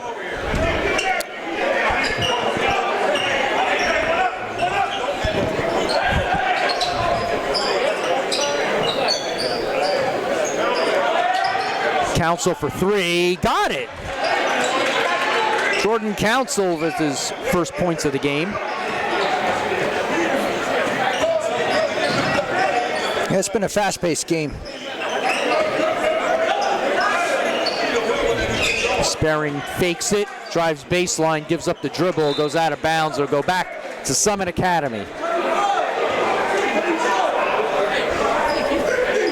Yeah, Coach Grant probably wants a good start here to second quarter for Summit Academy. Just to get back in the game here. And off the glass, no good there by Sila.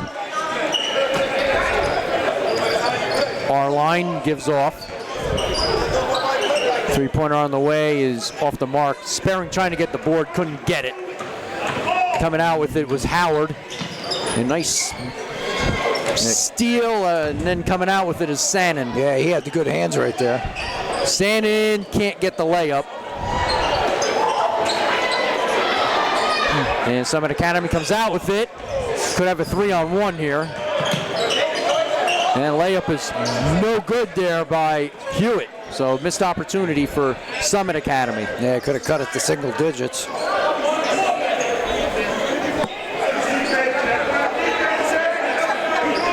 Here's the drive, and drawing the foul was Whistler Sannon.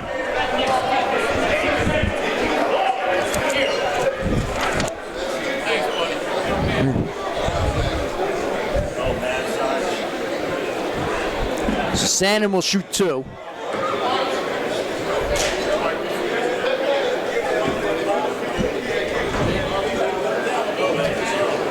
Missed the first.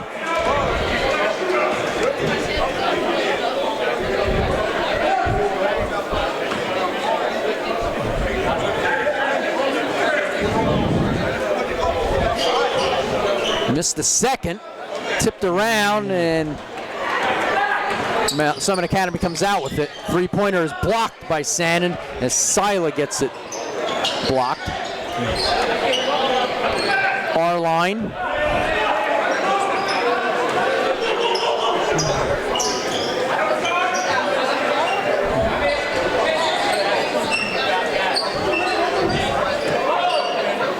Less than 6 minutes to go in the half. Yeah, things have slowed down a little bit here in the second quarter. Nice spin move. Can't make it as Boyd Savage had a chance to put one in. Oh, nice job by Sandin. Lays it up and in. What an individual effort there by Whistler Sandin.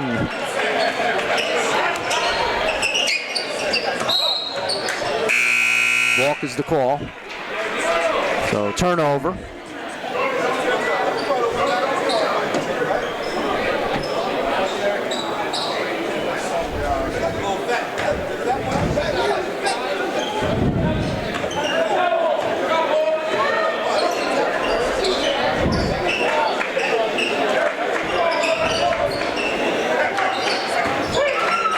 Three-pointer on the way. Our line, no good.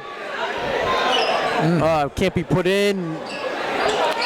And finally put in by Nabali. Yeah, Nabali with the size underneath. He had 2 opportunities there. In the second one, he finally got it to go. Oh, nice hands there. And the layup is put in there by our line.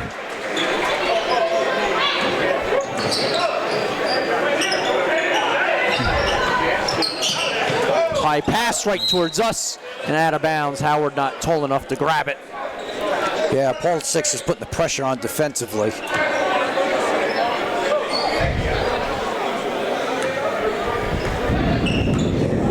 Summit Academy really hasn't used their bench that much. That could hurt him later in the game. Three-pointer on the way, no good by Harrell. And a rebound for Mickens. Howard draws the foul.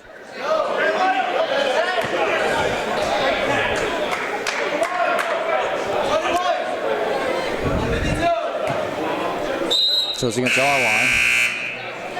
Our line picks up the foul. I missed who the third foul was on for Summit. I'll have to get that later. Nice inbound, open look. And a three-pointer made there by Dante Howard.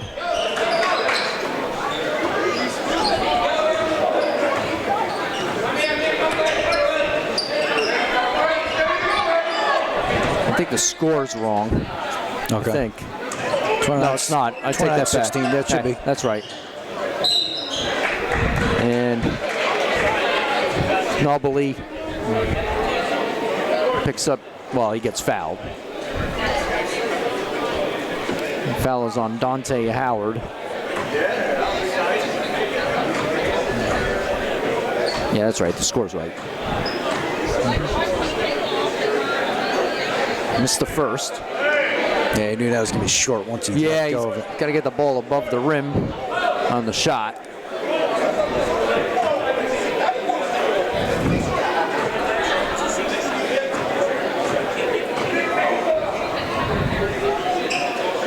Missed the second as well. 2 offensive rebounds and could not be put in there by Sandin. Yeah, Pierre and Sandin, you're right. He had the best opportunity.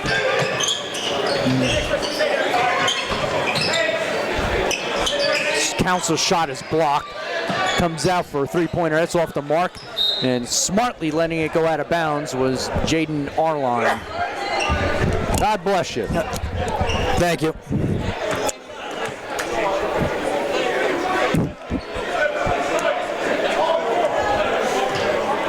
So Paul the Sixth will take possession up 13 with 3.5 to go here in the second quarter. Nice dish. Oh, nice use of the body, but Pierre, I'm surprised he didn't get an and one on that. Totally agree with that. I thought it should have been a foul right there. He bodied him up. Oh, it's stolen there by Sannon. Oh, nice block from behind, but counsel right there.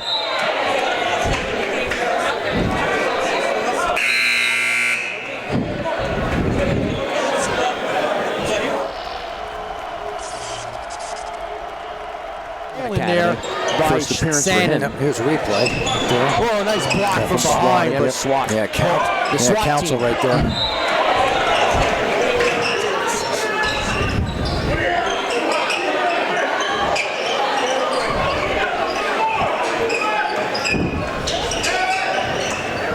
Nice move. Floaters put in there by Sannon.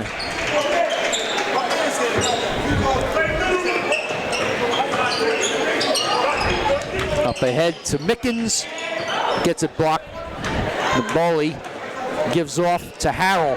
Harrell driving the floor. And I guess it stays with Paul VI. Yes. Yeah, 4 Summit Academy Eagles converged on him.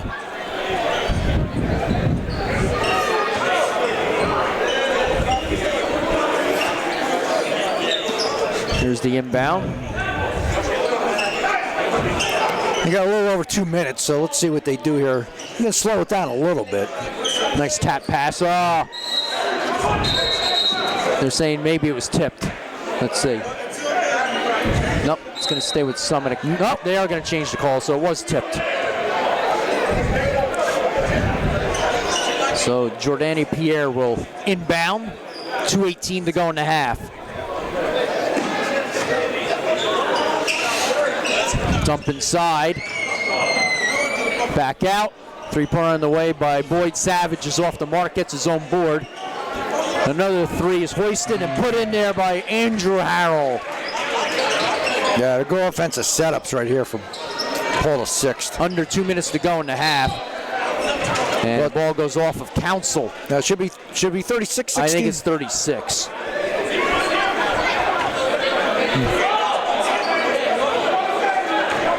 Yeah, it's 36. It should be 36.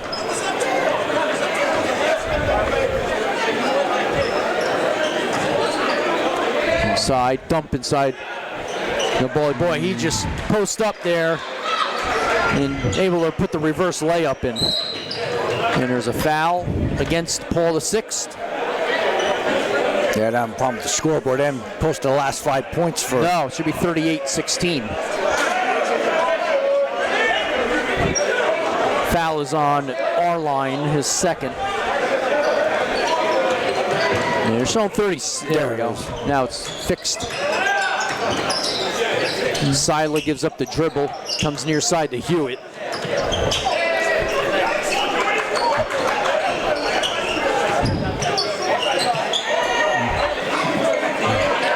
Shot off the mark by Howard. Originally a couple of chances, couldn't put it in. And a dunk there by Harrell running the floor.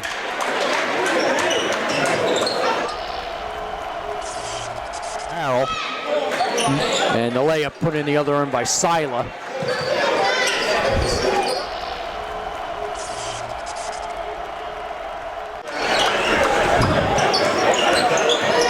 There's a play there. Shot off the mark by Howard. Originally a couple of chances. On the transition, couldn't put it in. And a dunk there by Howard. Nice three-pointer there by Nabali. 43-18. 35 seconds to go in the half.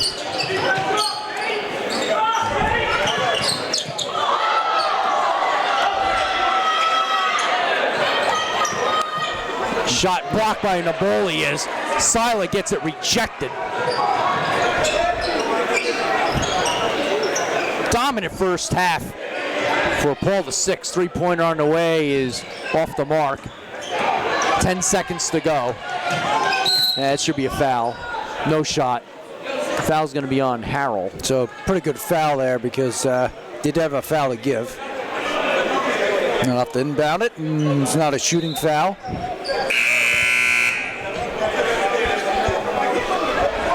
So Council will inbound.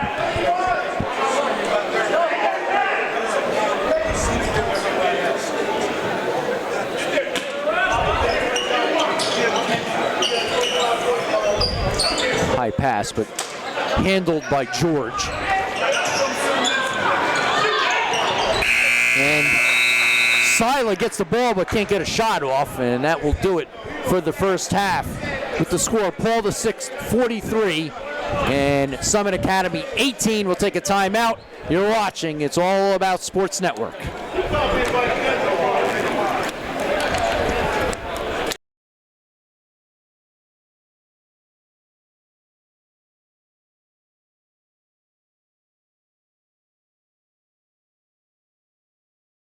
Y'all look, I do not want y'all wandering around, especially not today. It's a lot of people out there. It's a lot of heads. They got a camp out there. Ray Lewis is out there. Ed Reed's out there. We here for a different mission. We talk about that shit every week, all right? And it's going to be a lot of eyes on y'all specifically, all right? So in between games, don't go wandering around trying to meet Cam Newton and trying to get souvenirs and all that. There will be time for all that tomorrow. Y'all got me? Turn right onto US 41 North Miami Trail. Next Level Greats is currently the #1 ranked 7-on-7 program in the United States. Now you may be asking, 7-on-7 program? What is that? Let's go, man! What do they do? Hey, fellas, listen. If you're running a slant, you should probably widen up. Mama, I hit a Next Level Greats was started by Marcus Hammond and Preston Brown in 2013. Marcus and Preston both grew up in Camden, New Jersey, but only knew of each other through high school sports. Marcus attended Sterling High School and played college football at the historically black University of North Carolina A&T. Preston Brown attended Woodrow Wilson High School and Tulane University, where he is currently in the university's Hall of Fame. These two had a vision to grow the area's overall football quality and create a unique community for young high school boys to grow and learn life lessons from the game that they love. You know, you got dual master's degrees in engineering. You know, I got a master's degree in education. Like, I didn't have to be training receiver. It was a passion. It's something outside of the general scope of what we did on a day-to-day basis, right? To see young people excel. This vision somewhat seemed astronomical, being that they didn't have any financial backing and they had no place to call a home. But with a little perseverance and faith, the two took the task head on. Now, many people wanted to jump on the bandwagon and try to join the management of the program, but no one took the task as personally as Brown would handle. John, come on, John. John, you got that on camera? Yeah. Until one day, Brown invited a total stranger at the time to one of the workouts. That stranger was Brandon Badler. He had just moved to New Jersey with no friends or family within 400 miles and had met Brown on the football field. Badler played and coached his collegiate football at Tennessee State University in Nashville, Tennessee. Under the leadership of these three individuals, Next Level Greats has changed the lives of numerous young men in South Jersey. The mentorship and the skill development being provided by these three have changed the entire landscape of football in South Jersey. Next Level Greats has been the highlight of the spring/summer for the past 5 years, with weekends packed with college visits where the student athletes get to see and visualize their dreams, to Sundays of going undefeated against the nation's top athletes and bringing home championship after championship.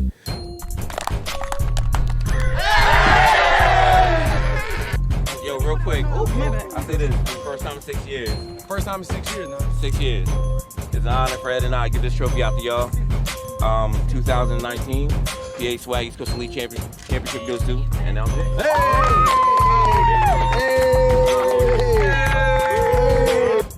Bonds that have been built through the kids and coaches are something that cannot be taken away. A lot of the kids in the program usually have never left the state of New Jersey. Most of the kids also come from the inner city and a life of poverty. By showing them the life outside the city, multiple players have made it to the big-time college programs and also to the NFL. Mr. Brisbane, Watson, Q Noel.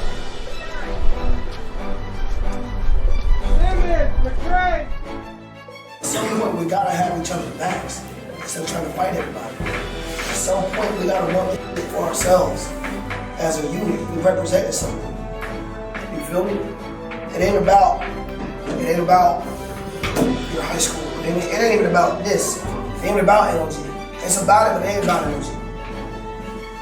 South Jersey, they don't got no balls in South Jersey. What they say, Dade County, where we from, where y'all from? Never heard of it. Without this program, some of these kids would not be alive. And with Marcus, and we encounter kids from all over South Jersey and other parts of Philadelphia. kids have similar circumstances as well.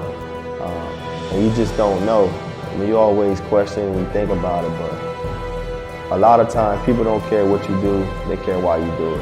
We've had multiple former players killed on weekends that they should have been on the road with the team but didn't have the money to pay for the trips. That is why Brown, Bather, and Hammond had devoted the last 5 years of their lives to the kids of South Jersey. There have been ups, and there have been downs. If you don't know, say, Coach, I don't know. When you run the wrong, I don't want to put you in. But through it all, they have pushed through to see over 100 kids graduate high school and continue their football careers at the collegiate level.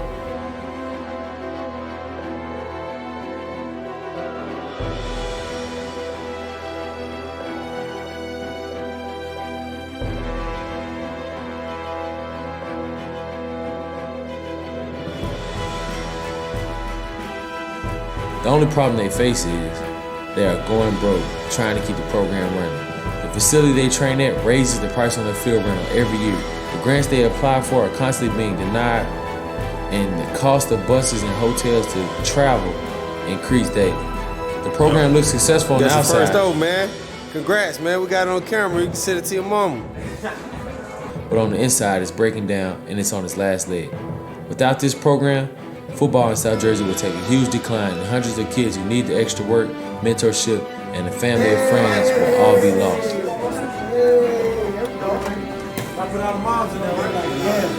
With your support, they can grow and continue to change the lives of the trouble male youth. Go to these tournaments, play with that same enthusiasm. Remember, it's next level greats. Average doesn't exist around here. You can't just be happy to wear the shirt and say, oh, I'm repping NLG. No, the hell with that.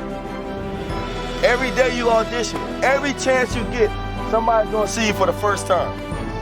Yeah, most of the people here have seen you several times before, right? But you're gonna go somewhere and somebody has no idea who you are, or who I am, or who he is. So you can't just line up and be like, oh man, I did my thing last week, but today I'm not really feeling it. No, you don't have that chance. You can't do that. You can't only be excited because you think some coach is gonna be here.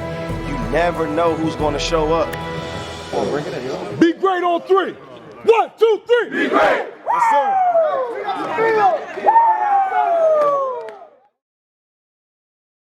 All right, we're back here at Burlington Township High School. We're at halftime. Paula 6 leads Summit Academy 43-18. It's a nice, comfortable 25-point lead. Leading scores for each team. For Summit Academy, Dante Howard has 7. And for Paul VI, it's Nicolo Naboli with 9.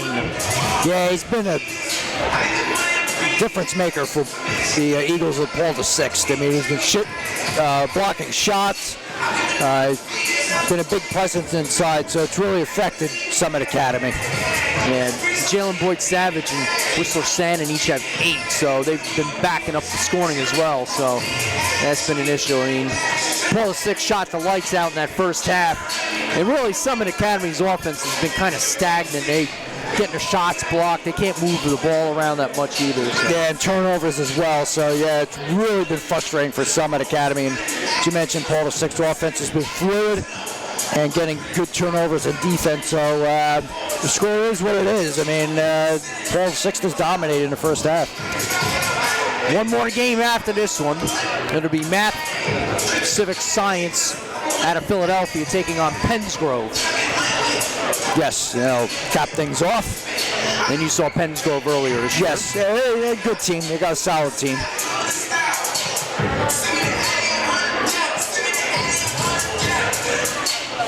And in South Jersey Group 1. Yeah, it'll definitely be South Jersey as they're down by the Delaware Memorial Bridge. So no chance of them being Central Jersey. No.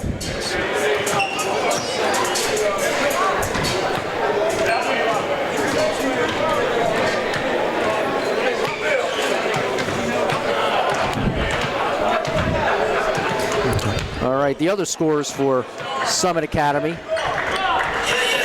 Jordan Council 3, Jeremiah Hewitt at 4, Keon McLaughlin and Samantha Sila had 2. And I mentioned the other scores, but it'll be Jordan for Paul 6, Jaden Arline 5, Andrew Harrell had 7, and Jordania Pierre had 6. So a lot of balanced scoring for Paul VI. Yeah, so that's important for Paul VI. They have balanced scoring, can't key on anybody. That's why they're leading big.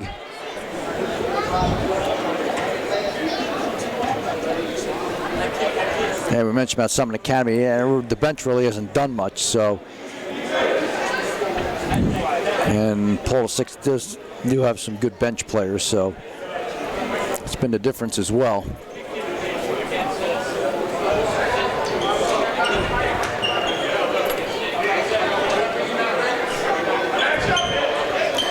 So Paul VI will inbound. They got to reset the clock, though.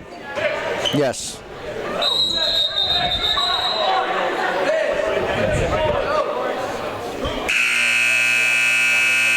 Yeah, they stopped at 0.6 and never let it run, and now they can reset the clock with 8 minutes as we start the third quarter.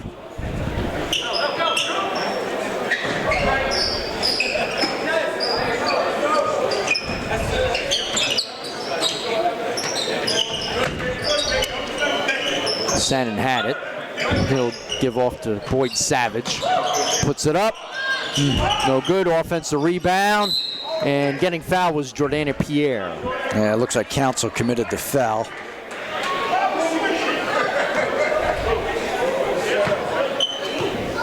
That's Council's first.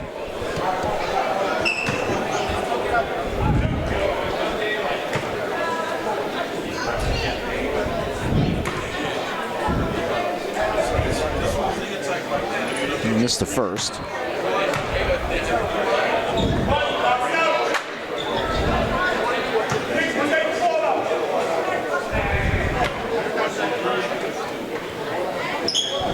Makes the second, 1 out of 2.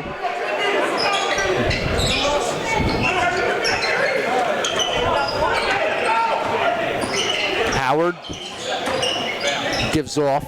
3-pointer by Council is off the mark. Gets his own, follows his own shot, puts it up, missed it. Again, follows his own shot. It will stay with Summit Academy. So yeah, good hustle there by Jordan Council. And he'll inbound. 3-pointer is off the mark there by Howard. And we'll go to Paul VI.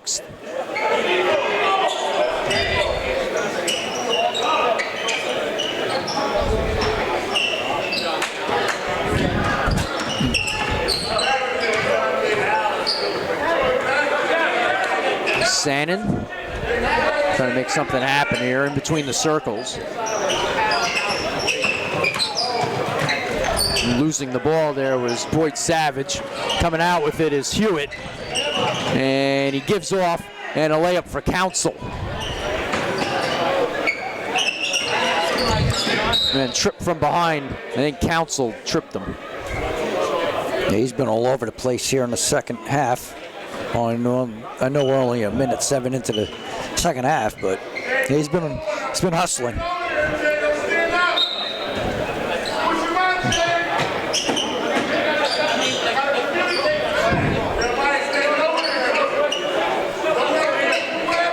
Boyd Savage standing near midcourt.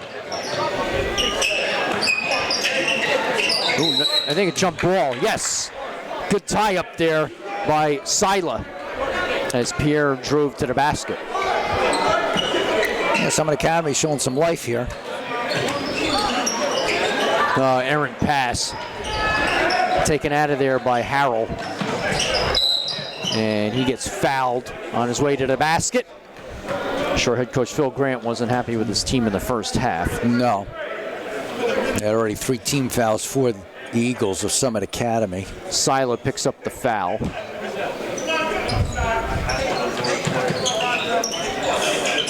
Dump inside.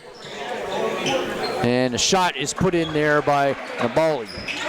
Yeah, size matters. I tell you, he's right there underneath, and Summit Academy just can't counter it.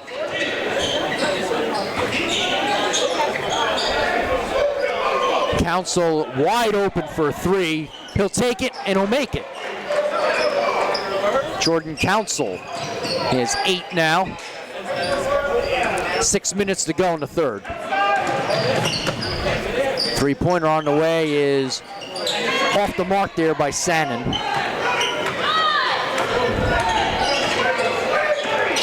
Hewitt gives off. Council gets it partially blocked. And Naboli comes out with it. Yeah, good. That was Boyd Savage there with the block. Boyd Savage can't get it. I think it got partially deflected. Yeah, I think you're right. Howard going against Naboli, no chance there. Boyd Savage, nice return pass to Sannon, and it's a deuce.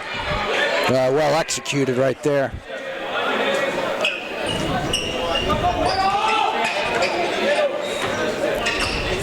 $25-point lead. Three-pointer on the way is off the mark there by Mickens.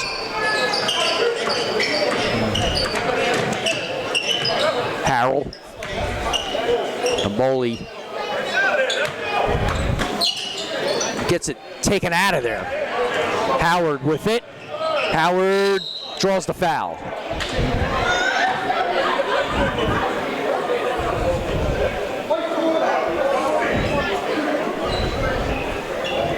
Foul is on Jalen Boyd Savage, his second.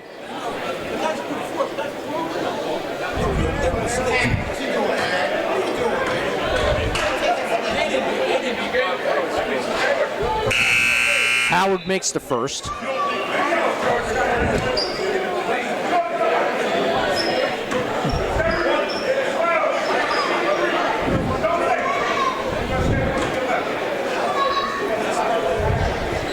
And Howard misses the second, but an offensive rebound. Yeah, good job.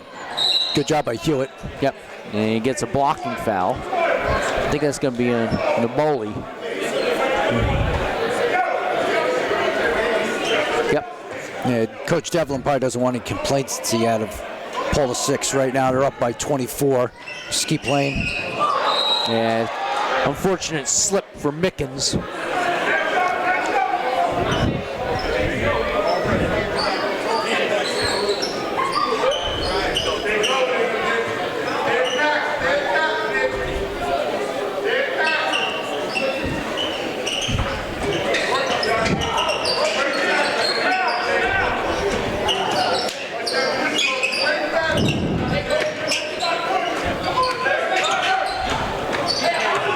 Nice move.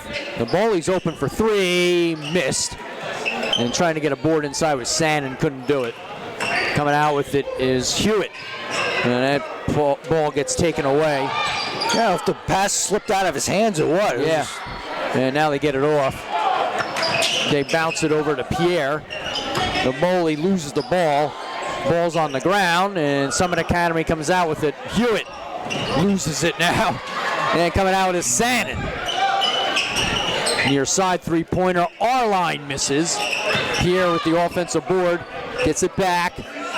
Floater is put in there by Sannon.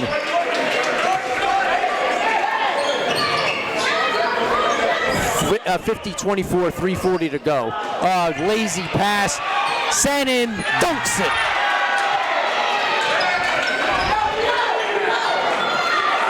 So Sannon takes the lazy pass and just goes to the back basket and dunks it home.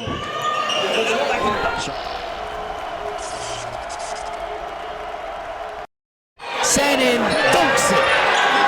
He put it off the mark by Howard, but then there was a steal, and then poor Sannon just takes it and dunks it home. I believe this is Paul VI's largest lead of the game. Yeah, 28. Yeah, you're right. Up, Naboli off his fingers, and coming out with it is Mickens. Yeah, too much English on that pass. His shot is no good, as Council couldn't get it underneath.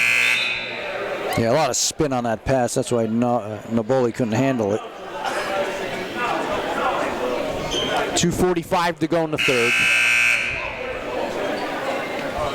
And Naboli will take a breather. And Kledji Bajrami comes in. It's his first action for Summit Academy. Harrell gives it off. Boyd Savage gives off now. Shot is off the mark there by Harrell. Council getting ridden. And they might call that on Boyd Savage. Let's see. Yeah, yes. Yeah, he's definitely riding him across the sideline. That's going to be his third. Yep. He's the only one in foul trouble for Paul VI. So we'll see if they make a change here. Yes. So checking back in is Jaden Arline.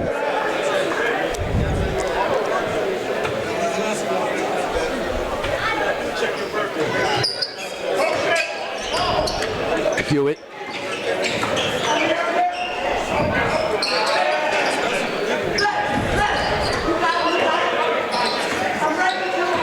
Council loses it. Can't get a shot off. Sannon. Nice behind the back dribble. Loses it. And out of bounds. It's going to go Summit Academy's way. 2 minutes to go in the third.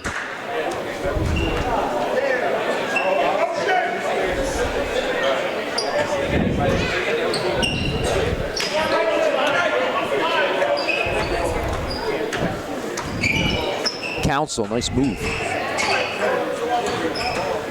It's off to Hewitt. Hewitt. Yeah, it's a foul. Reaching foul. What do they call offensive, I think. Oh, did they? Yes. Wow.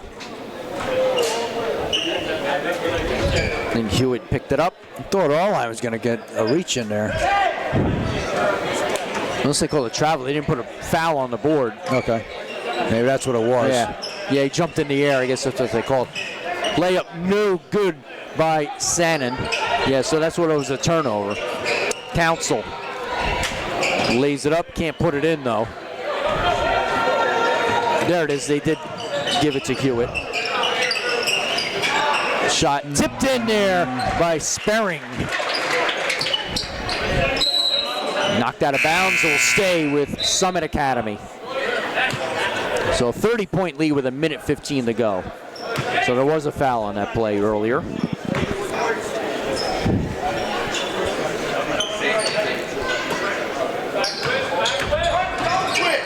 Sila gets fouled by Arline. That's his third.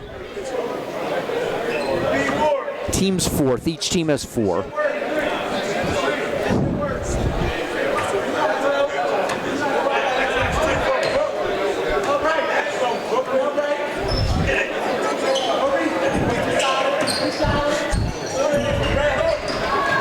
There's the drive, and the shot's no good. Up ahead, and losing the ball out of bounds is Sannon. 20, that is. Okay, so it was Bedrami. Yeah, you mentioned he checked in. He missed the shot earlier. All right. No, timeout called by Summit Academy. So with 50.4 to go here in the third quarter, it's 54-24, Paul VI. Take a quick timeout. You're watching It's All About Sports Network.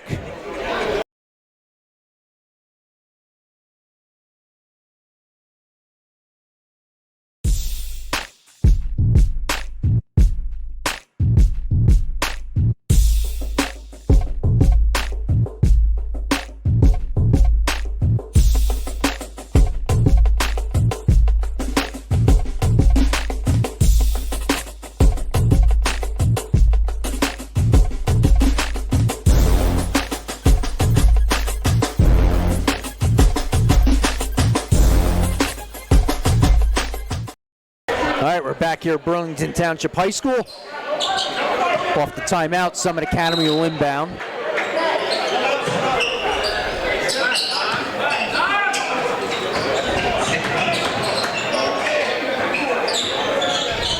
Oh, layup by Howard, and he's fouled.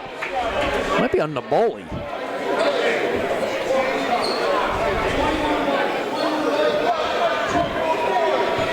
Yep, that's a second. Howard will shoot 2. Missed the first.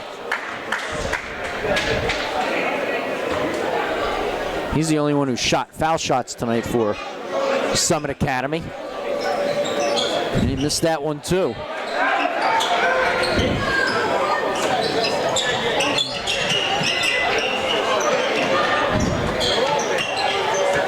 Dump inside to Naboli. Puts it up. Missed it. Sperring had it momentarily, but coming out with it is Judge. Oh, right through the legs of Sperring. 20 seconds to go here in the third.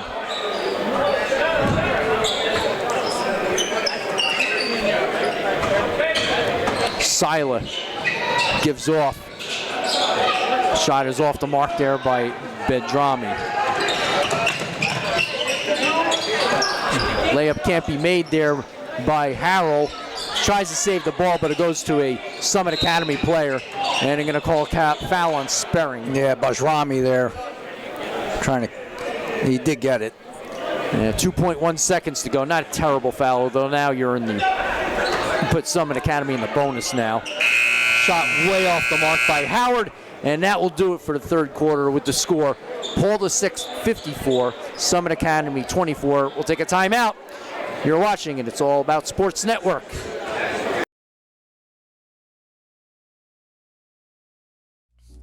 The Roman Pantry and the Italian Kitchen, serving the Salem County area for over 35 years. The greatest breakfast sandwiches, a tremendous deli selection, 20-inch cheesesteaks and subs with the freshest deli meats and the finest ribeye steaks, along with a variety of pizzas and strombolis. And don't forget the finest Italian cakes and pastries. And one of the world's greatest actors, Pengrove's own Bruce Willis, says, the best cheesesteaks on the planet. The Roman Pantry and the Italian Kitchen, voted the best caterer multiple times in the Salem County, New Jersey area. Start of the fourth quarter, a comfortable lead for Paul VI. They lead by 30. William Weissler-Sannon leads all scores of 14. That's Paul VI top scorer, and Jordan Council and Dante Howard each have 8 for Summit Academy.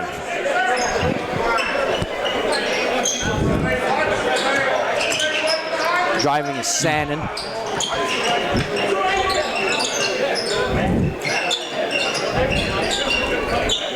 Cross-court pass. Boyd Savage gives it up. Sannon misses. The volley out of bounds, can't be handled.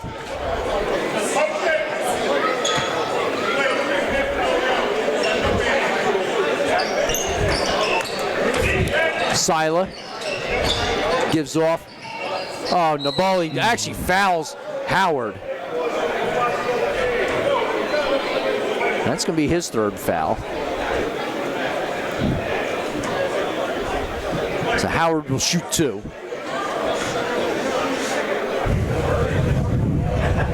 Makes the first.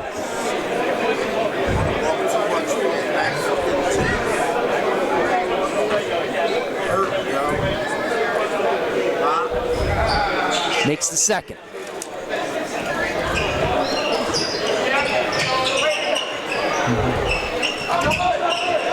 The bully gives off. Yeah, it's going to be a matter of time before maybe you see a lot of subs here for Paul VI. The bully cannot get the reverse layup, gets it back to him, and one. Yeah, I saw that coming from a mile away.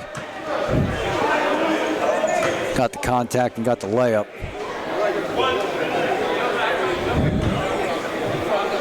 Foul is on Keon McLaughlin. So Nabali will try to finish off the three-point play, and he can't, but an offensive rebound put in there by Pierre. A good hustle by Boyd Savage. Yep. Coming out with it is Howard. And swirling it in, I think, was McLaughlin. And deuce the other way was Boyd Savage. A little end-to-end action right now. Yes. Basket for basket. Obviously, Paul VI will take that. McLaughlin draws the foul.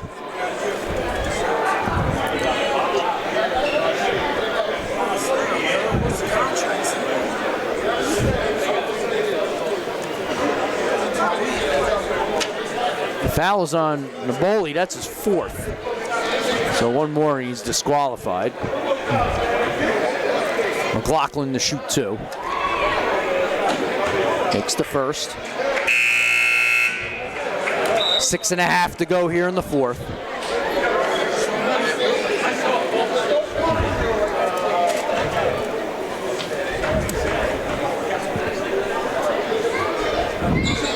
Makes the second. 28-point lead.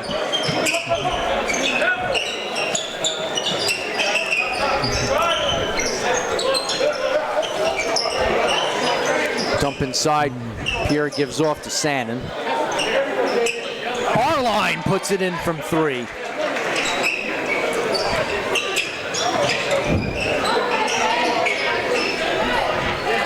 Oh, stolen. Taken out of there by Boyd Savage. Yeah, Jalen Boyd Savage have a good game defensively. And put in there by Sannon. He could have had an and 1 on that too. Yeah, I was wondering when the whistle was going to blow. It never happened. 5:45 to go in the fourth.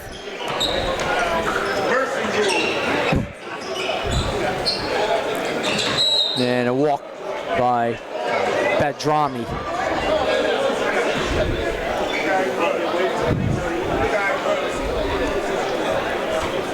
.33-point lead.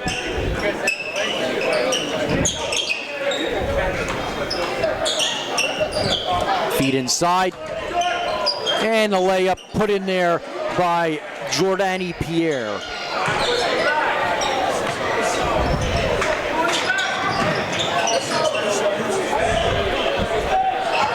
Three-pointer on the way is off the mark, offensive board, and then Naboli just fouled out of the game. Sila missed it. Howard got the board, and now Nicolo Naboli will foul out with 13 points.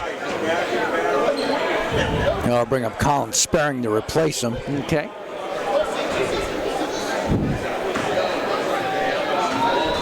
Ninth team foul. Misses the first.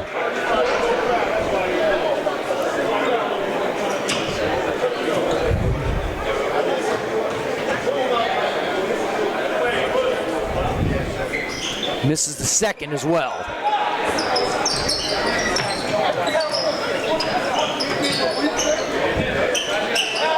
Feed inside, Sperring passes it off. Boyd Savage missed. Sperring, a nice tip in. He's had a couple of those tonight. Yes. Yeah, as we mentioned, we replaced Nicolo Naboli. Doing a nice job in the inside game. Got trapped there. Sperring comes out with it.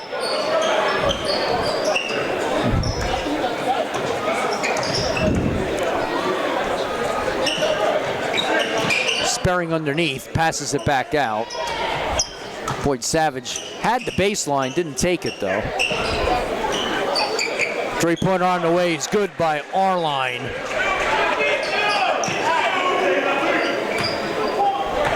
.40-point lead.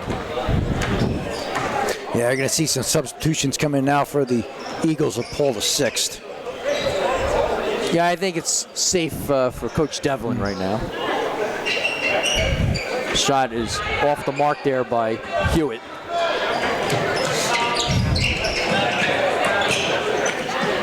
Dump inside, and Pierre gets fouled. Actually, I think that was Silo that missed the shot earlier there.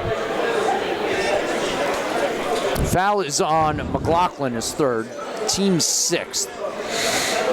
So Pierre will shoot 2. Missed the first. 3:55 to go here in the fourth.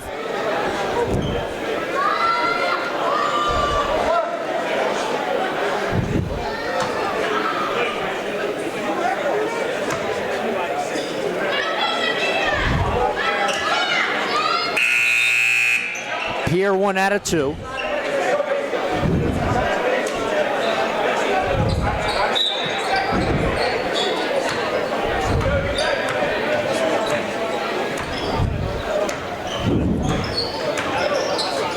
brings it up. Tipped. Sperring comes out with it. Loses the ball. I think they call a I think you're right. I think no, Sperring go the used, other way. Okay. Let's see. I thought, yeah, you did. Okay. Sperring used his arm, push off a little bit. 10th foul, but it's an offensive foul, so no foul shots. Yeah, one more foul put Paul the Sixth in the bonus. 3.5 to go.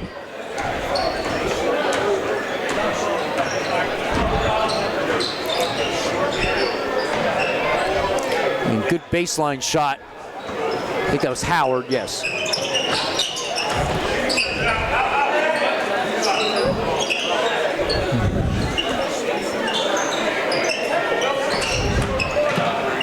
And nice driving layup by Jalen Boyd Savage. Yeah, he's had a good all-around game tonight. Under 3 minutes to go. 75-32.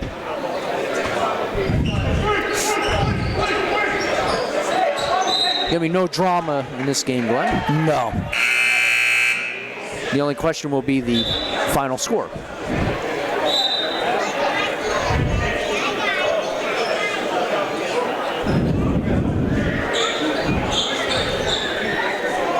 There's Arline's 4th foul. So Arline picks up his 4th. Good call on that. Looks like he'll be heading towards. Is he going to be heading towards the bench? Nah, maybe not. Nope. No, he's. So Howard will shoot 2.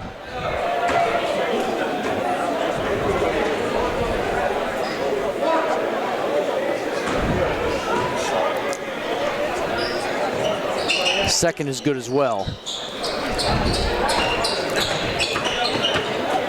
3-pointer on the way. Off the mark there for Arline.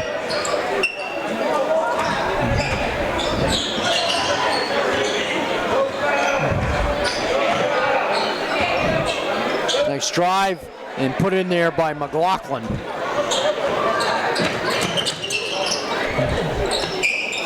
Sperring can't handle it.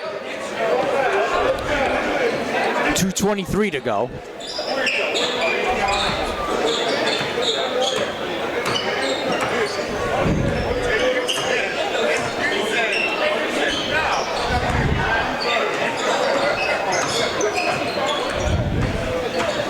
Sila drives, loses the ball. Sperring has it.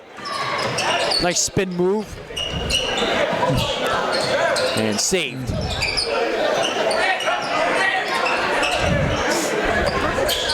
Judge gets it knocked away. And a layup put in there by Dante Howard.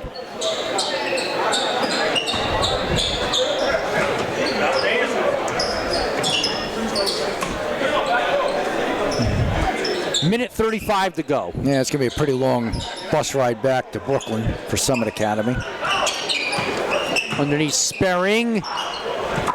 Can't get it to go. And drawing the foul is Eli Belcher, making an appearance. Foul is on Keon McLaughlin, his 4th. So a chance for Belcher to get in the scoring column.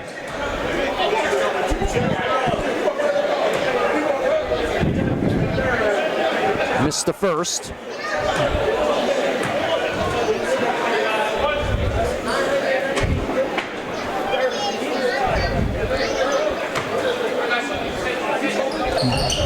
Missed the second as well, pretty badly there.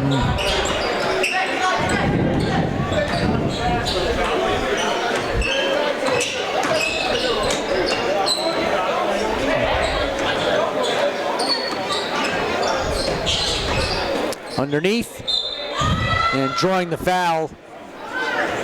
Let's see who that is. Is that 2012? So that's Jonathan Felix. Fouls on Judge is first. You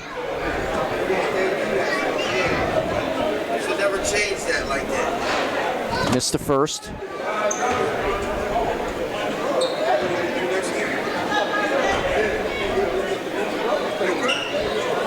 Makes the second. 1 out of 2 for Felix. We approach a minute to go. 75-39. Shot's good by Sperring.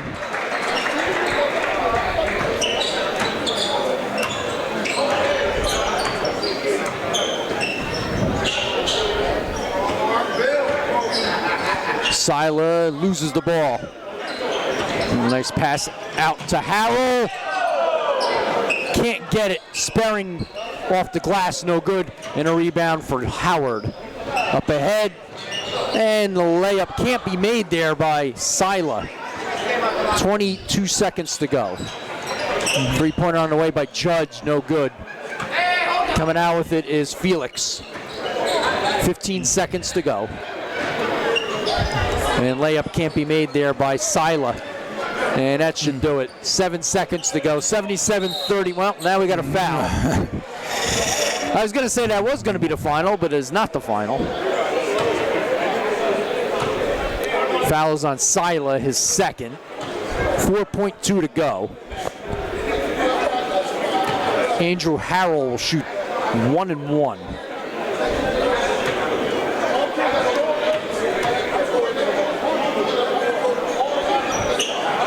Makes the first.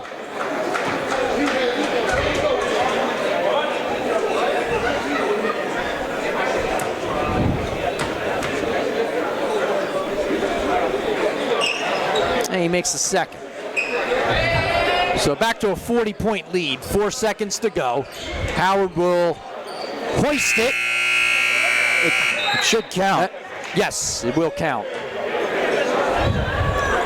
So the final score is Paul VI 79 and Summit Academy 42. And we'll hang on for the MVP award.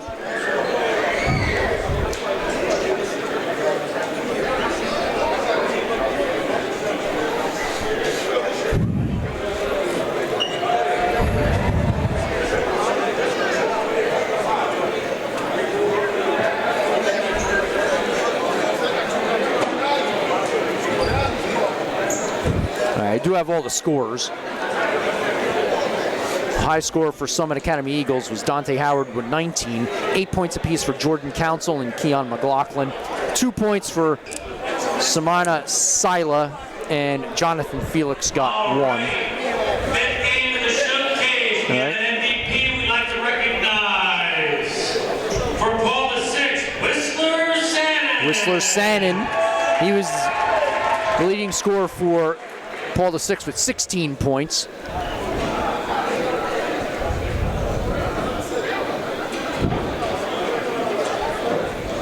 All right, we'll run down the rest of the scorers now. Nicolo Nabali had 13. Jalen Boyd Savage had 12. Jaden Arline had 11. Andrew Harrell had 9. And Colin Sperring had 6. So you had 4 players with double digits. Yeah, that says a lot. Good balanced scoring there, and good defense, and just a great all-around effort. All right, so get ready for our 6th and final game. And I'd say in about 15 minutes, maybe 20 minutes, depending on when they start the clock. It'll be Math, Civic Science versus Pensgrove. So once again, the final score is Paul VI 79, Summit Academy 42. We'll see you in a few minutes.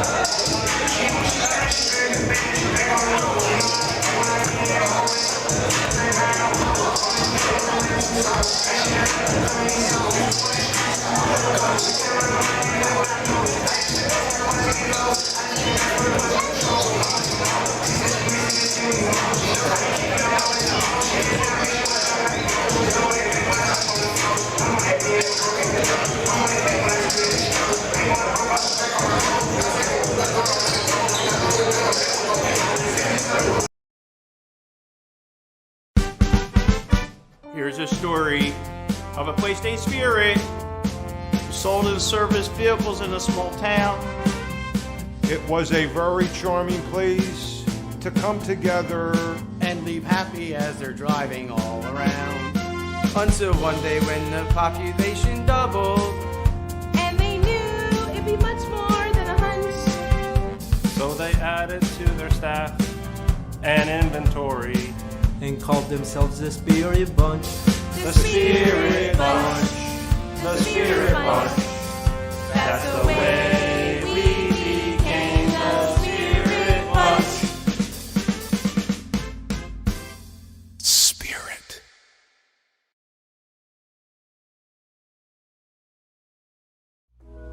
Shop at fairs. Eat fresh. Feel good. Fresh meats, poultry, vegetables and fruit, and all your grocery needs, all day, every day. And Fairs Market, serving the Camden community for over 60 years. 1400 Haddon Avenue, Camden, New Jersey. Do you need coverage? Not that kind of coverage. More like this kind of coverage. If you need coverage, call 215-559-7300. National Video Productions has you covered. Need a promo? Hosting a live event? Celebrating a special occasion? The National Video Productions has you covered. No, not that kind of covered. More like this kind of covered. And this kind of covered. Get live coverage and live stream that live event. If you need coverage, call 215-559-7300. National Video Productions has you covered. Weddings, corporate events, sporting events, graduations, grand opening, concerts, car shows, fundraisers, dance recitals, and more. If you need coverage, call 215-559-7300. National Video Productions has you covered. game day. Last season you were watching football at the mercy of that loathed cable company and your weird roommate with the ornery chinchilla. But today you're gonna watch wherever the wild you want. You go here, Wild Wing Cafe. They've got all the games on more screens than you can count, and cute roommates. This is just the wild you need. So go wild, superfan. We can't help you choking QB, but we do have cold beer.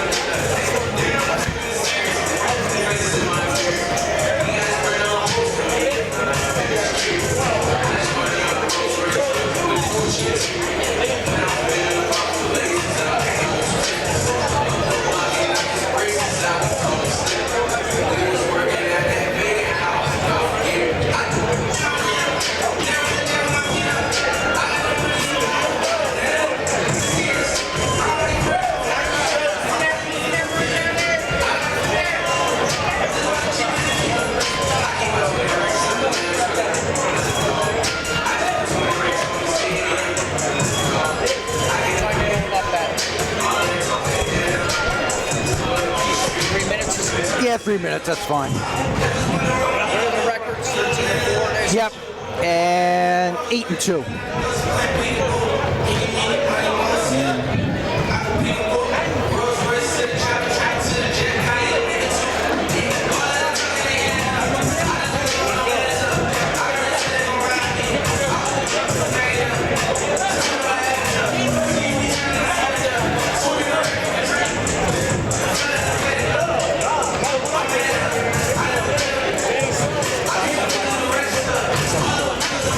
It's not too bad, half hour behind. Yeah, it's not, yeah, at 6 games it was only a half hour behind, that's pretty good.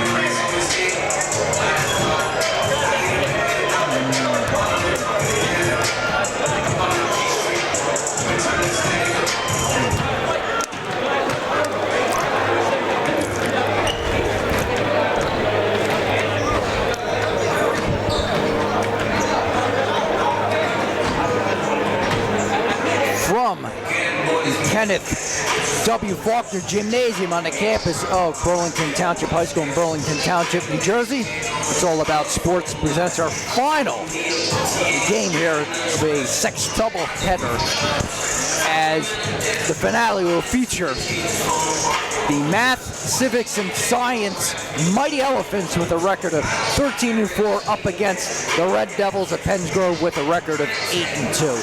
Hello, I'm Glenn Perry, and joining me tonight is Dean Perry, and both teams coming to good records. We saw Penns Grove here on the It's All About Sports Network on the 28th, as they had a quality win over Sankofa, as they won 51-46. So should be a good game tonight, looking at both records. Matt's Civics and Science out of Philadelphia are up against Penns Grove. So it should be a good interstate matchup here. One thing I noticed about Matt's Civics and Science is their size. I mean, Nadir Wood is 6'8", and Darion Prescott is 6'9", so I mean, you got some size there. Yeah, that may be a problem there for Penns Grove. Yeah, they got a 6'4" for Penns Grove, Daryl Spence, and then Ortiz at 6'5". Well, you got Jalen Newton at 6'7", so he's one of their main players, as Newton is averaging 10-3 a game, 8.7 rebounds a game. So, but Kayvon Lewis is their big scorer for Penns Grove. He averages 17 a game, and Jamar Data Johnson averages 10-8 a game, but he also dishes out 6.1 assists per game and 2 steals per game. So he's going to be very active tonight. Yeah, they're going to have to do it with really with quickness and good defense.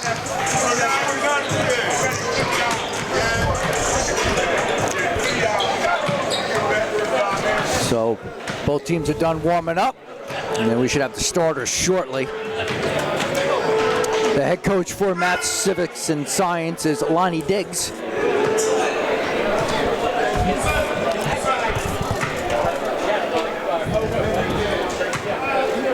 And the head coach for Penns Grove is Damian Ware.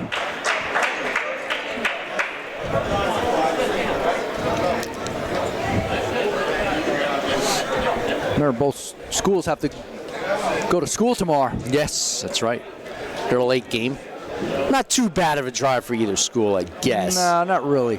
I mean, I guess Penns Grove, what, 45 minutes away, if that? That's about right. Maybe a half hour, 45 minutes. Probably Math, Civic Science is closer. They're in Philadelphia. Yes. We'll start with Penns Grove Red Devils. Is a 6'9" senior forward, number 23, Jalen Newton. Is a 6'4" junior center, number 30, Sejan Ortiz. Is a 5'9" junior forward, number 15, Aaron Frazier Spencer. He is a 5'10" senior guard, number 2, Jamar Johnson. And he is a 5'10" senior guard, number 1, Kayvon Lewis. And the Red Devils are coached by Damian Ware, assisted by Clint Brown and Dante Howard. And now for the Math, Civics, and Sciences Mighty Elephants. He is a 6-foot senior guard, number 4, Naeem Edwards.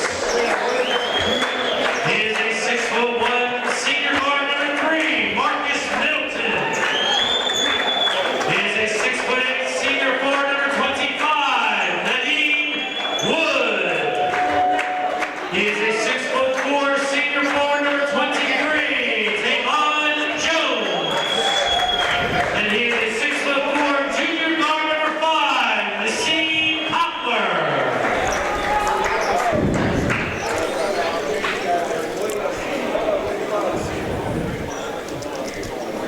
All right, it should be starting shortly here in the finale.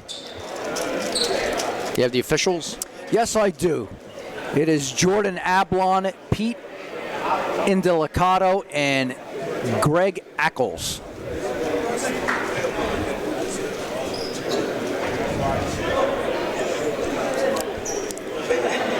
So the marathon's about to end after this game.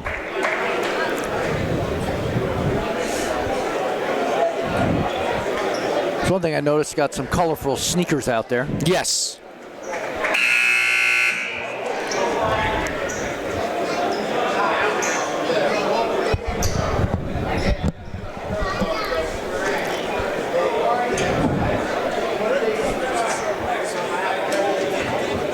So tipping it off will be Jacine Newton against Nadir Wood. Had a problem with the jump there. The official, yes, had to back out. Actually, should say Jalen Newton for Pennsgrove. And I guess they got to wave the photographer away. Yeah, he's right under the basket. I think they had to move him. And run away and tip off one there by Math, Civics, and Science. So here's Middleton. Now over to Jones. Poplar dishes it out to Jones. Now to Wood. Wood makes a move inside and he gets fouled underneath. Yeah, good low post move by Wood there. Foul committed against Kayvon Lewis. Yeah, they don't want him in foul trouble. So at the line will be Nadir Wood, shooting 2, as we are 24 seconds in.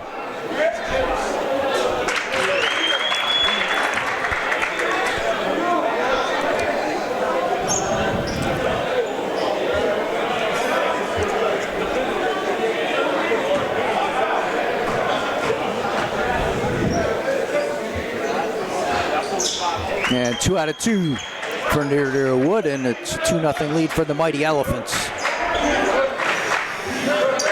Here's Lewis. And look at that, 3-pointer. Well, he's wide open, so he said, I might as well just take it, and he made it.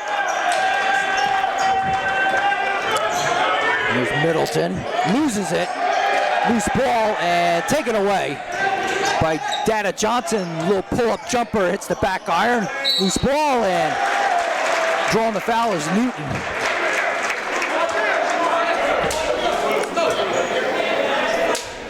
Foul committed against Tavon Jones. That's his first.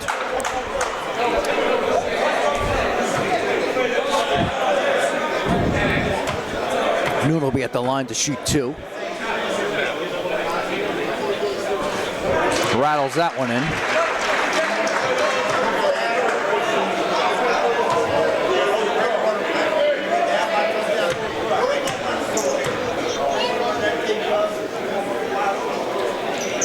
And 2 out of 2 for Newton. 3-point lead here for the Red Devils of Pennsgrove.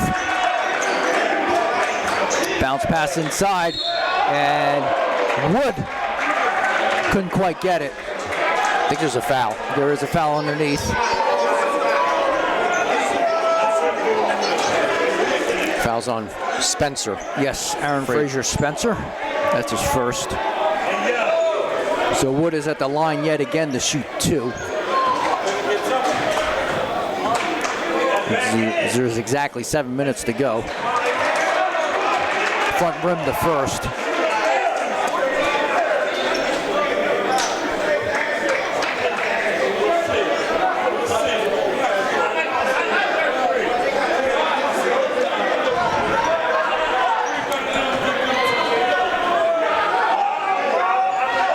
For 2 and a rebound there for Dada Johnson.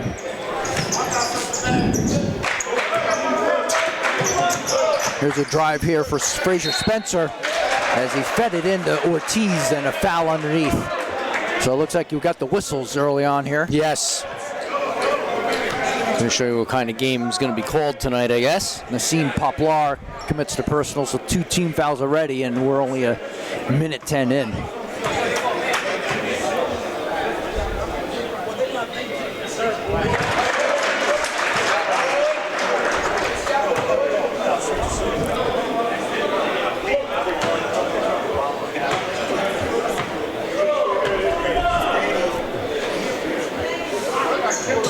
1 out of 2, and a rebound there for Jones. And we got a jump ball. So the Penns Grove on the alternate possession.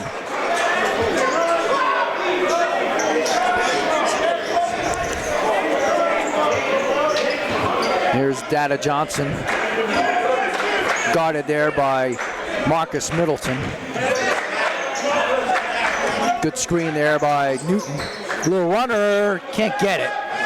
And a rebound taken away by Edwards. Edwards gets it hit from behind, but getting it right there is Jones. And Edwards dishes it out, deflected there by Frazier Spencer, but it'll still be Mighty Elephants ball.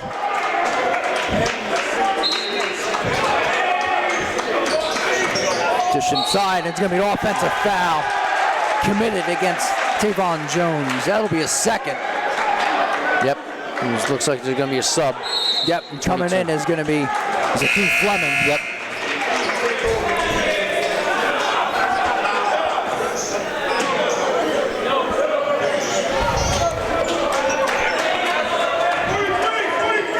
Jameer Dada Johnson behind the back. Over to Lewis. Lewis will drive it, and he gets swatted there by Fleming. Yeah, good block by Fleming. Timed it perfectly. It'll still be Penns Grove possession. There's Newton for 3. A little short, he knew it. Gets his own rebound. Yeah, good job by him. He followed it up. Lewis, little runner off the glass, can't get it. And a rebound gathered in by Wood. Up ahead to Poplar. Loses it along the way. Takes the shot, no good, and the rebound there for Ortiz. Well, he had it and lost it. And back to Wood. Offensive rebound put back in by Middleton. Boy, Wood, he looked like he shuffled his feet there. He got away with one, I thought. Yeah, it looks like he's smiling on the way back. Here's Frazier Spencer for 3, can't get it. And gathered in by Wood. Well, you got hounding defense, a double team there. Ortiz in there with Frazier Spence. Fleming took Spencer. Fleming took the shot. Middleton with offensive rebound. 3-point attempt off the mark there by Poplar. Fleming with an offensive board. Still kept alive there by Math, Civics and Science. And a nice swat there by Newton on an attempt there by Fleming. And a layup is good there by Kevon Lewis. Boy, he got enough high off the glass to get it over the block shot attempt. 4.5 minutes to go. 4-point lead for Penns Grove. Stolen, taken away there by Ortiz. Back to Lewis. He loses it along the way. Yeah, good defense by Middleton. And we'll have a jump ball. It'll be Math, Civics, and Science basketball. 4:20 remaining here in the opening quarter. And Nixon comes in, as well as Johnson. Naeem Johnson for the Mighty Elephants. Leaving is Naeem Edwards, as well as Middleton. Here's Sneed with it. Over to Nixon. Bounce pass right there to Wood. Dishes it off, and a layup is good by Poplar. With exactly 4 minutes to go. Might have a foul. Oh, wow. Yeah, you're right. On the inbound, I guess. Now, who's it on? Unless it was a delay of game or something. Yeah, maybe it was. Might have been a delay of game warning. Okay. There's Dada Johnson with it. 8-6 is the score. Now over to Ransom. Lewis. Defended there by Nixon. Yeah, he had some Ransom open. Nice move there by Jamar Dada Johnson. Well, they put it in anyway, but Ransom was wide open under the basket and didn't see him, but Penns Grove still put it in, though. Poplar. He gets stripped. Nice job there by Dada Johnson, but taken away there by Wood. Underneath. layup, no good by Nixon, and we got a foul underneath the basket. Yeah, he got it back and got fouled. And that foul is against Nasir Robinson.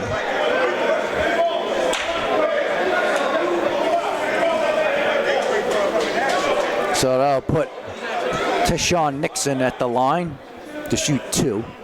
With 3:14 to go here in the quarter, first quarter it is.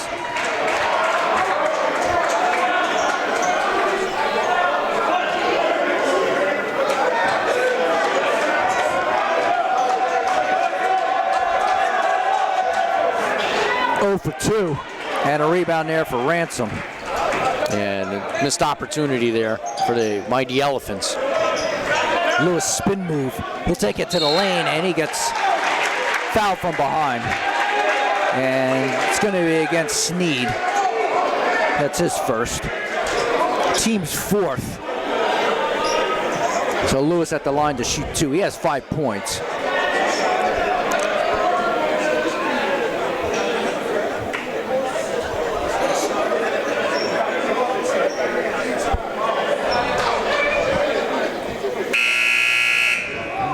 Nixon had to check out. I don't know if he has blood on his jersey or what. Yeah, he's head to the locker room. The official took him off the court. Naeem Edwards taking a spot at the line. 3:03 to go. At the lane, I should say, not the line.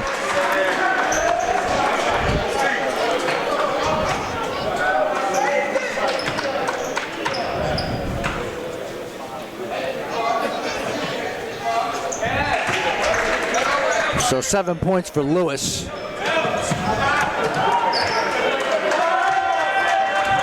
Poplar defended by Dada Johnson. Bounce pass it over to Edwards. Edwards, good in the foul. Yeah, drove to the lane and got hacked in the act. Fouls against Jalen Newton. That's his first. So Edwards will try to complete the 3-point play. Can't do it. Boy, they're not doing a good job at the foul line tonight. Yeah, and a rebound there for Ransom. There's Dada Johnson, loses it as he gets to the basket. Yeah, good job by Fleming. Yep, and now we got a reaching foul. No, it's stepped on the line. You're right. Stepped on the line. You're right. 2:38 to go in the first.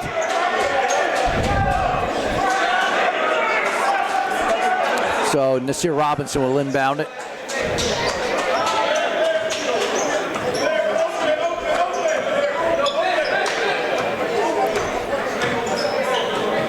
Three-point attempt from the corner. Nothing but net there for Jalen Newton. So a 7-point lead here for Pensgrove. 2:15 to go here in the first. Nice moves there for Edwards. We'll back it off. Edwards puts it up. Left-hander tipped around by Wood. Loose ball. Wood again lays it up and in.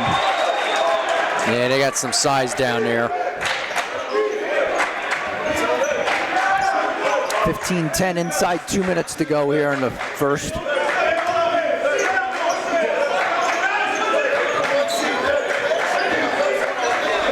Dada Johnson loses it behind the back. Edwards takes it away. There's a drive by, there's a block. Yeah, block there by Sneed. Now taken away by Newton. Over to Lewis, he'll take the 3. It's the back iron, loose ball. Offensive rebound by Ransom, and he gets 2. Nice job. Was all alone in the lane, caught it, and goes right back up. So 7-point lead now for Pensgrove. We got a little reach-in foul against the Red Devils.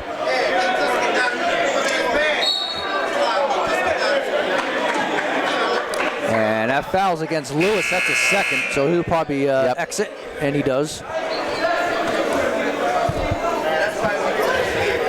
Yeah, he's averaging 17 a game, so not a good foul there. Already 16 fouls for Pensgrove. One more put him in a bonus. Yeah, both teams have fouled early on in this first quarter.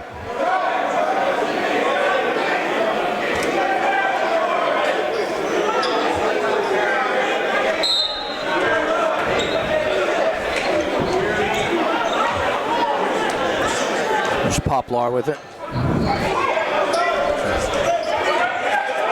As we have 1 minute to go here in the first. Over there to Sneed. Edwards. Back to Sneed, and he steps out of bounds. Yeah, he was right along the baseline. Fortunately for him, he stepped on the end line. 49.1 remaining.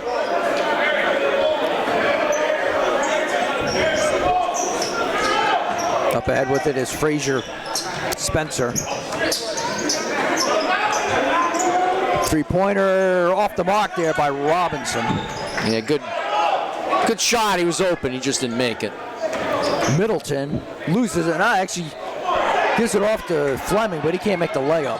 Stolen, taken away there by Poplar. Good in the foul.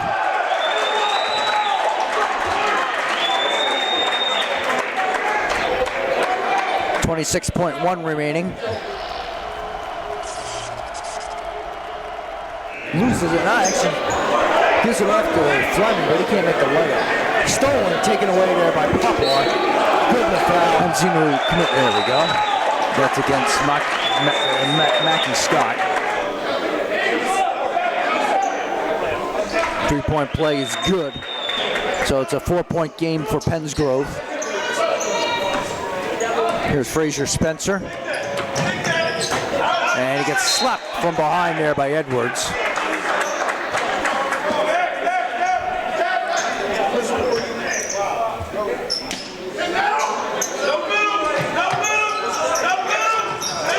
Trying to find inside to Scott, but taken away. Back the other way, and the layup is good there by Tashawn Nixon. Yeah, if you're Pensgrove, play for the last shot. Yeah, they played a good first quarter, though they struggled late here in the quarter. Here's Data Johnson, and that's no good. So we've reached in the first quarter with the score. Pensgrove 17, Math, Civics, Science 15. We'll take a timeout here on It's All About Sports.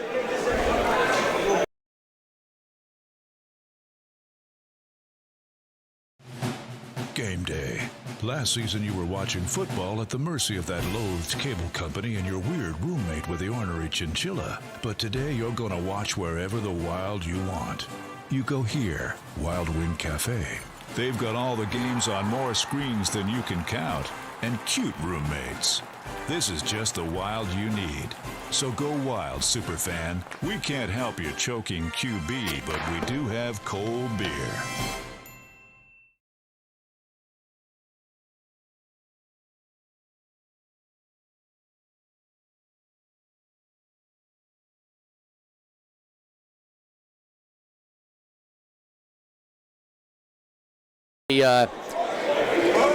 The Mighty Elephants are in the bonus, so any fouls for Pensgrove, and they'll put them at the line.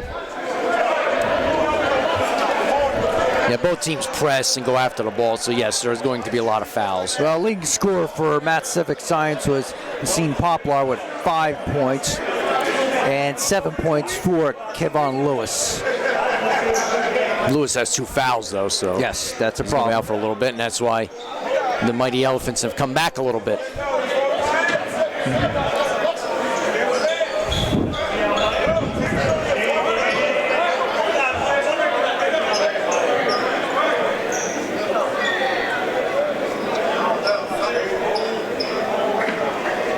We got a delay in the start. Something's wrong with the Math Civic Science bench. Now it looks like they're ready.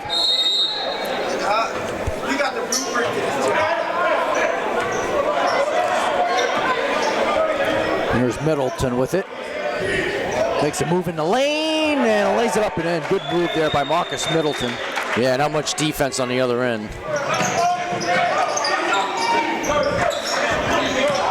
Inside is Robinson, lays it up and in.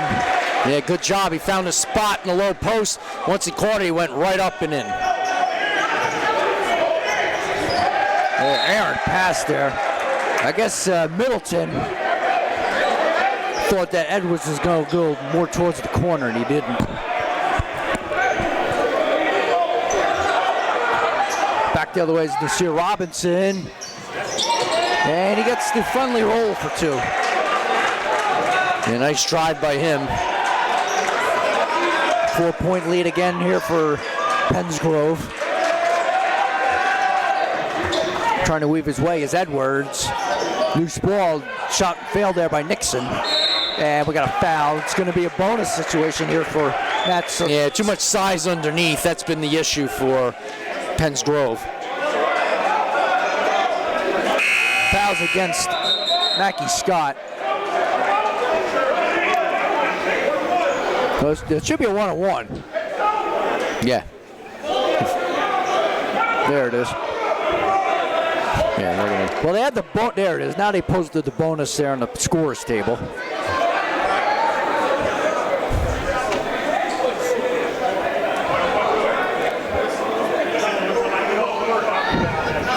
So Poplar will shoot a 1-on-1.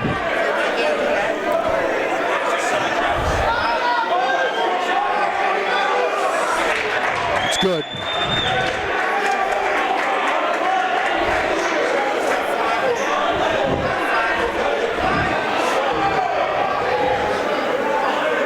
Two for 2 for Poplar and 2-point game. Robinson.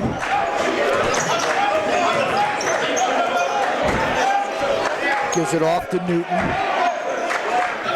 Back to Robinson.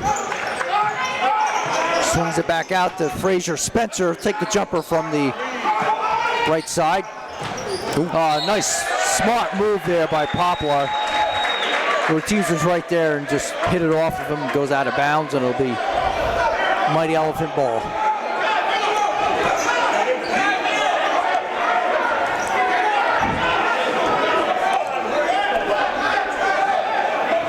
Middleton kicks it back out. 3-point attempt by Poplar. Can't get it. Offensive rebound. Good on the foul there. I believe that's Barton. Yes. Yeah, once again, Pensgrove. Go ahead. The Pensgrove getting killed underneath on the offensive rebounds. That's Barron. Nadir Barron. Foul committed against Cezanne Ortiz. And gets the friendly roll there. So Math Civics and Science takes its lead, 22-21. 3-point attempt here for Newton. Can't get it. Gets his own rebound. Newton, blocking foul. That's good.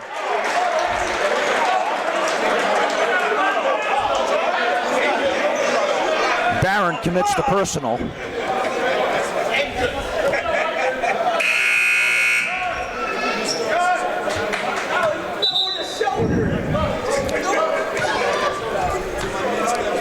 Scott leaves and in comes Dada Johnson. So Newton will try to convert on the 3-point play.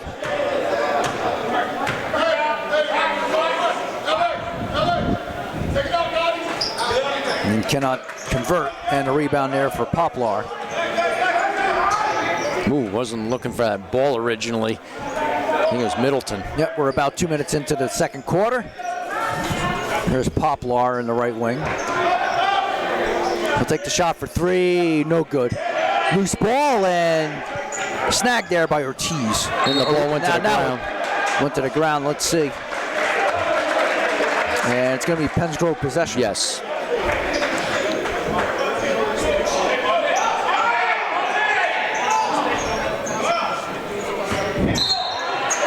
And we got a foul. It's gonna be a 1-on-1.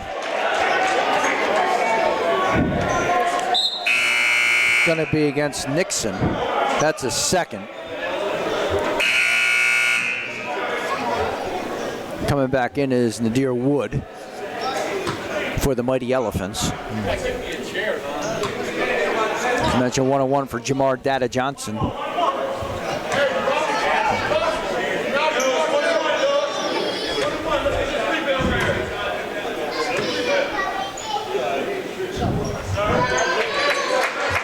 gets the first.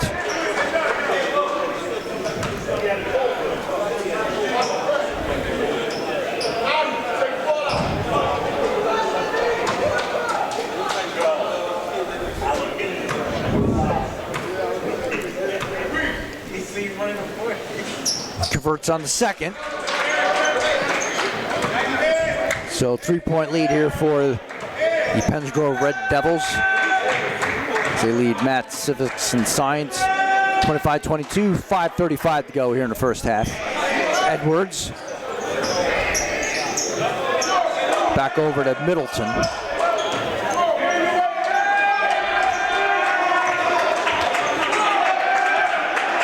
Slowing it down a little bit is Math, Civics, and Science. A little give and go here. Bounce pass. And Wood couldn't handle it. It's a turnover. A little bit of a low pass on the bounce attempt. Yeah, it could have been better up near the chest area.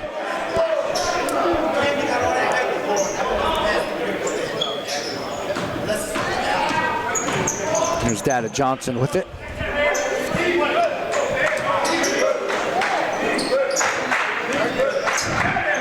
Handoff. Here's Robinson. Send it right over to Dada Johnson.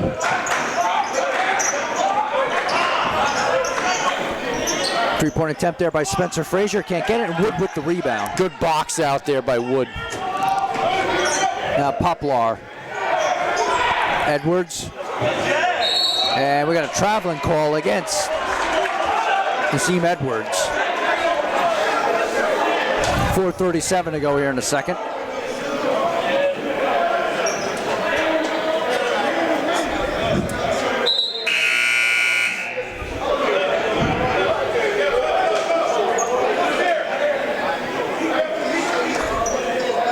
Looks like a substitution here. Robinson leaves, and it's like, is that Patrick? Yep, that's Jaleel Patrick in for Penns Grove. There's a move there by Newton, lays it up hard off the glass. Yeah, and it's going to be a foul, I believe, on Ortiz. Yeah, that'll be a loose ball, so it's going to be a double bonus. That'll be a second.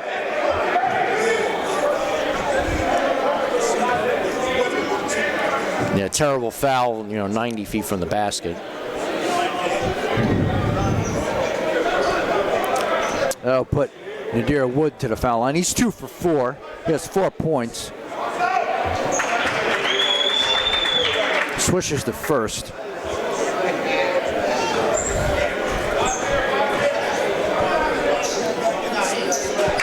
Two for 2. And it's a 1-point game in favor of Penns Grove. Here's Dada Johnson, dishes it off. 3-point attempt, and off the mark there by Patrick. Now, Poplar thought about the 3, goes inside instead and uses the glass for 2. Yeah, nice job. Faked one way to the right and then went to the left and reversed it in. We're halfway through the second quarter. Mighty Elephants with a 1-point lead. Nice Deflected. hands. Yep, taken away by Wood. Oh, and Travel. Middleton travels.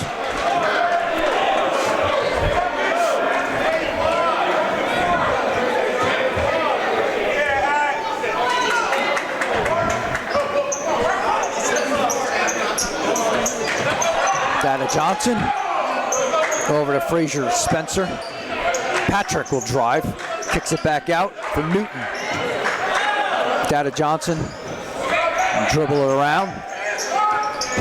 Nice move there by Spencer Frazier. Now he loses control along the way, but he gets fouled. I was going to say, he dribbled off his leg a little bit, but he got bailed out.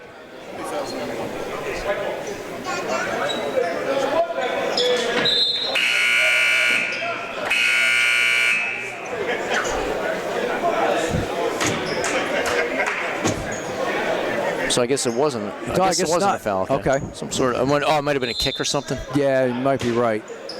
So Frazier Spencer will inbound it, and long inbounds pass all the way over to Jamar Dada Johnson in the lane. Really stripped away there by Wood. Up ahead to Middleton. Bounce pass, lost control, taken away by Patrick, loose ball, and getting fouled is Poplar.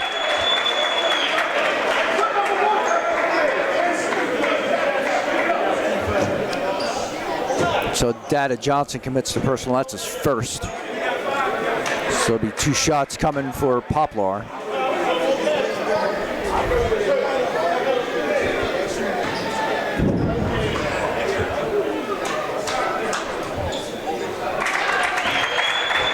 First shot is good.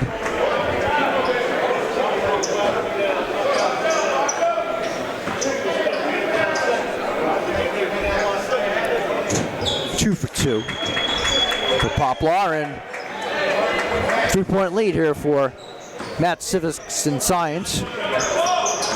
Patrick, almost. Yeah, he exposed the ball. Poplar stripped it out of there and lays it up for 2. Yeah, Poplar just took it away and eventually got it back, but timeout for Pensgrove. Like I say, 13 points, 8 in the second quarter for Poplar. Timeout with 2:56 to go here in the second quarter.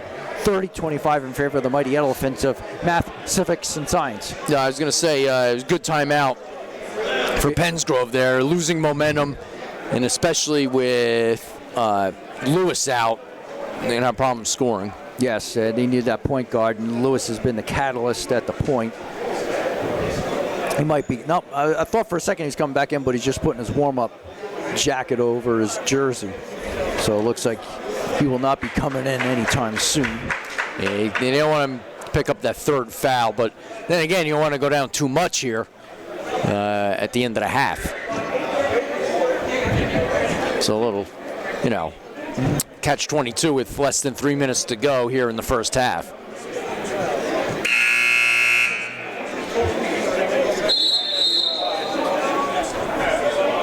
So right now, 15 points in the second quarter for the Mighty Elephants. So they've had an offensive output here in the second quarter.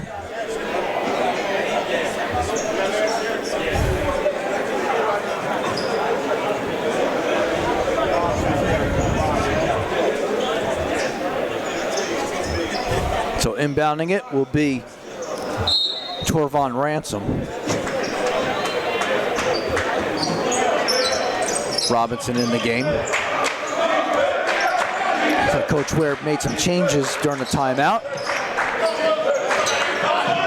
And deflected, taken away there by Jones. Devon Jones puts it in for 2. Yeah, he anticipated that pass, stuck his arm out, got it, and was able to go and lay it in. Back there lays Dada Johnson, but and it's going to be a foul against the Mighty Elephants.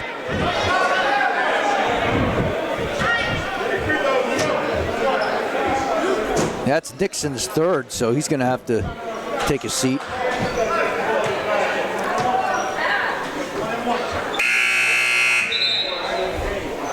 And in comes Edwards. He's going to have to replace Nixon, I would think.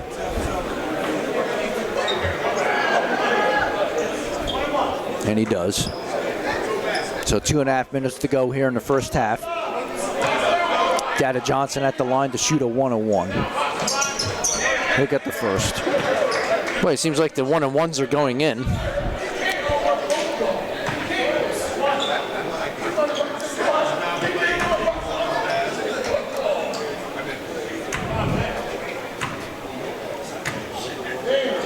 Dada Johnson, 1 out of 2. So 6-point lead here for Matt Civic Science. And a foul against Ransom. That's a bad foul. It really is.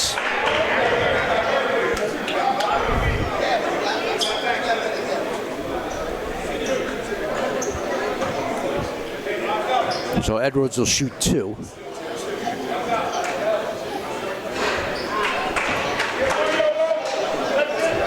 Can't get the first.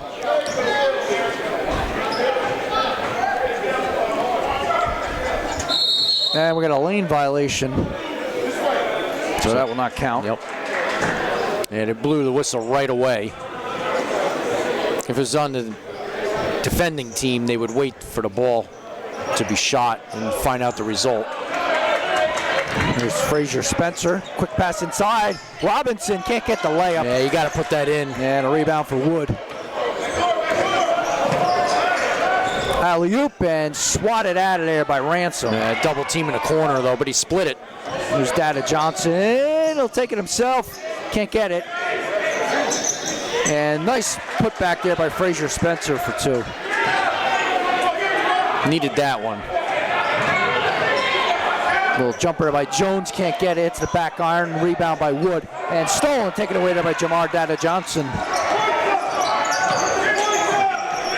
There's Robinson from the corner, can't get it. Offensive rebound, and put back in there by Aaron Frazier Spencer. Yeah, Frazier Spencer comes flying in off the miss, and the big thing was he caught it and put it right up. No reaction time for the defense. Yeah, right in midair. Nope. Poplar thought about the 3, but passes it back to Edwards. 1:15 to go here in a second. 2-point game.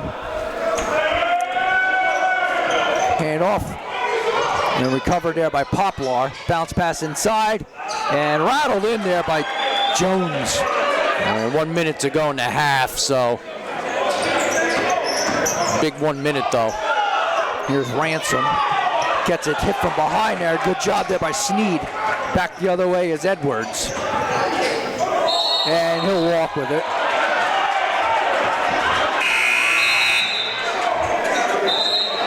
So coming back in is Nadir Barron for the Mighty Elephants.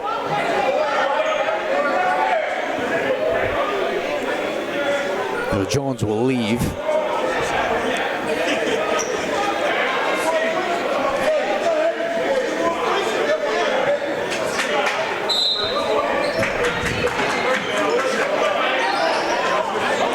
Deflected, and we got a foul. Yep. 1-1. Yes. I think Barron committed a personal. He must have gotten him from behind. Yes, that's who it is.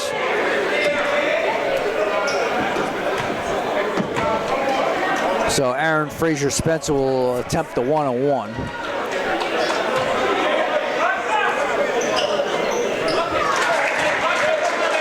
You mentioned, Dean, both teams have made the first of the 1-on-1s.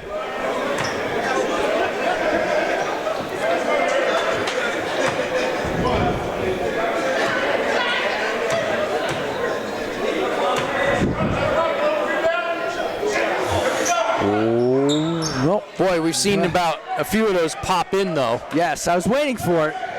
I thought it was going to go in. Well, here's Sneed. He'll sneak in there, but deflected out by Pensgrove. 34.6 remaining. 34-31. So Nadir Barron will inbound it. Looks like they might hang on for the last shot here. Looks like they are content for the last shot.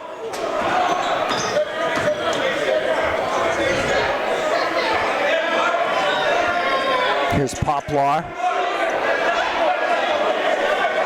Over to Middleton. 10 seconds to go. Poplar. Middleton. Back to Poplar. In the corner for 3. Off the mark there by Sneed. So that's going to do it for the first half. So good first, second quarter there for Matt Civics and Science as they lead Pensgrove 34-31 at the half. We'll take a timeout. You're watching It's All About Sports Network.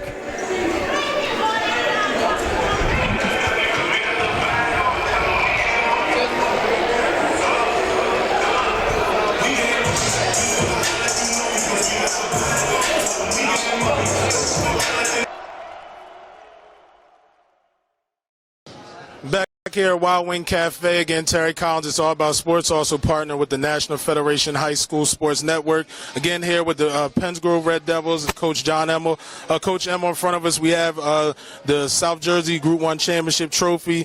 You guys hoisted that last year. Talk about what it would mean for you guys to bring this back, back-to-back championships here for Pensgrove. It would mean everything. I mean, you know, we haven't won enough to where we'll ever get tired of trying to get one of those. I was fortunate to be an assistant coach and win one at West Efford. Obviously, winning one last year at Penns Grove is the highlight of my coaching career in my life. You know, we have an opportunity to get another one, and we're going to come out ready to go and do everything we can to try to get one.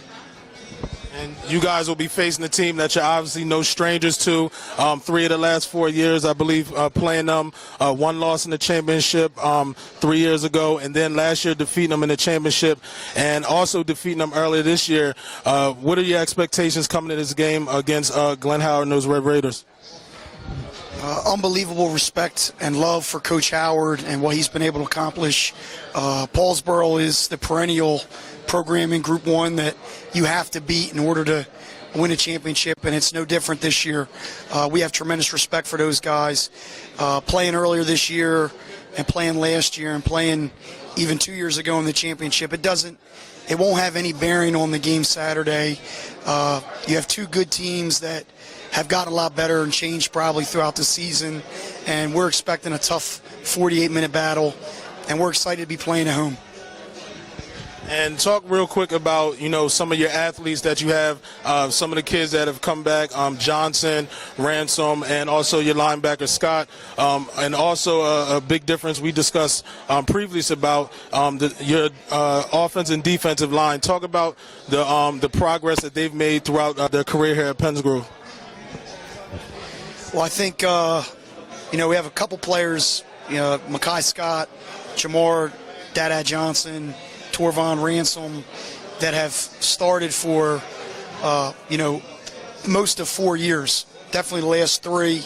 And those guys are some of the best players, in my opinion, to play their position at Penns Grove High School. As far as the offensive and defensive lines go, I think that's what's made our team this year probably more complete than any team I've had. This is the best offensive line I've had. The guys have gotten better every week and throughout the season. We've been able to run the ball, do some things offensively that has made us, you know, more difficult to defend. And I was really excited coming into the year to have those guys back, and they haven't disappointed me. You know, Jared McNair, who's to my left, and Nasir Robinson to my right. You know, Nasir, obviously, this is his 3rd year playing a key role for us, and he's become kind of the key guy on offense. But there's a lot of other guys, Jayon Carter, Tyon Brewer, you know, Jameer Gilliam, that who also, you know, like I said, role player types that on any given week, you know, they could step up and be the key guy. And obviously, I'd be remiss if I didn't mention Kavon Lewis. Kavon's not with us tonight, but he's been our starter the last 3 years at quarterback. He set the school record for touchdowns earlier this year.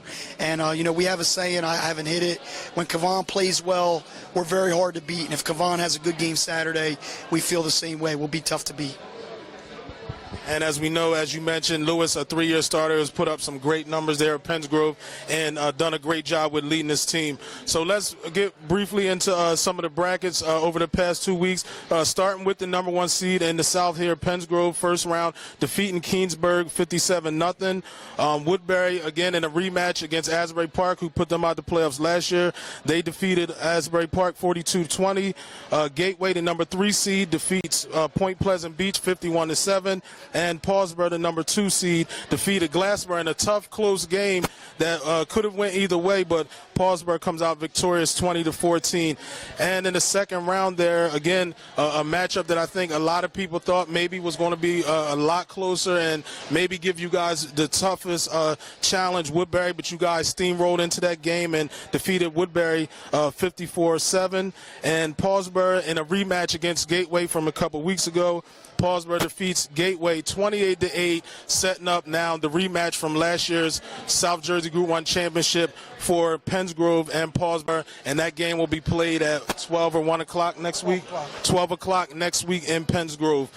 Moving along to the Central Jersey Group 1 bracket, the number 1 seed, which is maybe the most shocking game in the bracket in all Group 1. Willingboro defeats in the first round 61-0 over Haddon Township. Buna, the number 4 seed, defeats Burlington City 63-19. And then your crosstown rival Salem in the first round defeated Middlesex 47-7. And Woodstown, also another close rival, the number 2 seed, they defeated Pennsville 47-14. And now getting to that game that I think a lot of people have really expected to be a steamroll, kind of like you guys been doing. Willingboro team we had here last week. Willingboro gets maybe the closest game in the tournament from, you know, as far as uneven team-wise, what a lot of people thought. But Willingboro got a handful from Buna, and they defeat Buna in a close game 30-28. That easily could have went either way. Salem went on to defeat a good close rival in Woodstown 31-6 in a game I think a lot of people thought maybe would have been a lot closer. So now Salem will go into Willingboro, and they will play that team, the 1 seed versus the 3 seed, and I think that's a game that a lot of people now are maybe looking at, that, you know, Salem maybe has more of a chance than anybody ever thought. And I know you're no stranger to that team. Talk to us real quickly about that Salem team. You played them a couple weeks ago. Yeah, Salem, you know, they're one of the hottest teams in the playoffs right now. I think if you look at our game, we were up on them 27-6, and they rolled back and had a chance to, you know, tie the game in the last minute when Mackay Scott came up with, you know, one of the best tackles you ever see. You know, they carried that into the playoffs. Steamrolled Middlesex, as you said, and then really took care of a Woodstown team that had been pretty impressive all year. You know, they're going on the road. So I think Salem is one of the hotter teams in Group 1, and definitely maybe overlooked by some people, not us. You know, we expect at the end of the year for them to be there. This is their 4th championship game in the last 6 years. So they have a lot of experience on that team, a lot of experience on the coaching staff, and I would expect them to be definitely ready to go, and they're going to give Willingboro everything they have on Friday. So from the Central or the South Jersey Group 1 championship game, Paulsboro, the number 2 seed, will visit Pennsgrove, the defending champions, and the number 1 seed. And in the Central Group 1, you'll have the number 1 seed, Willingboro, hosting the number 3 seed, Salem Rams. It looks to be an exciting weekend for Group 1 Central and South Jersey. And again, fellas, congratulations on getting back to the championship. Good luck next week, guys. All right, so we're going.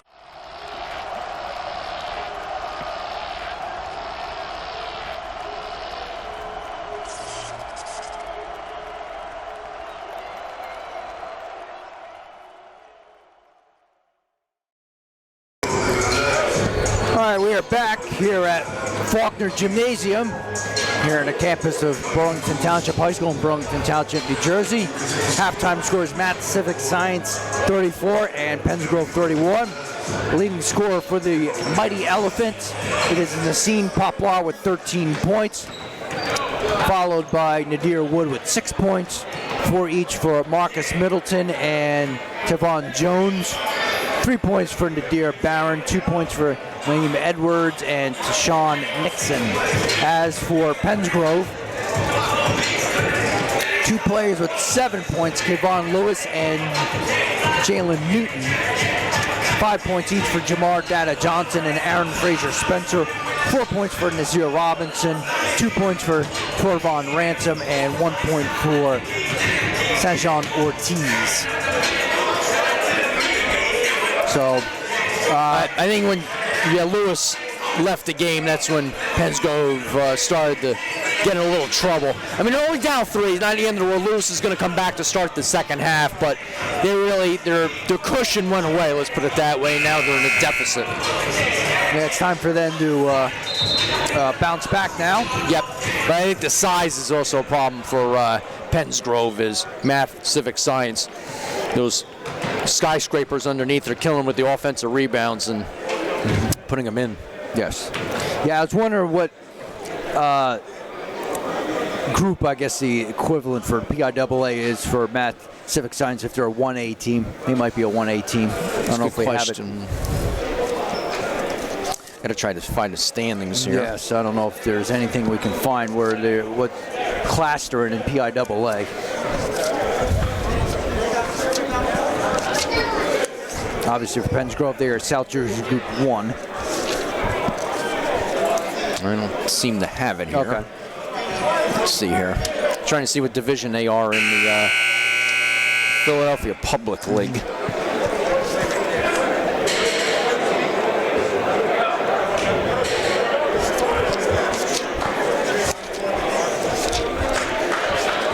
So inbounding will be Aaron Frazier Spencer for the Red Devils of Penns Grove. Yeah. Can't find it. Okay.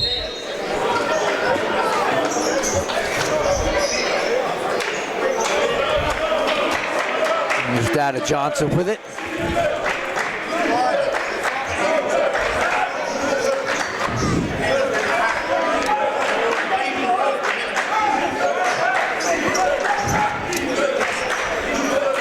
Frazier Spencer will drive it, dishes it off, and swatted away there by Jones. An attempt there by Ortiz to get a layup. Jones timed it perfectly, went up at the same time and just fouled the ball and swatted it away.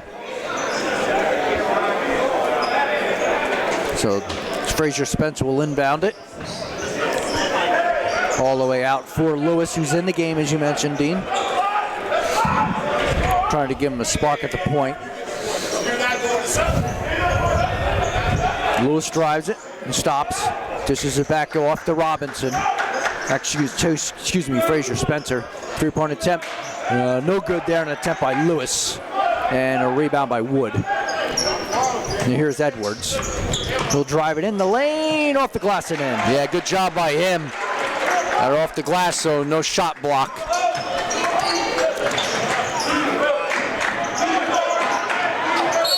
And we got a blocking foul against the Mighty Elephants of Math Civic Science. Let's see what it's going to be on. It's going to be on Nassim Poplar. That's a second.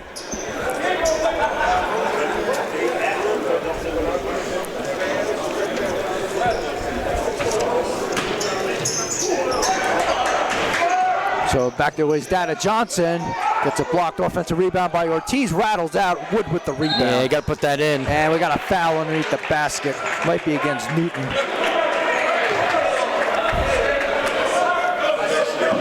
No, it's going to be against Ortiz. That's his third.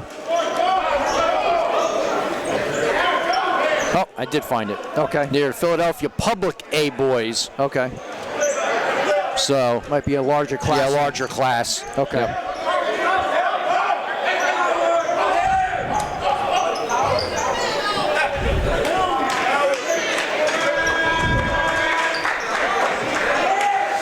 And drive by Jones. You're going to hear it from here. Here to slap.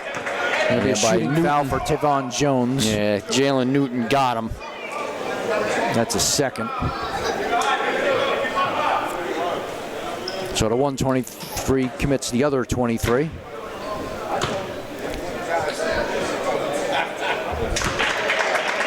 And that's the first. 6:27 to go here in the third.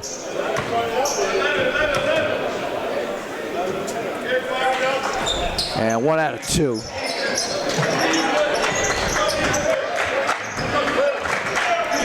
Here comes Dada Johnson. He'll send it over to Frazier Spencer. Back to Dada Johnson. Frazier Spencer will drive in the lane. Pump fakes. He'll take the shot this time, and it goes in. Yeah, good job. He has to get going again. Had a good, quick start. A long pass out there for Jones, and he gets deflected, blocked away, and we got a foul. Yeah, that's a good call. Yeah, contact underneath. Might be against Ortiz. And that's his fourth. Yeah, he's going to have to sit down now. That will put Tavon Jones at the line to shoot 2. Hits the front rim.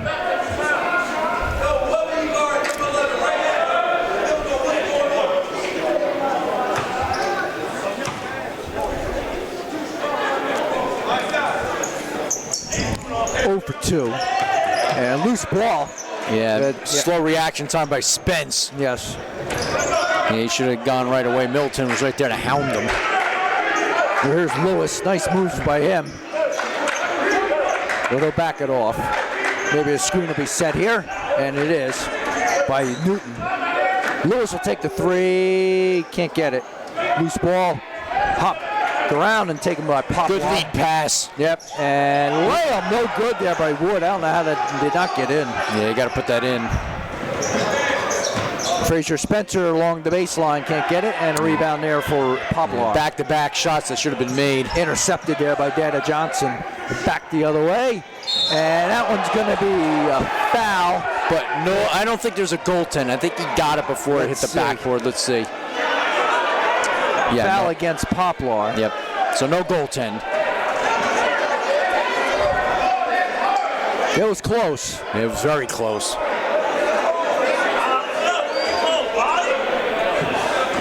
So Aaron Frazier Spencer will shoot 2.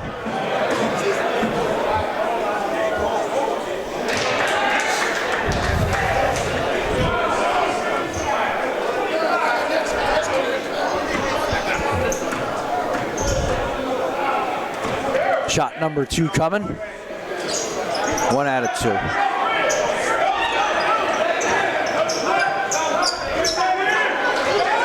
Here's Middleton with it.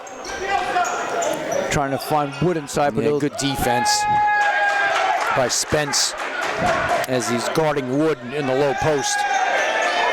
Middleton, back to Wood, over to Jones.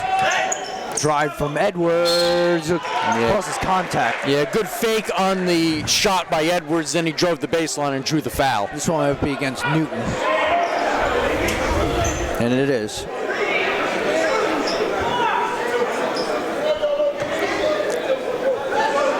That'll put Naeem Edwards at the line to shoot 2. Can't get the first. That'll give coaches headaches, missing foul shots.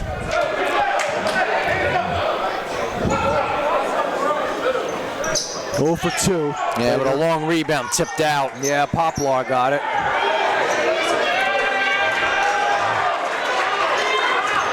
That's demoralizing if you're the defense. Here's Middleton, double team. We're almost taken out of there by Lewis. Now Poplar. And traveling call against Middleton. Yeah, he took a step before he started dribbling.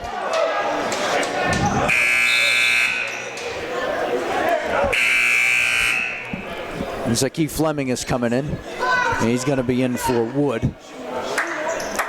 So a little smaller lineup here for the Mighty Elephants.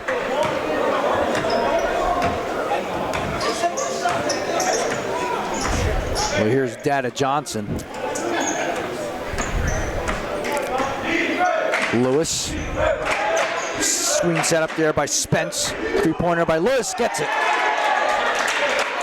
Yeah, got a screen, had an open look. It was a long 3, but he put it in. And we are tied at 37, halfway through the quarter. Edwards. And a layup, no good there by Jones. Yeah, good feed by Edwards. Jones couldn't put it in, though. Lewis, back iron. And taken away there by Jones, Tavon Jones. And it's going to be an offensive foul. Yeah, good call. That'll be his 3rd. Yeah, Aaron Frazier Spencer was definitely set. About 2 dribbles before he got to him.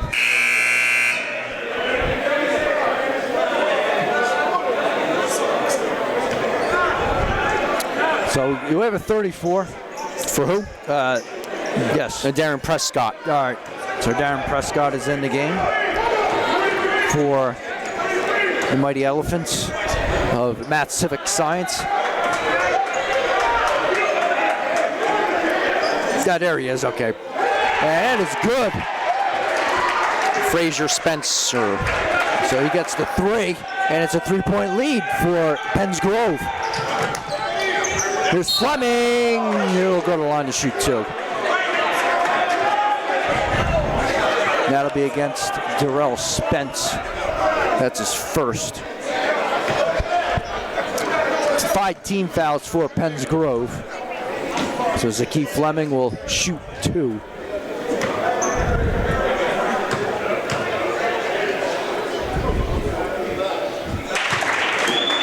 Gets his first point of the ball game.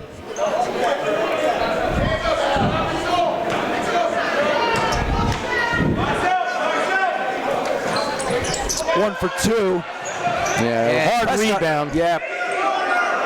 So Fleming gives it back to Poplar.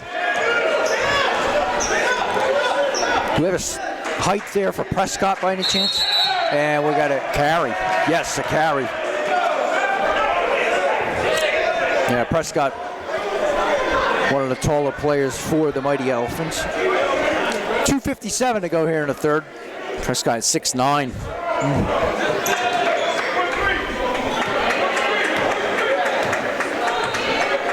I think he's a sophomore. I was going to say he looks young.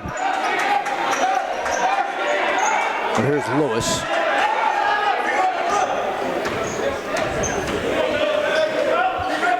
Trying to get by Sneed. Take the jumper off the glass and in. And we'll get a, ball. Ball was loose. But the screen was set. He took advantage of it, has some space to shoot. The good news is for Penns Grove is that Lewis is sparking the offense yet again, and he has not committed a foul since the first half. Yeah, so he's going to pretty much play through the fourth quarter, barring any quick fouls here.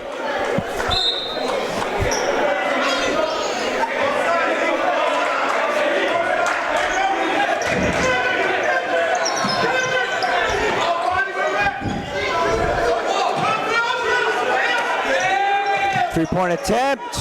Nothing but net there for Nadir Barron. Yeah, nice ball movement. They swung it around the arc, and he didn't hesitate, and Barron put it in for 3. Dada Johnson almost gets it poked out of there by Sneed. Three-point attempt. Frazier Spencer, no good. 2 on none. Yep, Poplar jams it home. Technically, he hung on. Now, the only thing he can argue is he could have gotten hurt. Yes, and there were players underneath. Let's take a look. Three-point attempt. Frazier Spencer, no good. Yeah, Poplar's there now. Could he? There's somebody underneath him. You can make the argument that there was a player underneath the basket. Now, the only thing he can argue is he could. For Poplar, that's his 4th personal now, along the technical. Got to put Kevon Lewis at the line.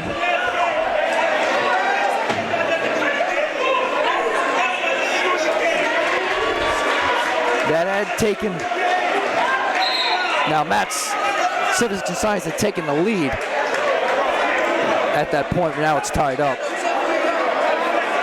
Yeah, I think head coach Alani Diggs wants an explanation. Penns Grove takes the lead again to get the ball. Maybe he can hang on him, but I think when he pulled up, that was the problem. Okay. So, but still, if there's a player under there, you know, you don't want to drop down and land on him.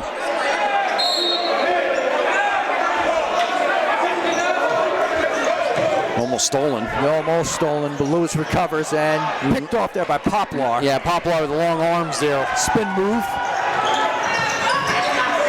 And swat away by Frazier Spencer.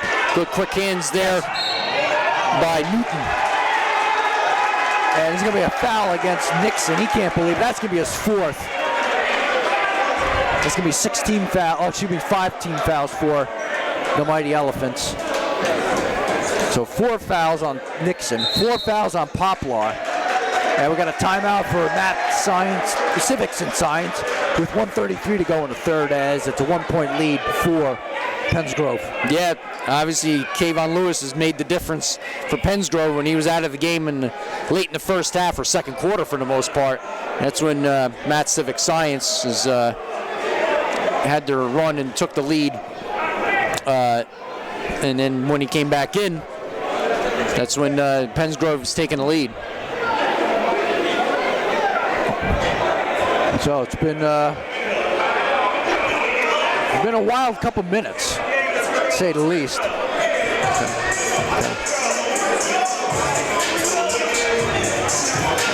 So to wrap things up, this is the final game of 6 games. Looking like it's the best game so far. Yes, very competitive, back and forth.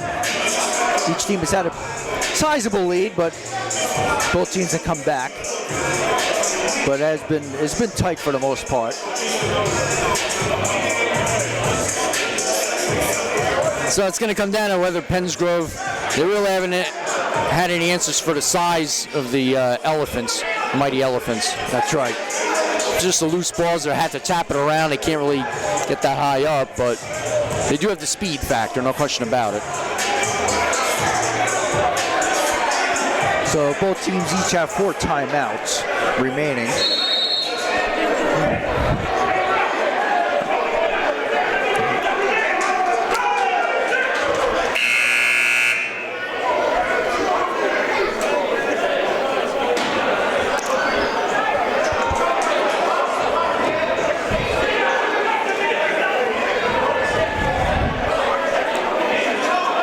Robinson will inbound it for, nope, he won't. They're going to inbound on the opposite end. Newton will do that.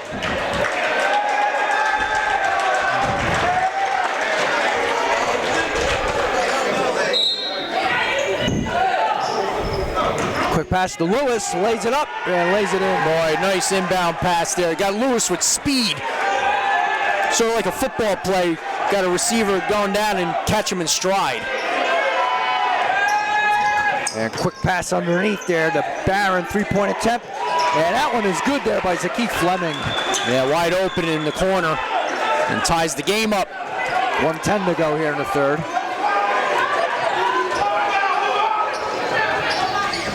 Lewis over for Frazier Spencer. Little jump up, pop up there by Robinson, no good.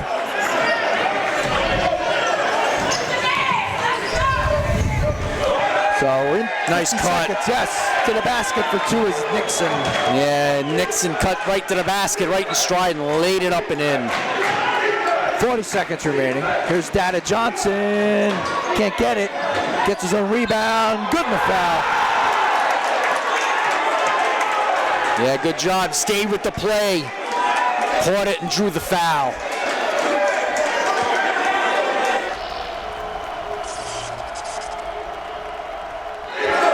Seconds remaining. Here's Dada Johnson.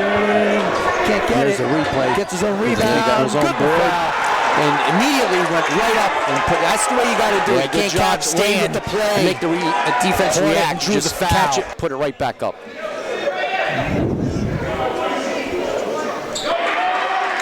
So 3-point play converted there by Dada Johnson. He has 8 points.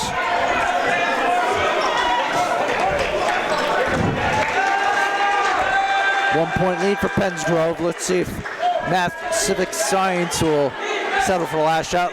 Looks like they are.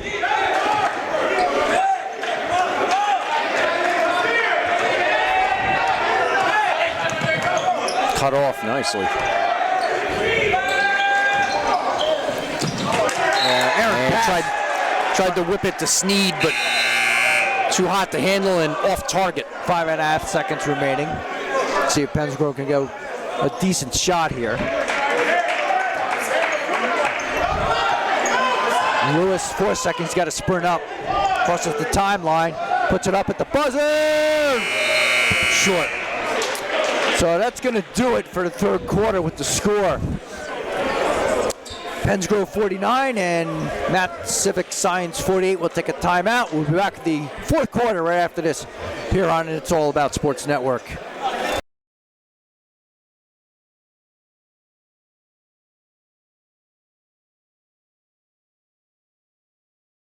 Do you need coverage?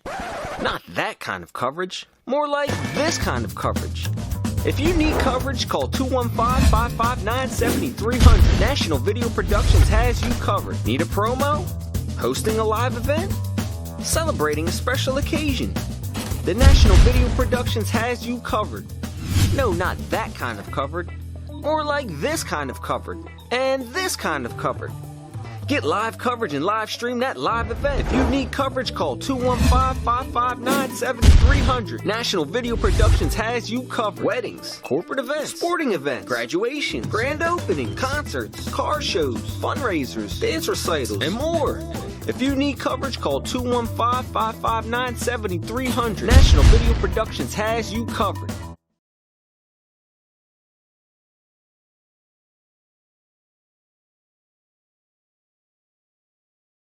Pensgrove leads it Yassine Poplar, leading scorer for Matt Civic Science with 15 points. And Kevon Lewis, 16 points for Pennsgrove, 9 in the third quarter. Yeah, so yeah, big difference there when he's in the game, no question about it. And that's why they have the 1 point lead. Here's Sneed, swings it out over to Edwards. Back over to Fleming for 3, he gets it. Nice catch and shoot. Ball loose again.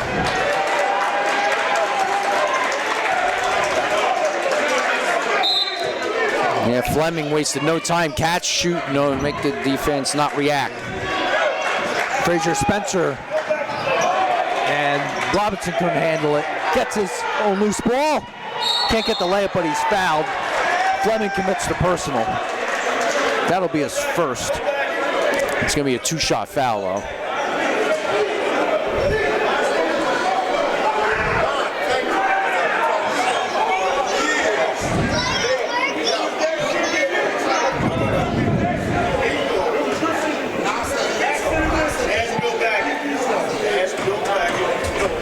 So Nasir Robinson will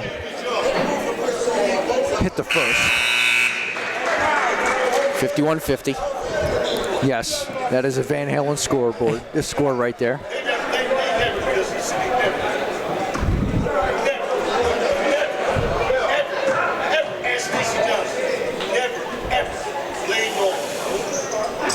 In and out. Rebound. Offensive rebound. Yep. There's a Lewis. Yeah, to scramble for the ball. He came out with it. There's Dada Johnson at the top, in between the circles. Swings it over. 3-point attempt there by Ransom. Can't get it. And a rebound taken there by Sneed. Now Edwards has it. Actually, he had it all the way. Edwards, good to foul. Yeah, if you're going to go after him, make sure he doesn't get the shot off. With 7:08 remaining here in the fourth.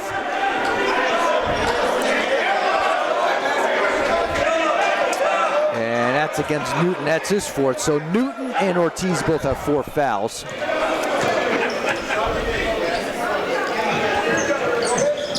Edwards can't get it. Offensive rebound there by Wood. Can't get it.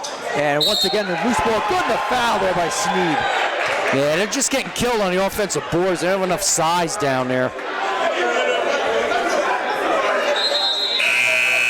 And that's against Ransom. That's his second. That'll put Sneed at the line to try to convert on the 3-point play. That was his first point of the ball game.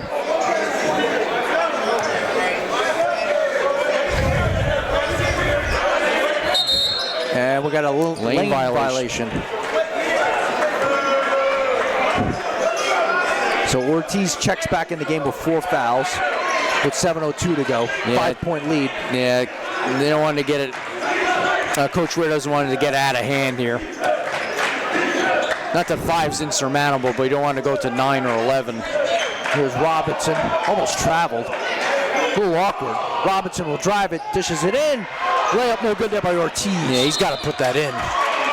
I know I keep saying that tonight, but those are high percentage shots you can't miss. Yes. And the Mighty Elephants will take possession. 6:40 and counting here in the fourth. Edwards lays it up and in. Yeah, they're just getting in towards the basket now. Yeah, especially since they got Ortiz with 4 fouls. There's going to come a point where Newton's going to have to come back in. There's Robinson off the glass and in. Yeah, good drive by him. Use the square. A lot of players don't use the square on the backboard too much. And the layup is good there by Nadir Wood. That's his first points of the second half, believe it or not. There's a drive there. Lost there by Dada Johnson. Back the other way. And here comes Nixon. Dishes it off. They're running Barron. They're running the floor so well now. Once they get the fast break going, transition, you're finishing off at the basket. Too many layups for Matt Civic Science, executing the offense perfectly. Timeout for Pennsgrove. 5:47 to go in the fourth. 61-52. Matt Civic Science on top here on the It's About Sports Network. It's all about Sports Network.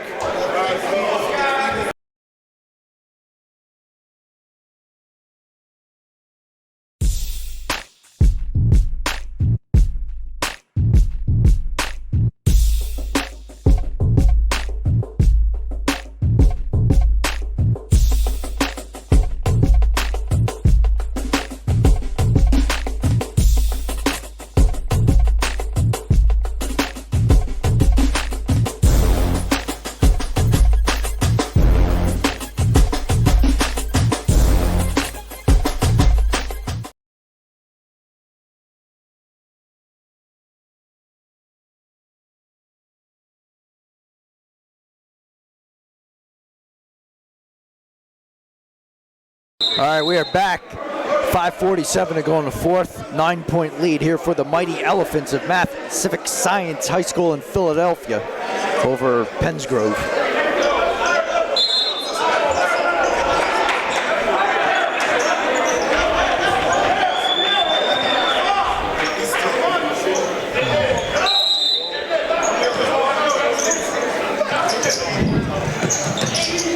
Up ahead with it is Dada Johnson.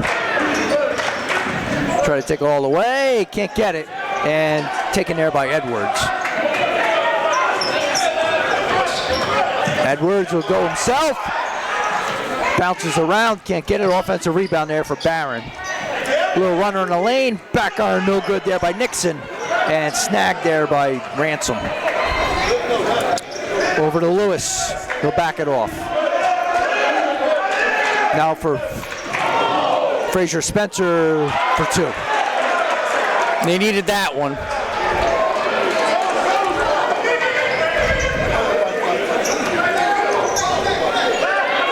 Now here's Sneed with it. Bounce pass over to Dixon. Sneed, defended there by Dada Johnson. Throw it over to Edwards. Edwards in the lane. Charge. Good call. So I say Frazier Spencer is right there, so it's a good call. And that's Edwards' first personal foul. So Tavon Jones will come in for Barron.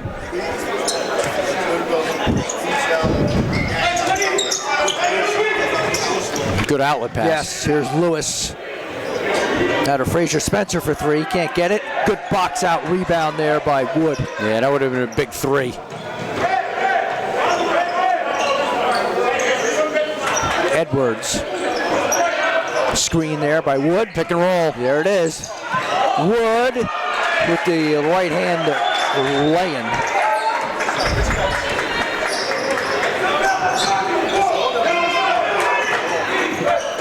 Bounce pass over to Frazier Spencer, a little 15-footer, no good. Long outlet pass intended for Sneed. He gets fouled. Yeah, he fouled him as Ransom was going for the ball, but he caught Sneed instead. That'll be Ransom's third personal. So Sneed will shoot 1 and 1. With 4:08 to go here in the fourth.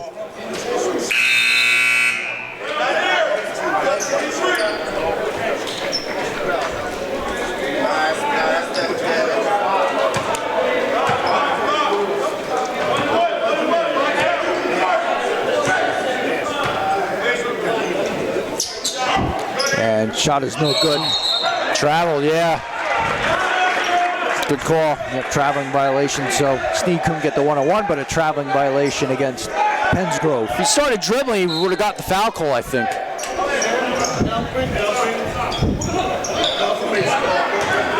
Here's Jones with it to Nixon. Under 4 minutes to go in the fourth. Bounce pass inside. And losing control there is Tavon Jones at turnover for the Mighty Elephants. 18 fouls apiece. Here's Dada Johnson. And foul committed as Newton will go to the line to shoot 2. Yeah, good job by Newton going towards the basket.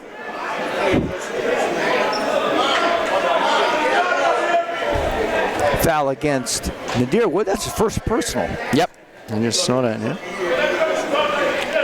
3 timeouts remaining for Pennsgrove and 4 remaining for Math Civic Science.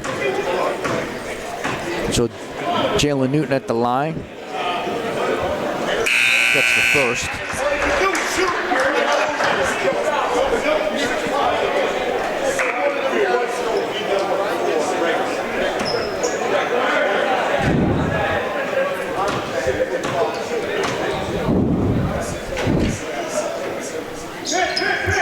Two for 2 for Newton. It's a 7-point game, 3:45 to go here in the fourth.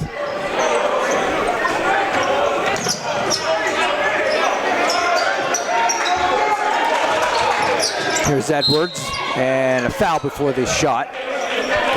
That'll be a one-on-one coming up for Naeem Edwards.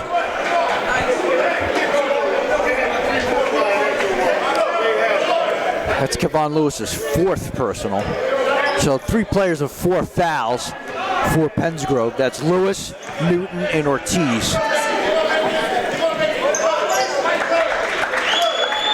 First shot is good by Edwards.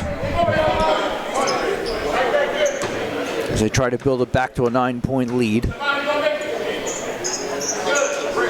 Can't do it, and a rebound there for Newton. I'm getting to the point where Pensgrove's going to have to make some baskets on these possessions. Stepped on the line, boy, oh boy. Dribble it out, Yeah, 1 or 2. No court awareness there.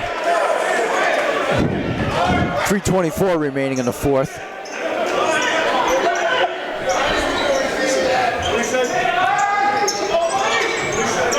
Here's Dixon. Sends it to Middleton.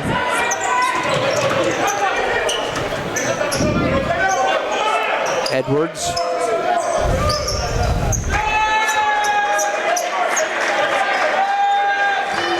Here's Edwards with it. Lays it up and in. Good job by Edwards. Yeah, one thing I've noticed about Matt Civic Science, they have a good bench. They got a little deeper than Pensgrove, yes. but Pensgrove's a Group 1 school, so yes. You expect that. Quick pass inside, and foul on Frazier Spencer. Let's see who commits it. 2:49 remaining, down by 10. That's against Marcus Middleton. That's his first.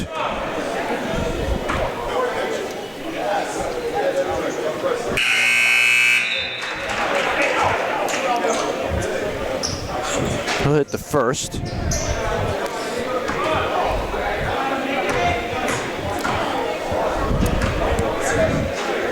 Frazier Spencer, 1 out of 2. And they're going to need every point they can get. Yep, Jones there with the rebound. 9-point lead.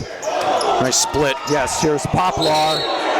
Hits it off the thigh, and it'll be a turnover for Matt Civic Science.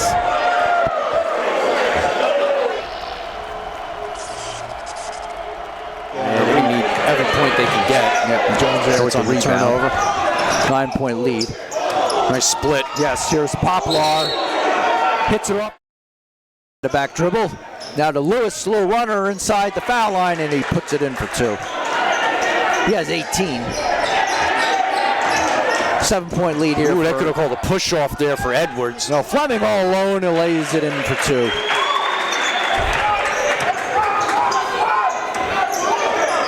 Lewis will take it for 3. No, back iron. No, 2 on out. And here comes showtime for Poplar. The one-hand thunder dunk.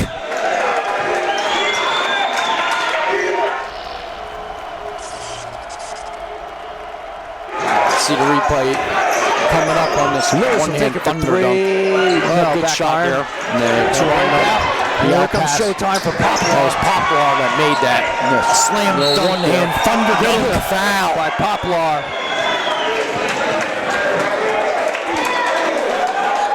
Starting to look good for the Mighty Elephants right now. They're up by 10.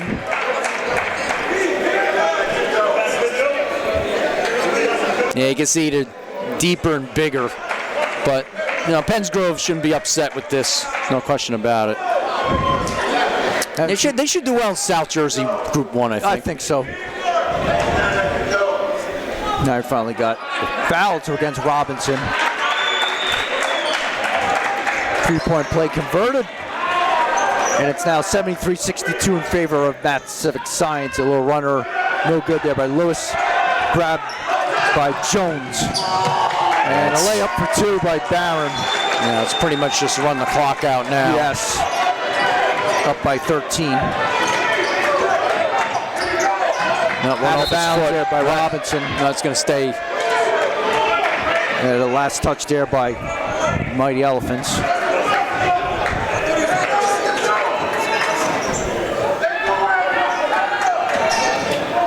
Dada Johnson draws the foul.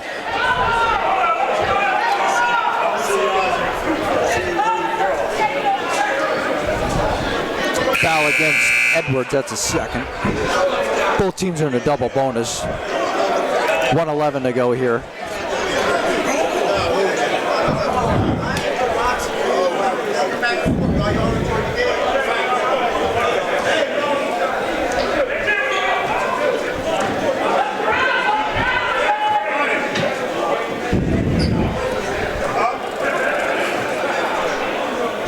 So Jamar Data Johnson's first shot is no good.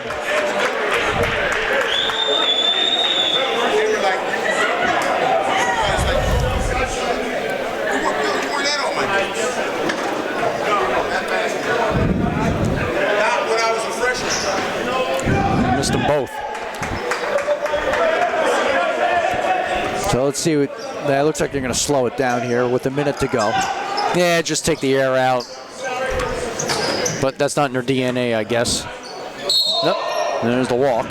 Traveling against Barron. 56.3 to go. So Matt Civic Science will improve to 14-4, and Penns Grove will drop to 8-3. Oh, nice behind the back there. Yeah, nice job by Robinson. Lost it along the way. And out of bounds, it'll be Mighty Elephant basketball.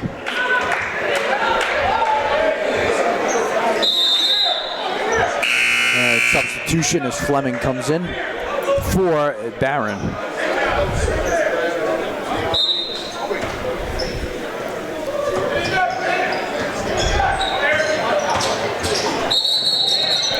Carry. So it'll be Penns Grove possession.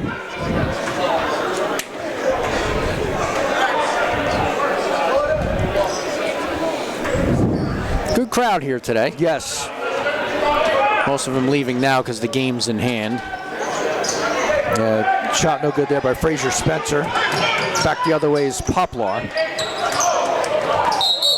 And we're going to foul. Reach in. Yeah, it's going to be on Lewis, I think. I think that's going to be his fifth, right? Nope, they're going to call it on. I think they're going to call it on John Robinson. You're right. Both were there, but they gave it to Robinson.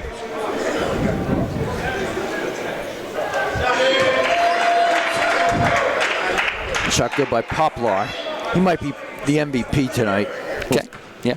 He has 20 points right now. I think that thunder dunk pretty much wrapped it up for him, right? Yes, I would think so. The tomahawk dunk.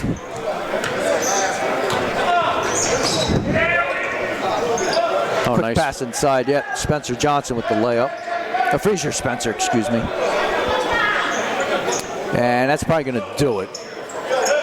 That'll be the last possession here. 10 seconds to go.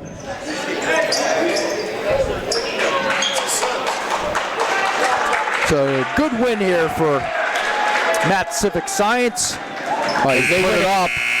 They almost put it in. As they that would have counted. Yes, as they win at 77-64 over Penns Grove.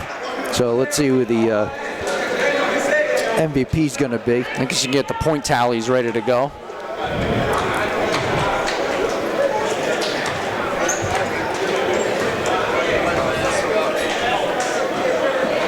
I got 12 for Edwards, 2 for Sneed. I got 21 for Poplar,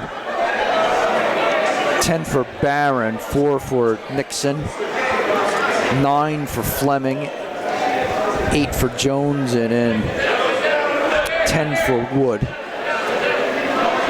I got 18 for Lewis. Actually, did he nail another three-pointer? Somebody nailed a three-pointer. It was either Dada Johnson or Lewis late in the game. I couldn't pick it up. Okay, Lewis, I thought, but all right, if that was the case, then he's got 21. Then it was 11 for Dada Johnson, 7 for Robinson, 15 for Frazier Spencer, and 9 for Newton, 1 for Ortiz, and 2 for Ransom.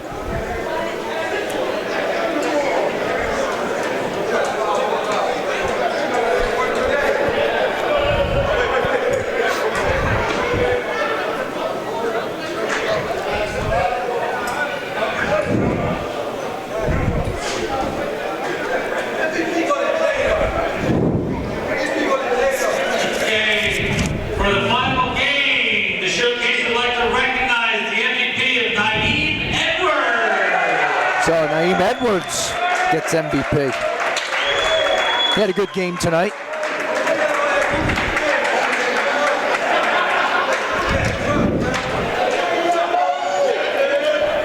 So to wrap things up here at Faulkner Gymnasium here at Burlington Township High School. For Robert Page, Dean Perry, I'm Glenn Perry saying so long and have yourselves a good night, everybody, and enjoy your rest of your Martin Luther King Day.